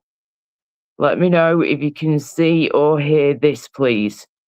Right, cool, here we go. Right, we're off. I don't think there's going to be any sound, but never mind. Let me just make us smaller if we can. Cool. Right, okay. Yeah. Okay, how do I do this? Get smaller. Okay. Easy, that one there. Right. Oh no, wrong button. Bastard! Bastard image! Sorry. Stop! What are you doing? No. I want to be able to properly see it, Joe. Okay, now is it that one? That, no. Why can't I? Is it layout? Is it the? That's you I need the removing this, layout are you? button, wherever the hell that is. Okay, layout button, where you at? Like that. That's the banners. That's the logo. That's overlay. Okay. I just want the thingies to be smaller, but to be able to move them out of the way. I know what I mean. I just don't know how to say it. Okay. Edit my settings. So that's not it. Oh my god, I had it before. I literally had it before, dude, when we were sorting this out. Right, hang on. That's the camera. Right, my camera's off doing that. Can you literally see it playing in the background? It's just that the thingies are over the top of it and trying to make those smaller. Yeah, it's wicked, that is. But It's brilliant. is it? I just want you to be able to see it properly, but thank you. Right, hang on. Okay, that makes the rounded corner thingy. So That's is it, nice. Go on. do you know, I don't know what I don't know what devices you're using, but is it one where you're doing the presenting thing where you've got the adding people to the stream? Is it on that one? You need to be Oh, on yes, girl, you might be right with that one. Hang on. Edit avatar. I know what you mean. It's just finding the part that we're talking about. Oh, that's so annoying. Right. Oh, here we go. Layout. Here we go. Right. Okay. Let's get us dead tiny out of the way for a bit. Right. Here we go, guys. This is what I'm talking about. Right. This is just a little clip that I've made for my YouTube channel and social media. It's used images of myself and my figure and basically created this little video clip that I've made myself as well using Yeah, the brain. But yeah, there you go. It's this me with short hair as well. My hair used to be that short, and I've been very tempted to get the short hair again, or maybe slightly longer than that. We will see. But I've been looking at previous photos of me from back in the day, and my short hair used to go down pretty well. And but then I wanted to change, so I started growing it out again. And now I'm umming and ahhing to if I should go shorter again, either this short or a bit longer. So there you It go. looks nice like that. Get him. It looks nice like that, yeah. Thank you, dear. But yes, that is one of my little video clips I've made so far. I've got many more to come. Yes, and in fact, where is that? Okay, the layout button was that one before, just so I remember where that is. Okay, cool, that's gone down there. Okay, that's handy, that being down there, so you can actually see the sign better. And I got the dolphins to say thanks for watching at the end with like the bubbles coming out with the little air things, the air holes they've got on the top of the head. Oh, I'd love to see a dolphin in real life, I tell you what. Well, I have done, but in the wild. In the wild. Oh, in the wild. In the wild, yeah. I'd love to see one in the wild one day, definitely. I don't expect Whether them it's to in the talk. UK or abroad, whatever, anywhere. Yeah, Mom. That's wicked, that is. Thank you, darling. Cheers. Just wanted to see if my phone will allow me to. Right, hang on. I don't know how many things it lets you have. I just want to see if it will show you. Okay, this isn't a video clip, this one, but again, it's based off a photograph of myself.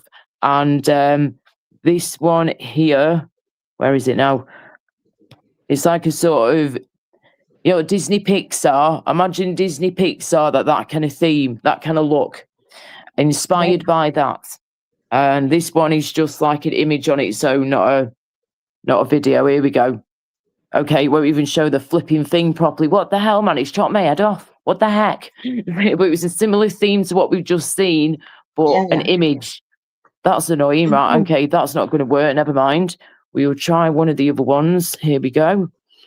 Okay, what do we have here? Right. Okay.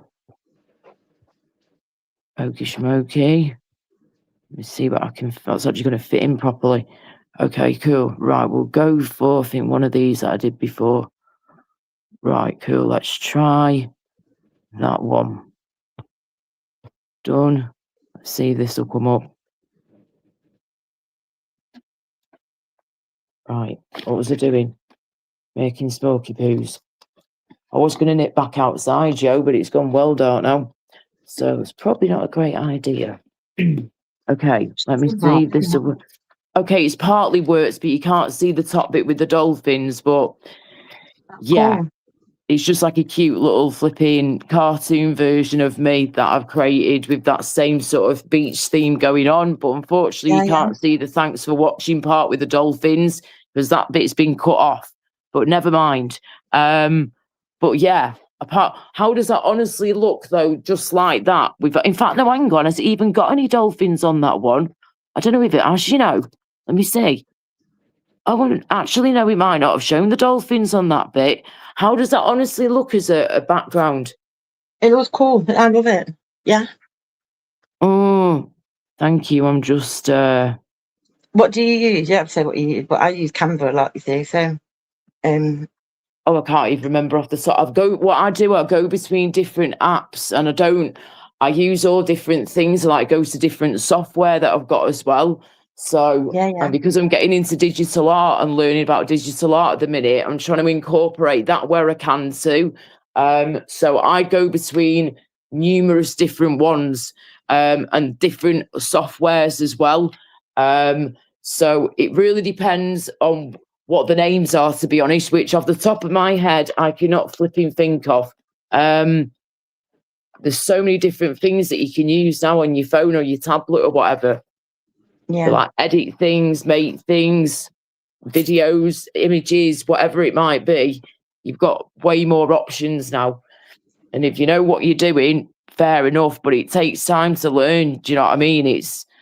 you've got to study these things to understand how to properly do stuff. And it's like editing and all that I'm trying to learn about at the moment too, when I'm doing stuff like this, like editing, but also getting into like editing of videos and stuff like that. Because I've got to get into that properly, especially if I want to be doing my YouTube properly over the years, you know. I don't want to just be doing the live streams, of course. I want to be, you know, adding videos where I can, music videos, whatever I can do, really. And also I need to get a new YouTube channel set up as soon as I can, so I can be putting my work stuff onto there, and then keeping this one as a live streaming channel, basically. But I will still be posting things on here.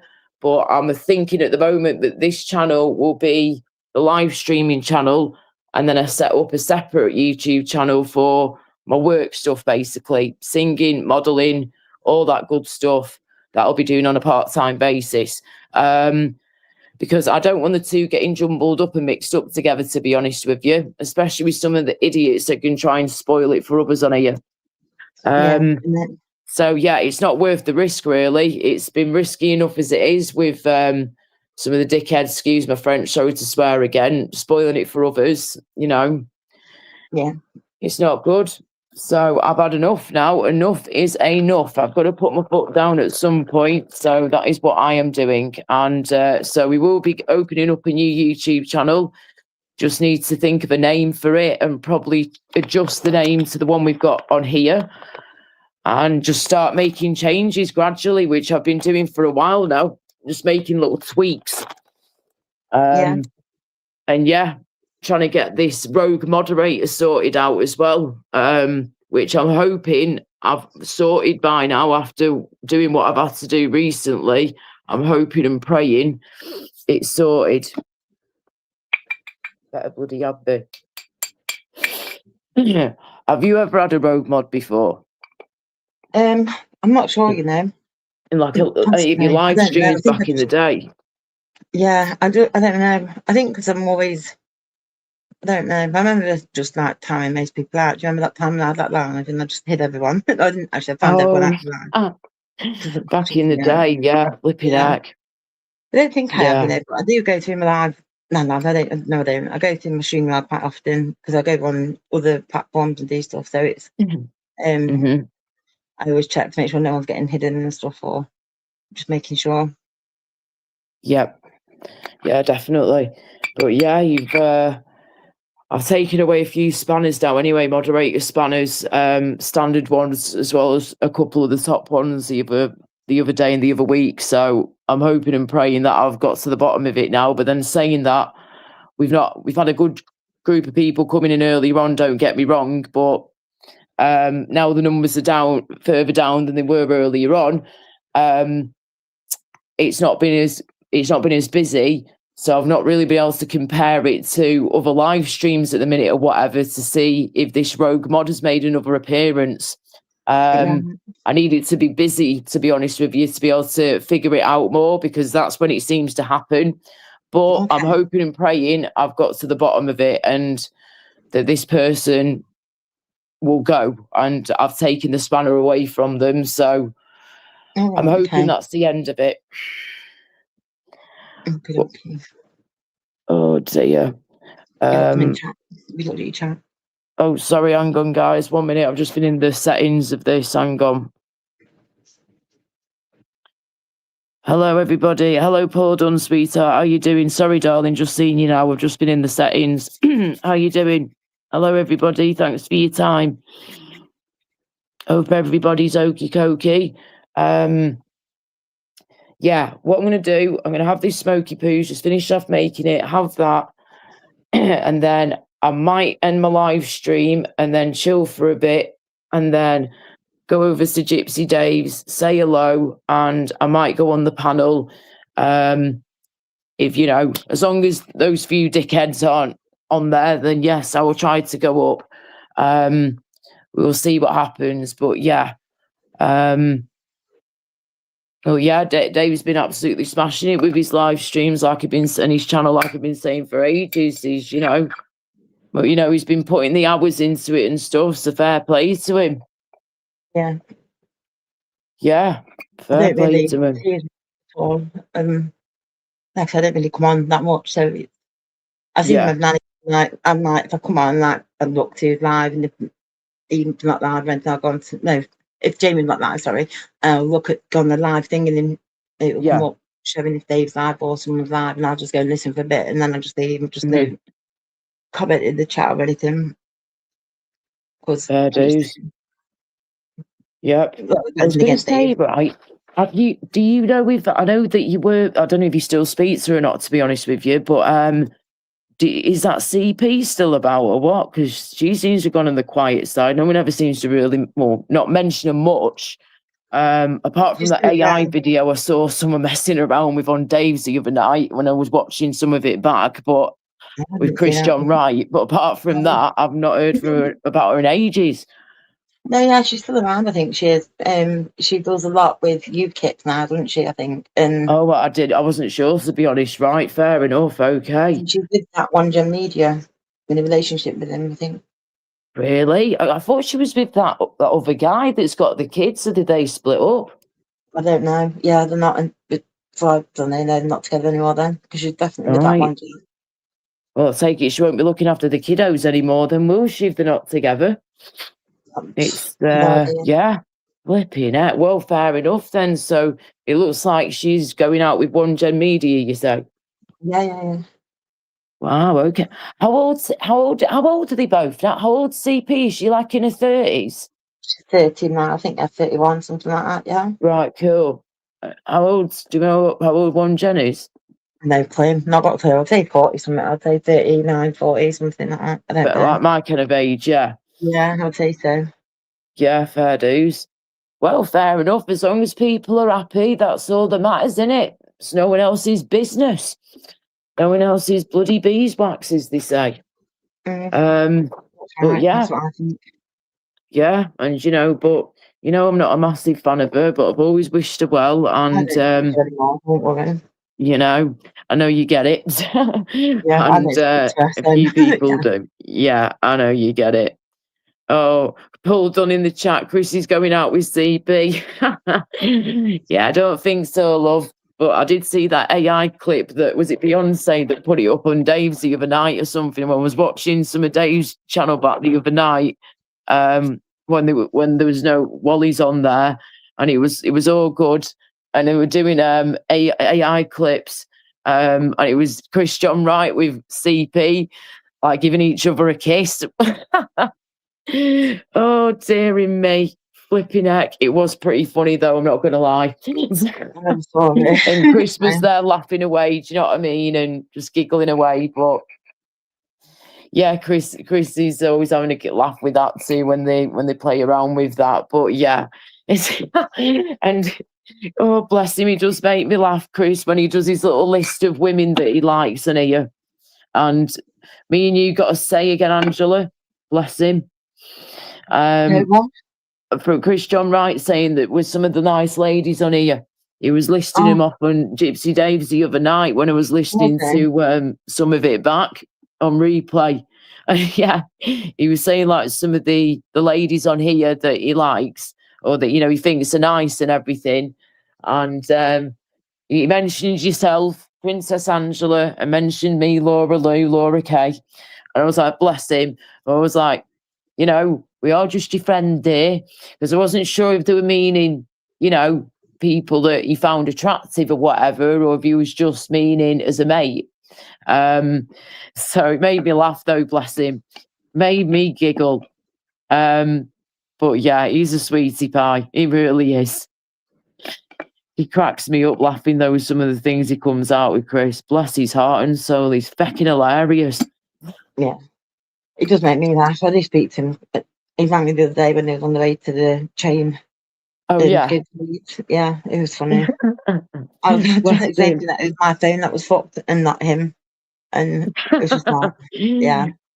Oh, did you hear about his experience in the cannabis cafe after he'd had a few beers? Oh, what's he like? Yeah.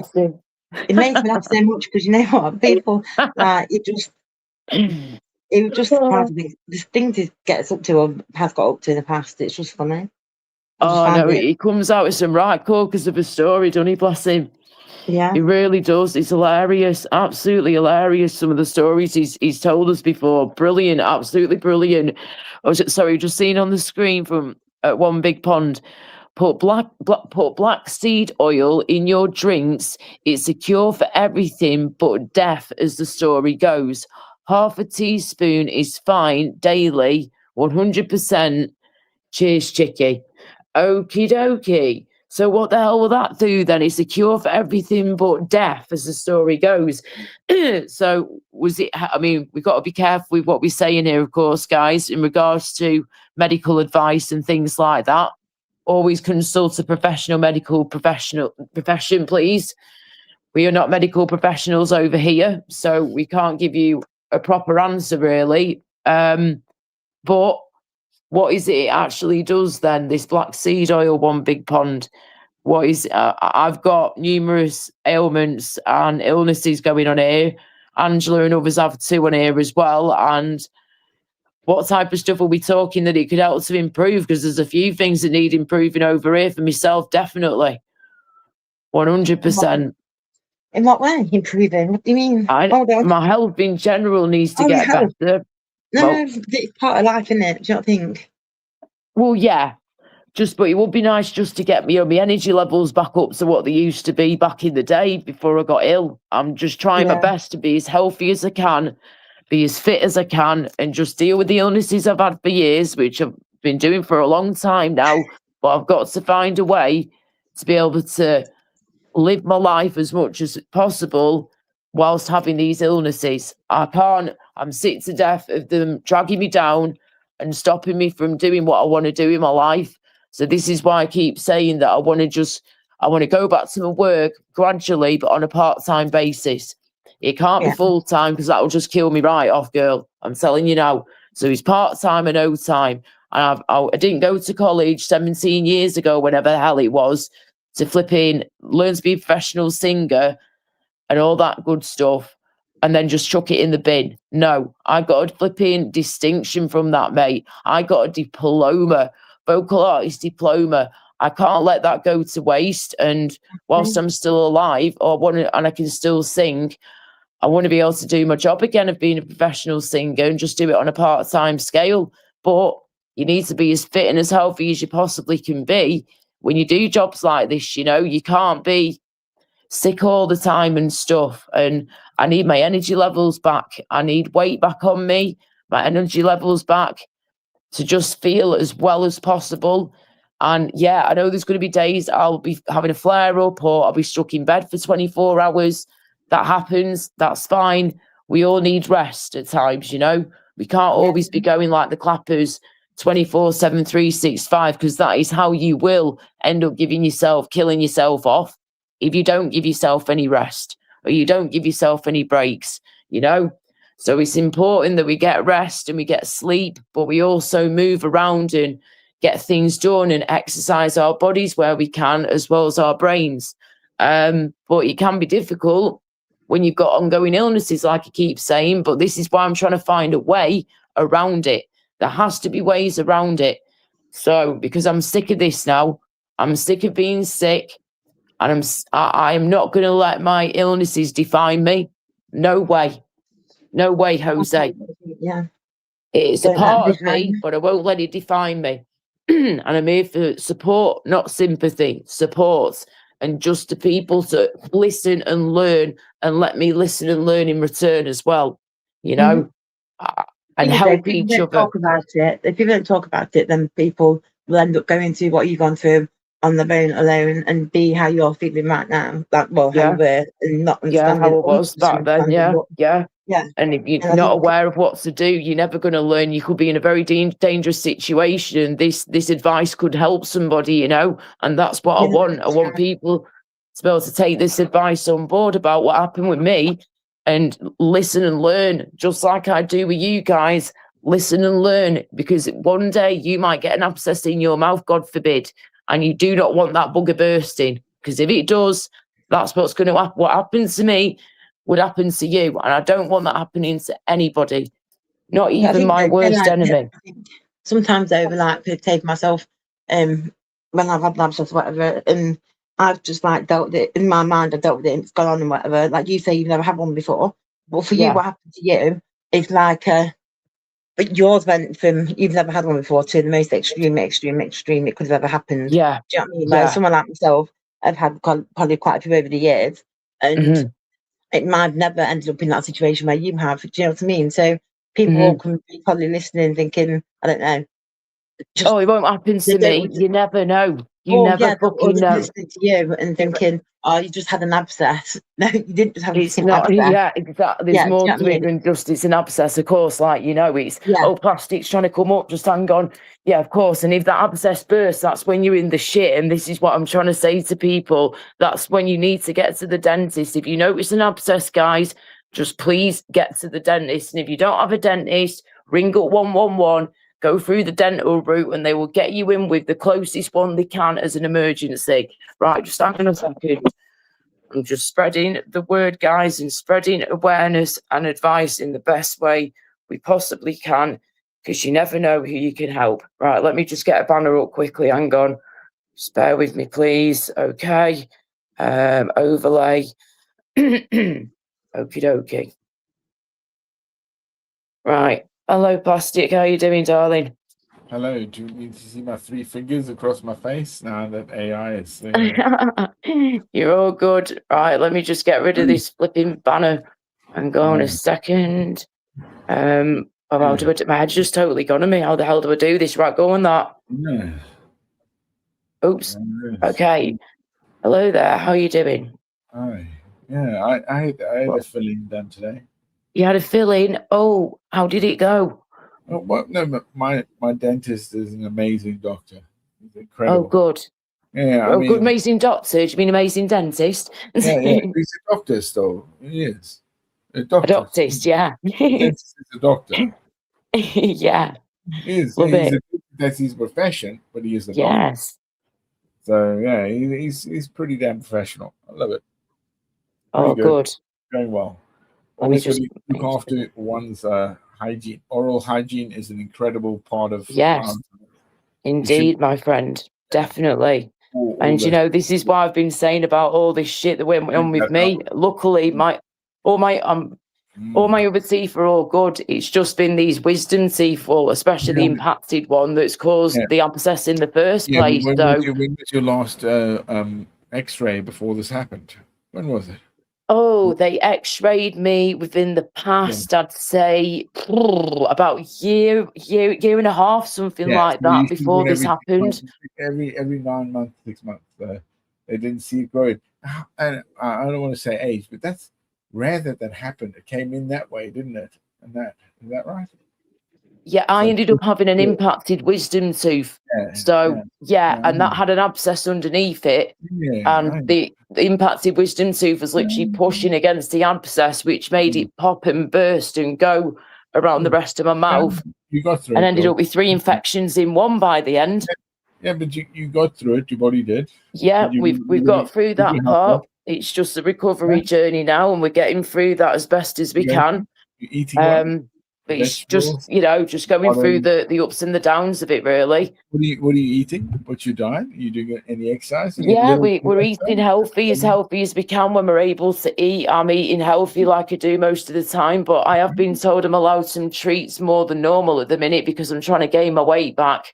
So I've spoken to the dietitian. I've got some supplement drinks, just a couple of small ones that I have a day, and then I've got my healthy meals that I have on top, healthy snacks, and then my ice cream is my treat at the minute to help me gain some more weight, hopefully. And it's a nice, cooling, soft treat for my mouth because I can't eat tough foods at the minute or hard foods. Why? I can only eat the softish food at the minute. Why?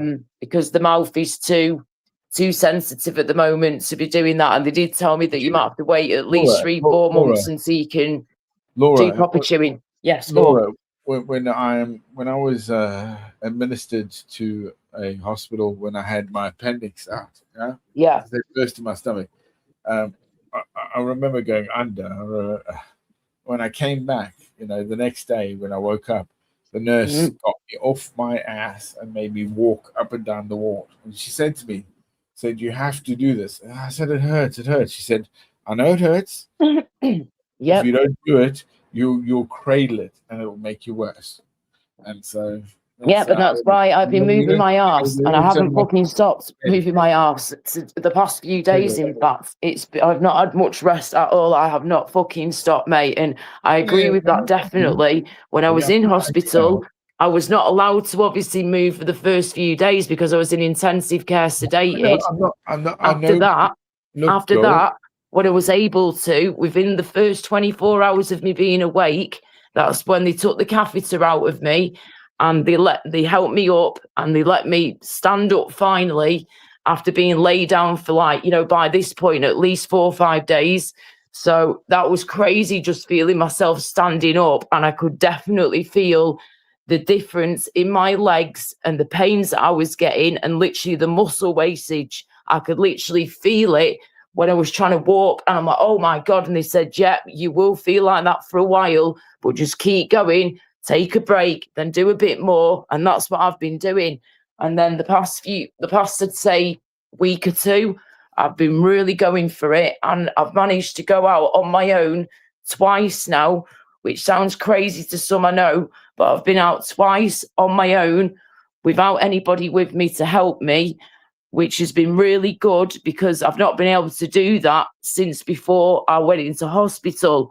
So the last time I was on my own anywhere was like just over 2 months ago, which is crazy. So I've always have to have somebody with me normally because of how I'm recovering and how my brain's been at times hasn't been great. So I've had to make sure that I've had someone always by my side up until the past week or so. Your brain is great. You don't have to have this. You're afraid of what you already know. No, I'm not. This is the thing. I'm getting up and I'm doing stuff. I'm moving around. I'm not afraid. I'm dealing with the fear of what I've gone through and I'm moving forwards. I'm getting up. I'm moving around. I'm helping my nephews. I'm looking after my nephews. I'm not using my walking stick anymore. I had to use that for a few weeks on and off, but I stopped using that the other week. Do you know what I mean? So I am pushing myself. I haven't stopped. My mum and dad are telling me, Laura, you've done a lot now. We've had family over the other day and it's been very full on. You haven't stopped moving around apart from a few minutes here and a few minutes there. And I can now feel it in my body. Areas are starting to hurt and flare up. And I know why, because I haven't fucking stopped. So I see what you mean, mate, always. But I have been moving around. If anything, I've done way too much moving around, especially the past week or so. And when I was in that hospital bed and they got me out of intensive care and I had a little walk around then, they would barely let me move. They were like, no, sit on the wheelchair and we will take you where you want to go to. I'm like, no, it's fine. I'll do it on my own. No, Laura, when you're in here, intensive care, you've got to do as you're told. So I had no choice. They let me do a few steps, rest of the time on a wheelchair. But then when I got taken up to the next floor at the top of the hospital to recover for a day or so, and then I was able to go home, they said I made sure that they could see that I was trying my dang best and that I could move around as much as possible. So that's what I did. And I showed them that I could walk to the toilet nearby and do that on my own. And then they said to me, right, we'll come with you. Can you walk over to the end of the hallway, turn left and go up a small flight of stairs and then walk back down? If you can do that, you can go home. I smashed it, mate. I went for it and they said, you're doing really well. They could see I was a bit dizzy and on like that. But, you know, I really did try and I felt fooped afterwards, but I did it. And I tried. I have not just been sat around like, oh, you know, everyone wait on my hand and foot. No, even though I should be stopping, I've been really, really pushing myself. Easy girl, man. You're still pushing yourself. I'm not trying to push you too. I'm just like, yeah. No, I know you're not, darling. I'm just making it clear to people, that I really am trying my hardest here. I really, really am. Yeah, you're fine. You lived. It's all good. You are. It's good. Relax. You know, it's But yeah, it's I think what's happened recently, dead quick, is that I have been a little bit re-triggered these past few days after some stuff that I've seen on YouTube lives, but also after getting more information from the doctors and understanding more of what it said in my discharge notes and my doctor's surgeon's notes from the hospital in Cornwall when this happened 7 weeks ago, whenever it was now. That is giving us more information that we've had to absorb into our brains the past few days. So that has been a bit more of a shock to the system, I'm not going to lie, because I thought I had just one infection to deal with, but I didn't. It was 3. And I've found out more since then, and that's kind of baffled my brain a bit, I'm not going to lie. So apologies again, guys. I'm a bit like this at the moment. I know Angela gets it and some others do, but not everybody does. But going back to what you were saying, Plastic, I'm glad to hear that you've got a good dentist and one that takes care of his patients and that you've got your filling done. That's really good. Nice one. Yeah, I'm not trying to take. I've always hated it. That's why it took me so long to do it. Many people can't stand it. It was horrible. So I had to go through that. Was it? If you don't mind me asking, Plastic, was it? Was you feeling like one of your molars, or was it one of your other teeth? Oh, it's molars. Yeah, all molars. Yeah. 7 of them now. It was horrible, but I mean, it wasn't bad, and he's a great doctor, so I appreciate that. And believe me, I've understood surgery in terms of the doctors that have cut me up in my time and said, "Oh yeah, you're alive, or you're a brave boy, aren't you?" It's the way it went. You, darling. Oh yeah, God, yeah. You know what I mean? And so it's cool. So I've lived through this. So and like you said, you have lived through that. Don't make it define you. You're better than. Oh no, I literally said that before. Do you know, with Angela? I think Angela's just got a call coming in, but I literally said that to Angela within the last 20-30 minutes. If that, no matter what, we can't let our illnesses define us or what we've gone through define us. It's a part of us, but we don't let it define us. And this is why I keep saying I can't wait to go back to doing my work, but just on a part-time basis. And because I can't keep this, to me isn't me living my life to the fullest. No way. I've suffered enough, like many people in this world do every day. And some people can't work at all because of their illnesses. But I'm determined to work at part-time. That'll do me fine working part-time. And I'm my own boss. And I've just got to be ready and confident enough to jump straight back into my work when I'm ready to. And I've literally just penciled in some work for 2 months' time, or just over 2 months' time. Some modelling work part-time again for just a couple of hours. So that gives me time to heal more from this, let the wound heal more, and just try and, get myself as well as I can, as soon as I can, and, get myself pampered and more weight on me. And hopefully within 2 months' time, I'll be all good to be able to do this little modelling job for a couple of hours, if that. So yeah, I can't wait to be doing that again, and that'll really help with my confidence, which will help with my other work, my singing and stuff. So yeah, it will just be like full circle, really. So bring it on, people, bring it on.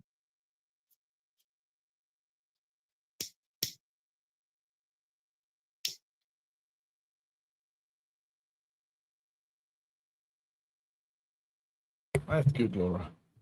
Good to hear you. Good, positive. I wasn't trying to, aim and behave yourself. Sorry, what? Could you not hear us?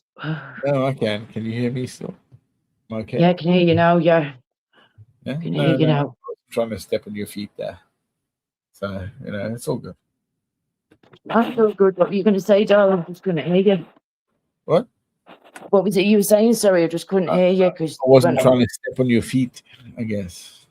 Or your toes, as I say. Step on your toes. Oh, no, you're fine, darling. You're fine. What were you going to say? I wasn't going to say anything on that. That's what I was saying. I'm not stepping on your toes. I'm letting my heart, like, Or are you Yeah. working towards, what you need? Yeah. Yeah. Oh, just, got to keep working towards what I want to do in my life, and that's what I'm doing. And without me even asking for this work, it just randomly appeared in my Well, inbox. yeah. Literally 2 weeks ago, if that. So that was really cool. It was like just what I needed at the time to keep me smiling, keep me going. And it feels nice when someone approaches you that wants to work with you, and you've worked with them before, and it's good when you get a rebooking, of course it is, when you get another booking from them in the future. And this will be I think it's the fourth time I've worked with this guy now. So yeah, I know who he is. He's a very good photographer, and he's got an amazing portfolio. So yeah, I'm looking forward to working with him, and he's the one that I've basically penciled in for 2 months' time. So I've given myself like 8.5 weeks, something like that, to get myself as recovered and as healed and as strong as possible within 8 weeks, plus gain weight on top as well. So we're doing what we can. How much do you weigh anyway? Going. Kilograms wise, you're tiny, aren't you? This is me at the minute. I do need to put the weight back on, remember, but I'm currently weighing at the moment like 8 stone or just less than 8, between 8 stone and just under. But I need to get back to between 9.25 and 9.5 stone. So I've got over a stone to still gain here. Say about 1.5 stone we need to gain. Just what you can see from on here. Let me. We don't have to see that, darling. It's fine. You don't have to show it. I need to show you about how tiny I am. Like, this is stupid, yeah. Hang on, let me just get me on here. Okay. All right. That is ridiculous. Got my brown crop top on, but yeah, this is tiny at the minute. Really tiny. You could I could snap me in two at the minute. I'm that small. It's ridiculous. And down here I am. You're not bad. You don't have issues. No, you're not too skinny. You're not ribbing. So you're fine. Dude, you could play the xylophone at the minute on, the rib cage. So when you can see the rib cage coming through that and the spine more, that's when you know that you're underweight, definitely. But there you go. It is what it is, yo. For my frame and my body size, I definitely need more weight on me. How tall are you? I'm now 5'2". I've gone smaller in height as well recently in the past few months. What that is does anyone? We all shrink as we get older. Yeah, we all know that. But it's a bit crazy when you've lost over the space of 11 years. I've lost 3.5 inches in height. I used to be 5'5.5" within the last 10-11 years. And since I hit my 30s, I started to gradually shrink. I lost a lot of height.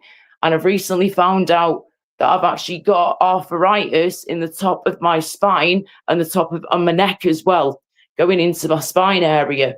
So that's another symptom of arthritis in the neck and the top of the spine when you're losing height over time quite a lot.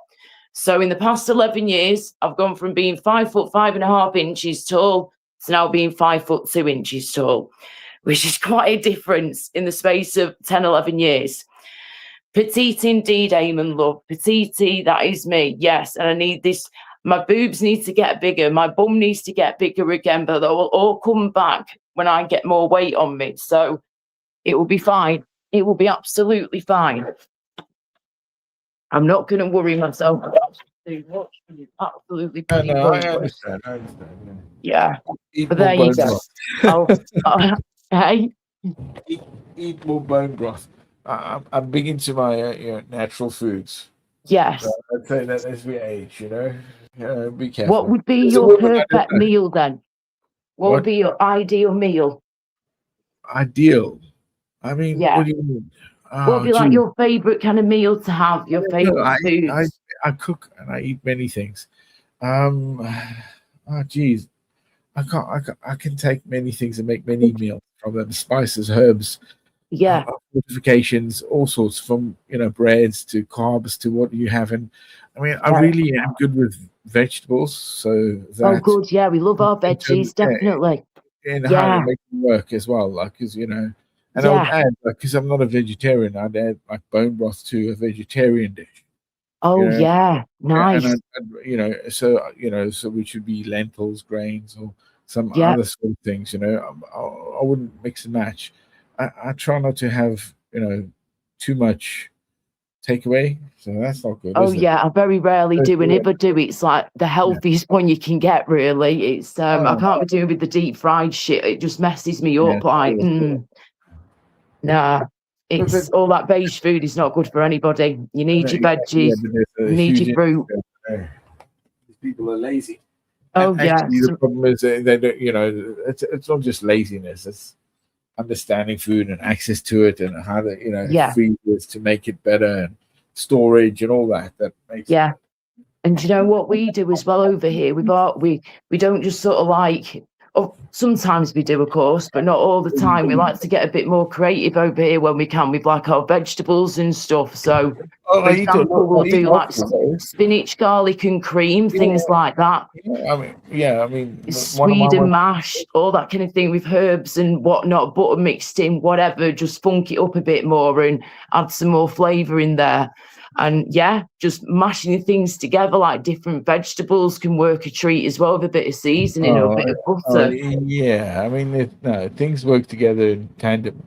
It's also actually the way that food works in your digestive tract. The best is the way that I would always say that it's double fermented, or it's sort of cured before. So it's right. Right. So I've been looking at a Mediterranean diet. I'm trying to get into more Mediterranean, because we do have some Mediterranean style foods here anyway. But I've been really looking into a good Mediterranean diet that's good for like me inside out, but also good for like my IBS and things like that. So yeah, I just want to find something that's going to taste good, be healthy, but also I need to be getting the weight back on me. The IBS with you, like I don't. I've understood a few people that have had it, and they've had lots of gut taken out. Yeah. Oh yeah, if they've had it real bad. Yeah. Yeah, really bad. Yeah. A few people I know, like at least 3 or 4. They're mostly alive, but the way they have to eat they might have a colostomy bag thingy going on, or whatever they call them. I've literally been looking at a girl recently who's got one. Yeah. I don't know. But nevertheless, for me, I've always looked at the way you reculture your gut. So, growing up in Africa, to where my family was cooking food, to where I had, I guess, Portuguese friends, and I had like the spiciest food of my life. And I remember waking up as a kid and throwing up on my bunk bed under my brothers, and that's, I think, where I think my culture, my food culture started, because then I started eating everything. I didn't care, and I got appendicitis through that. I think in Botswana, because I had, I guess it was sugar cane, and instead of just chewing the sugar cane, I must have got some fibers through into my gut, and they went into my appendix. So I must die through that. Bloody hell! Yeah, I remember you mentioning that to me the other week about your appendix thing. Yeah, it was crazy. Yeah. That's one of my death sentences, if we will. It was really hard. That was one of the close calls, basically. Yeah. Bless you, mate. I'm so glad you got through that. Oh yeah, absolutely. Yeah, well. Yeah. Anyway, it was one then. Thinking about food, and I've always been into food and more. Yeah. Food. And when I had like a problem with my dermis, so there was a time where my skin, and I was like, "Oh, hang on, what's going on here?" And I went to doctors, and I didn't know what was going on. And I read something, and it was about my gut, and I recultured myself with kimchi, and I did a reculture with my gut, and since that was cleared up, and then I've gone always forward from that to understand food and to eat more, because of like there's a thing I never even knew that it's called something bread in the Holy Bible, when some prophet wasn't allowed to eat anything, but an angel came to him and told him, "This is what you make," and it's called something bread. and it has all the amino acids inbred to build you, to keep you alive, sustain you. Wow. And again, that's why it's like, nurturing your body, your mind, and your soul. All easy things. Yep, I drink loads of water too. Lots of Slow and water. steady. Slow and steady. Yeah, not just go. I drink loads of water too, man. Well, try to. I drink beer and wine. No alcohol for me. No alcohol for me at all. Alcohol-free zone over here. And I just have my smoky poos. Too much of an asshole on meds from the doctor. I feel my alcohol, and I like my old speckled hat. So it's English. Yay. Oh, Eamon, nice. That sounds awesome. Eamon's saying in the chat, I'm a half decent cook. I studied in College of Business Studies in my youth, chef, but butcher by trade, learned all my knife skills. I'll do you an Irish stew, Laura. Nice. Wow. Nice one, Eamon. Yeah. Wow, yeah, go on, cool. African. What were you showing us? Sorry, love plastic. I wasn't showing you anything. But wow, on the knife front, yeah. And butchering, bro. Butchering is like a skill. Oh, That's yeah. Not anyone can be a butcher. You got to have some skills to do that shit. Oh, definitely.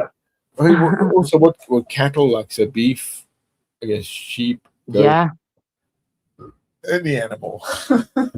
Yeah, pretty much. Yeah, almost the same, eh? You know what I mean?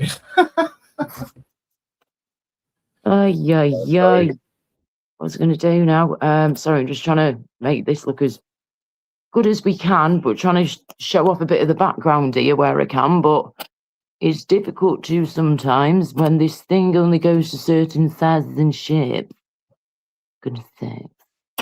Yeah, I was going to say, do we know if Gypsy Dave's still alive, please? I'm assuming he is. He started, has he? I'll get out of here soon, don't worry.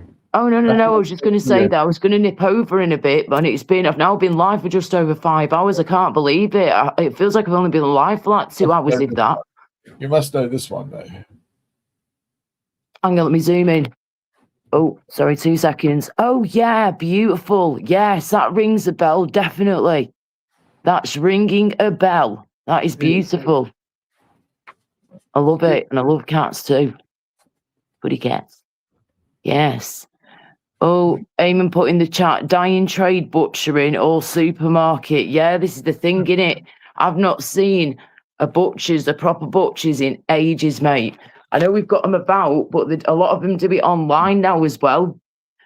They do it on, which fair play to them. It's, a way a lot of businesses nowadays, isn't it, with the online services and all that jazz and deliveries. Dead quick. But yeah, it's a shame though, because at the same time, butchers, they are important. In the village back in the day, growing up in where I used to live, beautiful little village that had literally a butchers, a bakers, and pretty much a candlestick makers. And then we ended up with like a funeral directors as well there instead. But then before you know it, the little village store's been shut down, the butchers has gone, the florist has gone as well, and it's just such a shame. It really is. I miss all that stuff. And even if you're a flipping vegetarian, it just doesn't feel right not having a butcher's around like we used to back in the day. But hey ho, there you go, guys. It's one of those things, isn't it? It's a shame. Okay, my numbers have just dropped even more, so I take it that Gypsy Dave is either still live or somebody else has gone live as well. I don't know what to do. I'm going to go over and say hello. I do need to get some food though, because I've barely eaten all day. I've not been able to eat much today. I've literally had a bit of fruit and lots of water, and that has been it. But I have got food to have. I just need to plate it up and heat it up when I'm ready for it. So yeah, at some point I need to do that. Laura, there's 10 Turkish barbers in a 1 mile radius in our town. Flipping Nora.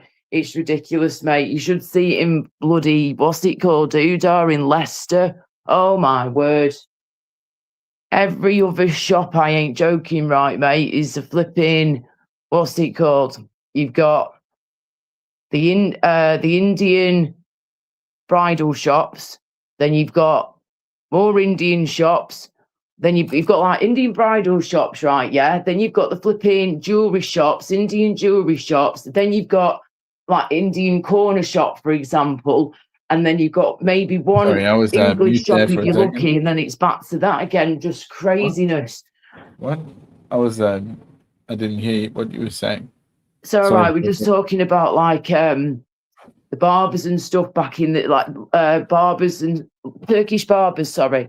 And just saying about how many English shops have just disappeared now when we've got, you know, other ones that have been taken over for quite some time. And I was just saying in Leicester, not far from where I am, in the Leicester area, it's literally every other shop is Indian jewelry shop, Indian wedding shop, Indian sari shop, Indian corner shop or supermarket. Do you know what I mean? And then you might get one or two English shops mixed in there somewhere, but you can literally just drive down the roads for like, I'd say probably a good mile or so, and just literally have Indian shops everywhere you go. This is in Leicester, or a big part of Leicester. And it's crazy. And it just the amount of shops that are there anyway, the sheer volume of them is insane. But when they're selling all similar things as well, and they're so close to each other, bonkers, mate. Who the hell's buying them? What the hell's going on? But the amount of Indian people that live there now is on another scale, yes. And most of the people that live in Leicester now, I'd say, HMRC you know, failed its audit for the like 24th year in a row. HMRC. So it dictates what's really going on within our councils. You know, everything around our country. And when I say, people say, oh, plastic here. No, I'm a British subject. I was born in this country. Yes, you were, darling. Yes, you were. The amount of people I've had to correct recently with that one, you know, mate, about, he's not born over here. Yes, he bloody was. Plastic African was born over here in the UK on Great British soil, I'll have you know. Thank you very much. Get your facts right, dickheads. Yeah, I'm proper one of those, like Space Child. Get out to Africa, go. Like the rugby one. It's like, hey, this one. You know? Yeah. Oh, I know it's cool, man. I think that it may be who I am, especially, you know, because, again, my unit with the Prince of Wales division was fantastic. Yeah. So, So, wow. and I understand these things, like, beyond. So it's cool. I'm not trying to push you down. Anyone. I do believe in this country. I'm not a black pill all the time, but I need to, you know, I think we have to actually draw a line in the sand very soon to say this is what we are about as a country and as a kingdom, a realm, to what we stand for. Keep fighting and don't give up. And back in the day, they used to hang and quarter people for their crimes, right? They used to do it violently because of they couldn't have this sort of you know, enterprise where they found you 100% correct. If you understand what I mean. These days it's easier said and done in stone. And now we have things that we are having to sort of rehabilitate people that shouldn't be here. We're paying money for people that have come to this nation and all over Europe. And now we have to rehabilitate? What? What's going on? It's messed up, isn't it, right?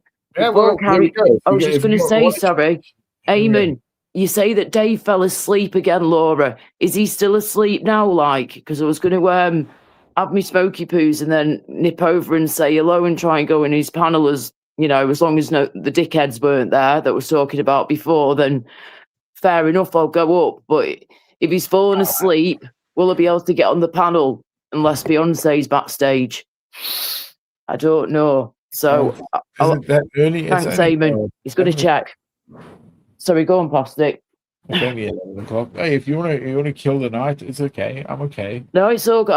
I'm just finished off my smoke anyway. I've just lit my smoky poos up, so I'll have that and chill with you guys for a bit longer. I just can't believe I've been here for nearly over 5 hours now. That is just absolutely well and truly flown by. But yeah, my numbers have dropped right down now, so I'm assuming that Dave's panel's either and chat's probably super busy, or somebody else has gone live as well as Dave. That's normally what happens, which is absolutely fine because, like I say, quality over quantity. Good. Thank you, Eamon. What was that? Sorry, Plastic Love.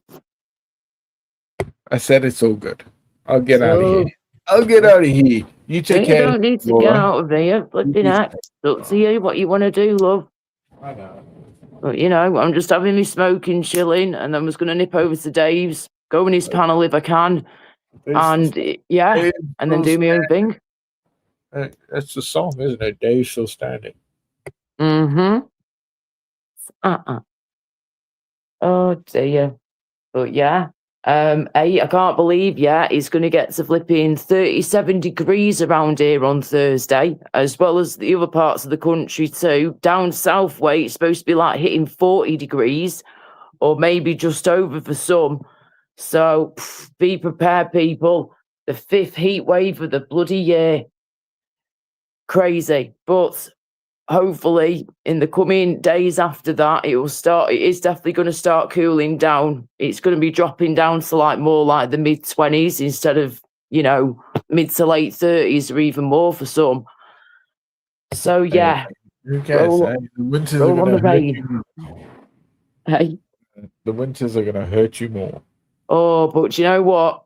I think I'd rather get myself all cozy with a big thick blanket and not even need the heating on, just, you know, put a couple of layers on and a blanket. That's fine with me.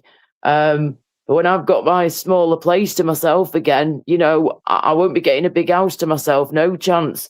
So, you know, I will be able to keep the heat in more and not have to worry about it as much, hopefully. But I would rather be cold than hot. You know what I mean? My body's acclimatized to quite a bit. So I'm good. Yeah. Fair dues, yeah. I like you when it gets cold. I love getting all bundled up and cozy me. I don't mind it at all. I can't be doing with being too hot and not being able to sleep and stuff. I know that I can definitely get myself warm enough in the winter to be able to fall asleep, and that's all that matters. And I don't need no heating on. I have fresh air coming through my windows me at all times, unless I've gone out of the house, of course. Shut windows and lock them always. But I always make sure I've got a bit of fresh air coming in when I'm sleeping during the night and stuff. It's good for you. Cool air is the best for you when you're sleeping, and hot, warm, stuffy air is the worst, and it's really bad for your health. So clean, cool, fresh air always, guys, for a good night's sleep. And just in general, it's healthier for you.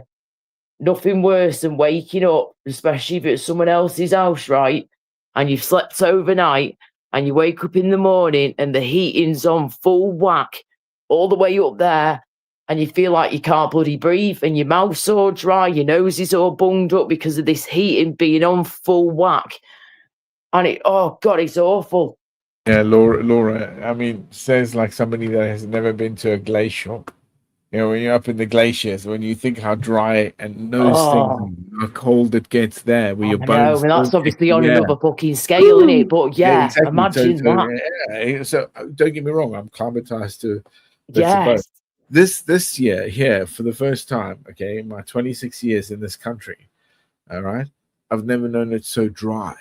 So it's the dryness that really is getting to me, not the heat. It's dry. You're correct. Exactly. And it's that dryness in the air. It's dry. It just sucks. You feel like you can't get a proper breath of fresh air. Sometimes it's that fucking dry. Yeah. And Eamon, thank you for that, love. Nice one. Dave is awake now, but Beyonce's gone back right. I know the cold dry, like proper cold dry. It's horrible. Same thing. But this, the first time, like any country I've ever been in, I felt that from glacial to almost desert dry.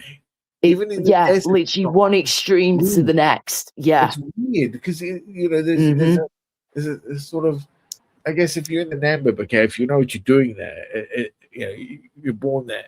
But in the mornings you have dew and a lot of dew, so you collect it. But also, it's like if you sleep out there. It's It's not like this. It sucks it, man. Ugh. It's mad, isn't it, mate? And the weather's just getting crazier as time goes on. But again, because we're on an island, the UK's like on an island, we get hit from all that different directions because of where we're based in the world on the planet, and all the different, what they call the jet streams or whatever, the high pressure, the low pressure. We get it all coming from all different directions from the different countries as well.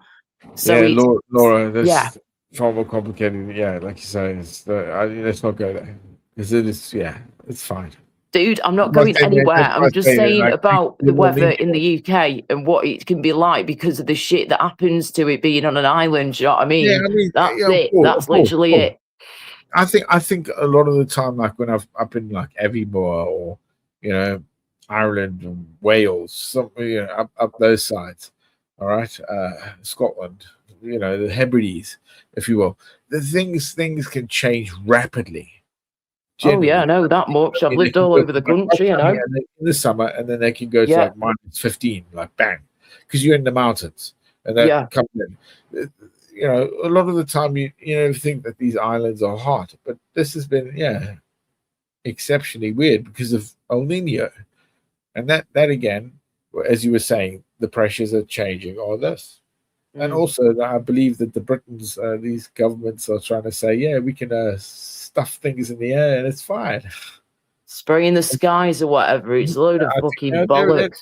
There's no accountability, and there's nowhere in any God's damn earth a control that they can tell us.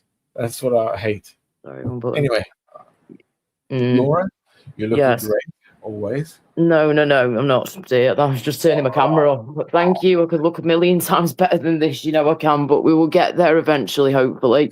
But yes, thank you for coming up. I am gonna probably say goodbye myself in a minute, and then I'll try and pop over to Dave's and see if he's still awake. Yeah, much love. All right, dude. Take care, mate. Speak to you again. But yes, thank you, Postic, for coming up as always. Yeah. Okay. I feel like I'm annoying myself now. I feel like I'm being really fucking annoying, and I'm really starting to annoy myself. So, yeah, I'm probably going to fook off in a minute, and then I need to eat as soon as I can. But I wanted to say hello to Dave, and go and say hello.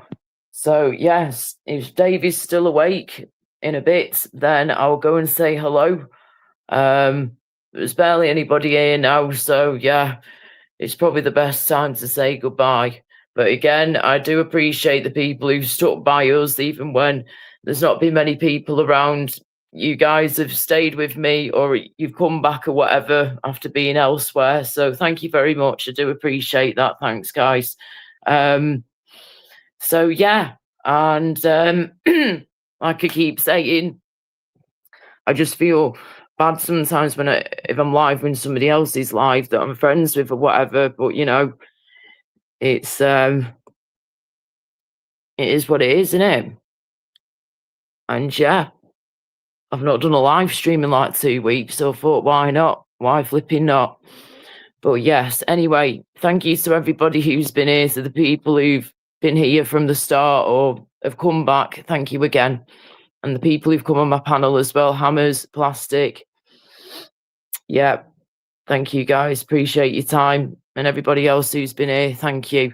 Sorry that my head is still getting to grips with everything. It's not even just that, it's other things that are going on in my life at the minute too, as I mentioned before, without going into any details on here.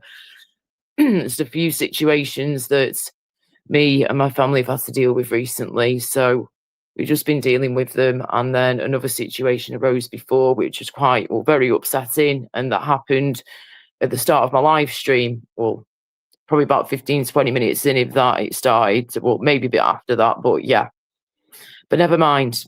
It will get dealt with like everything else in life, gets dealt with as best as possible at the time. And again, I apologise. I'm sorry if my head's still not 100% there yet with everything that's happened these past couple of months, if that.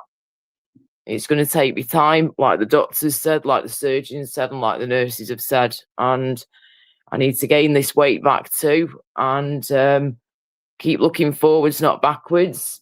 And again, I'm here for to help people where I can.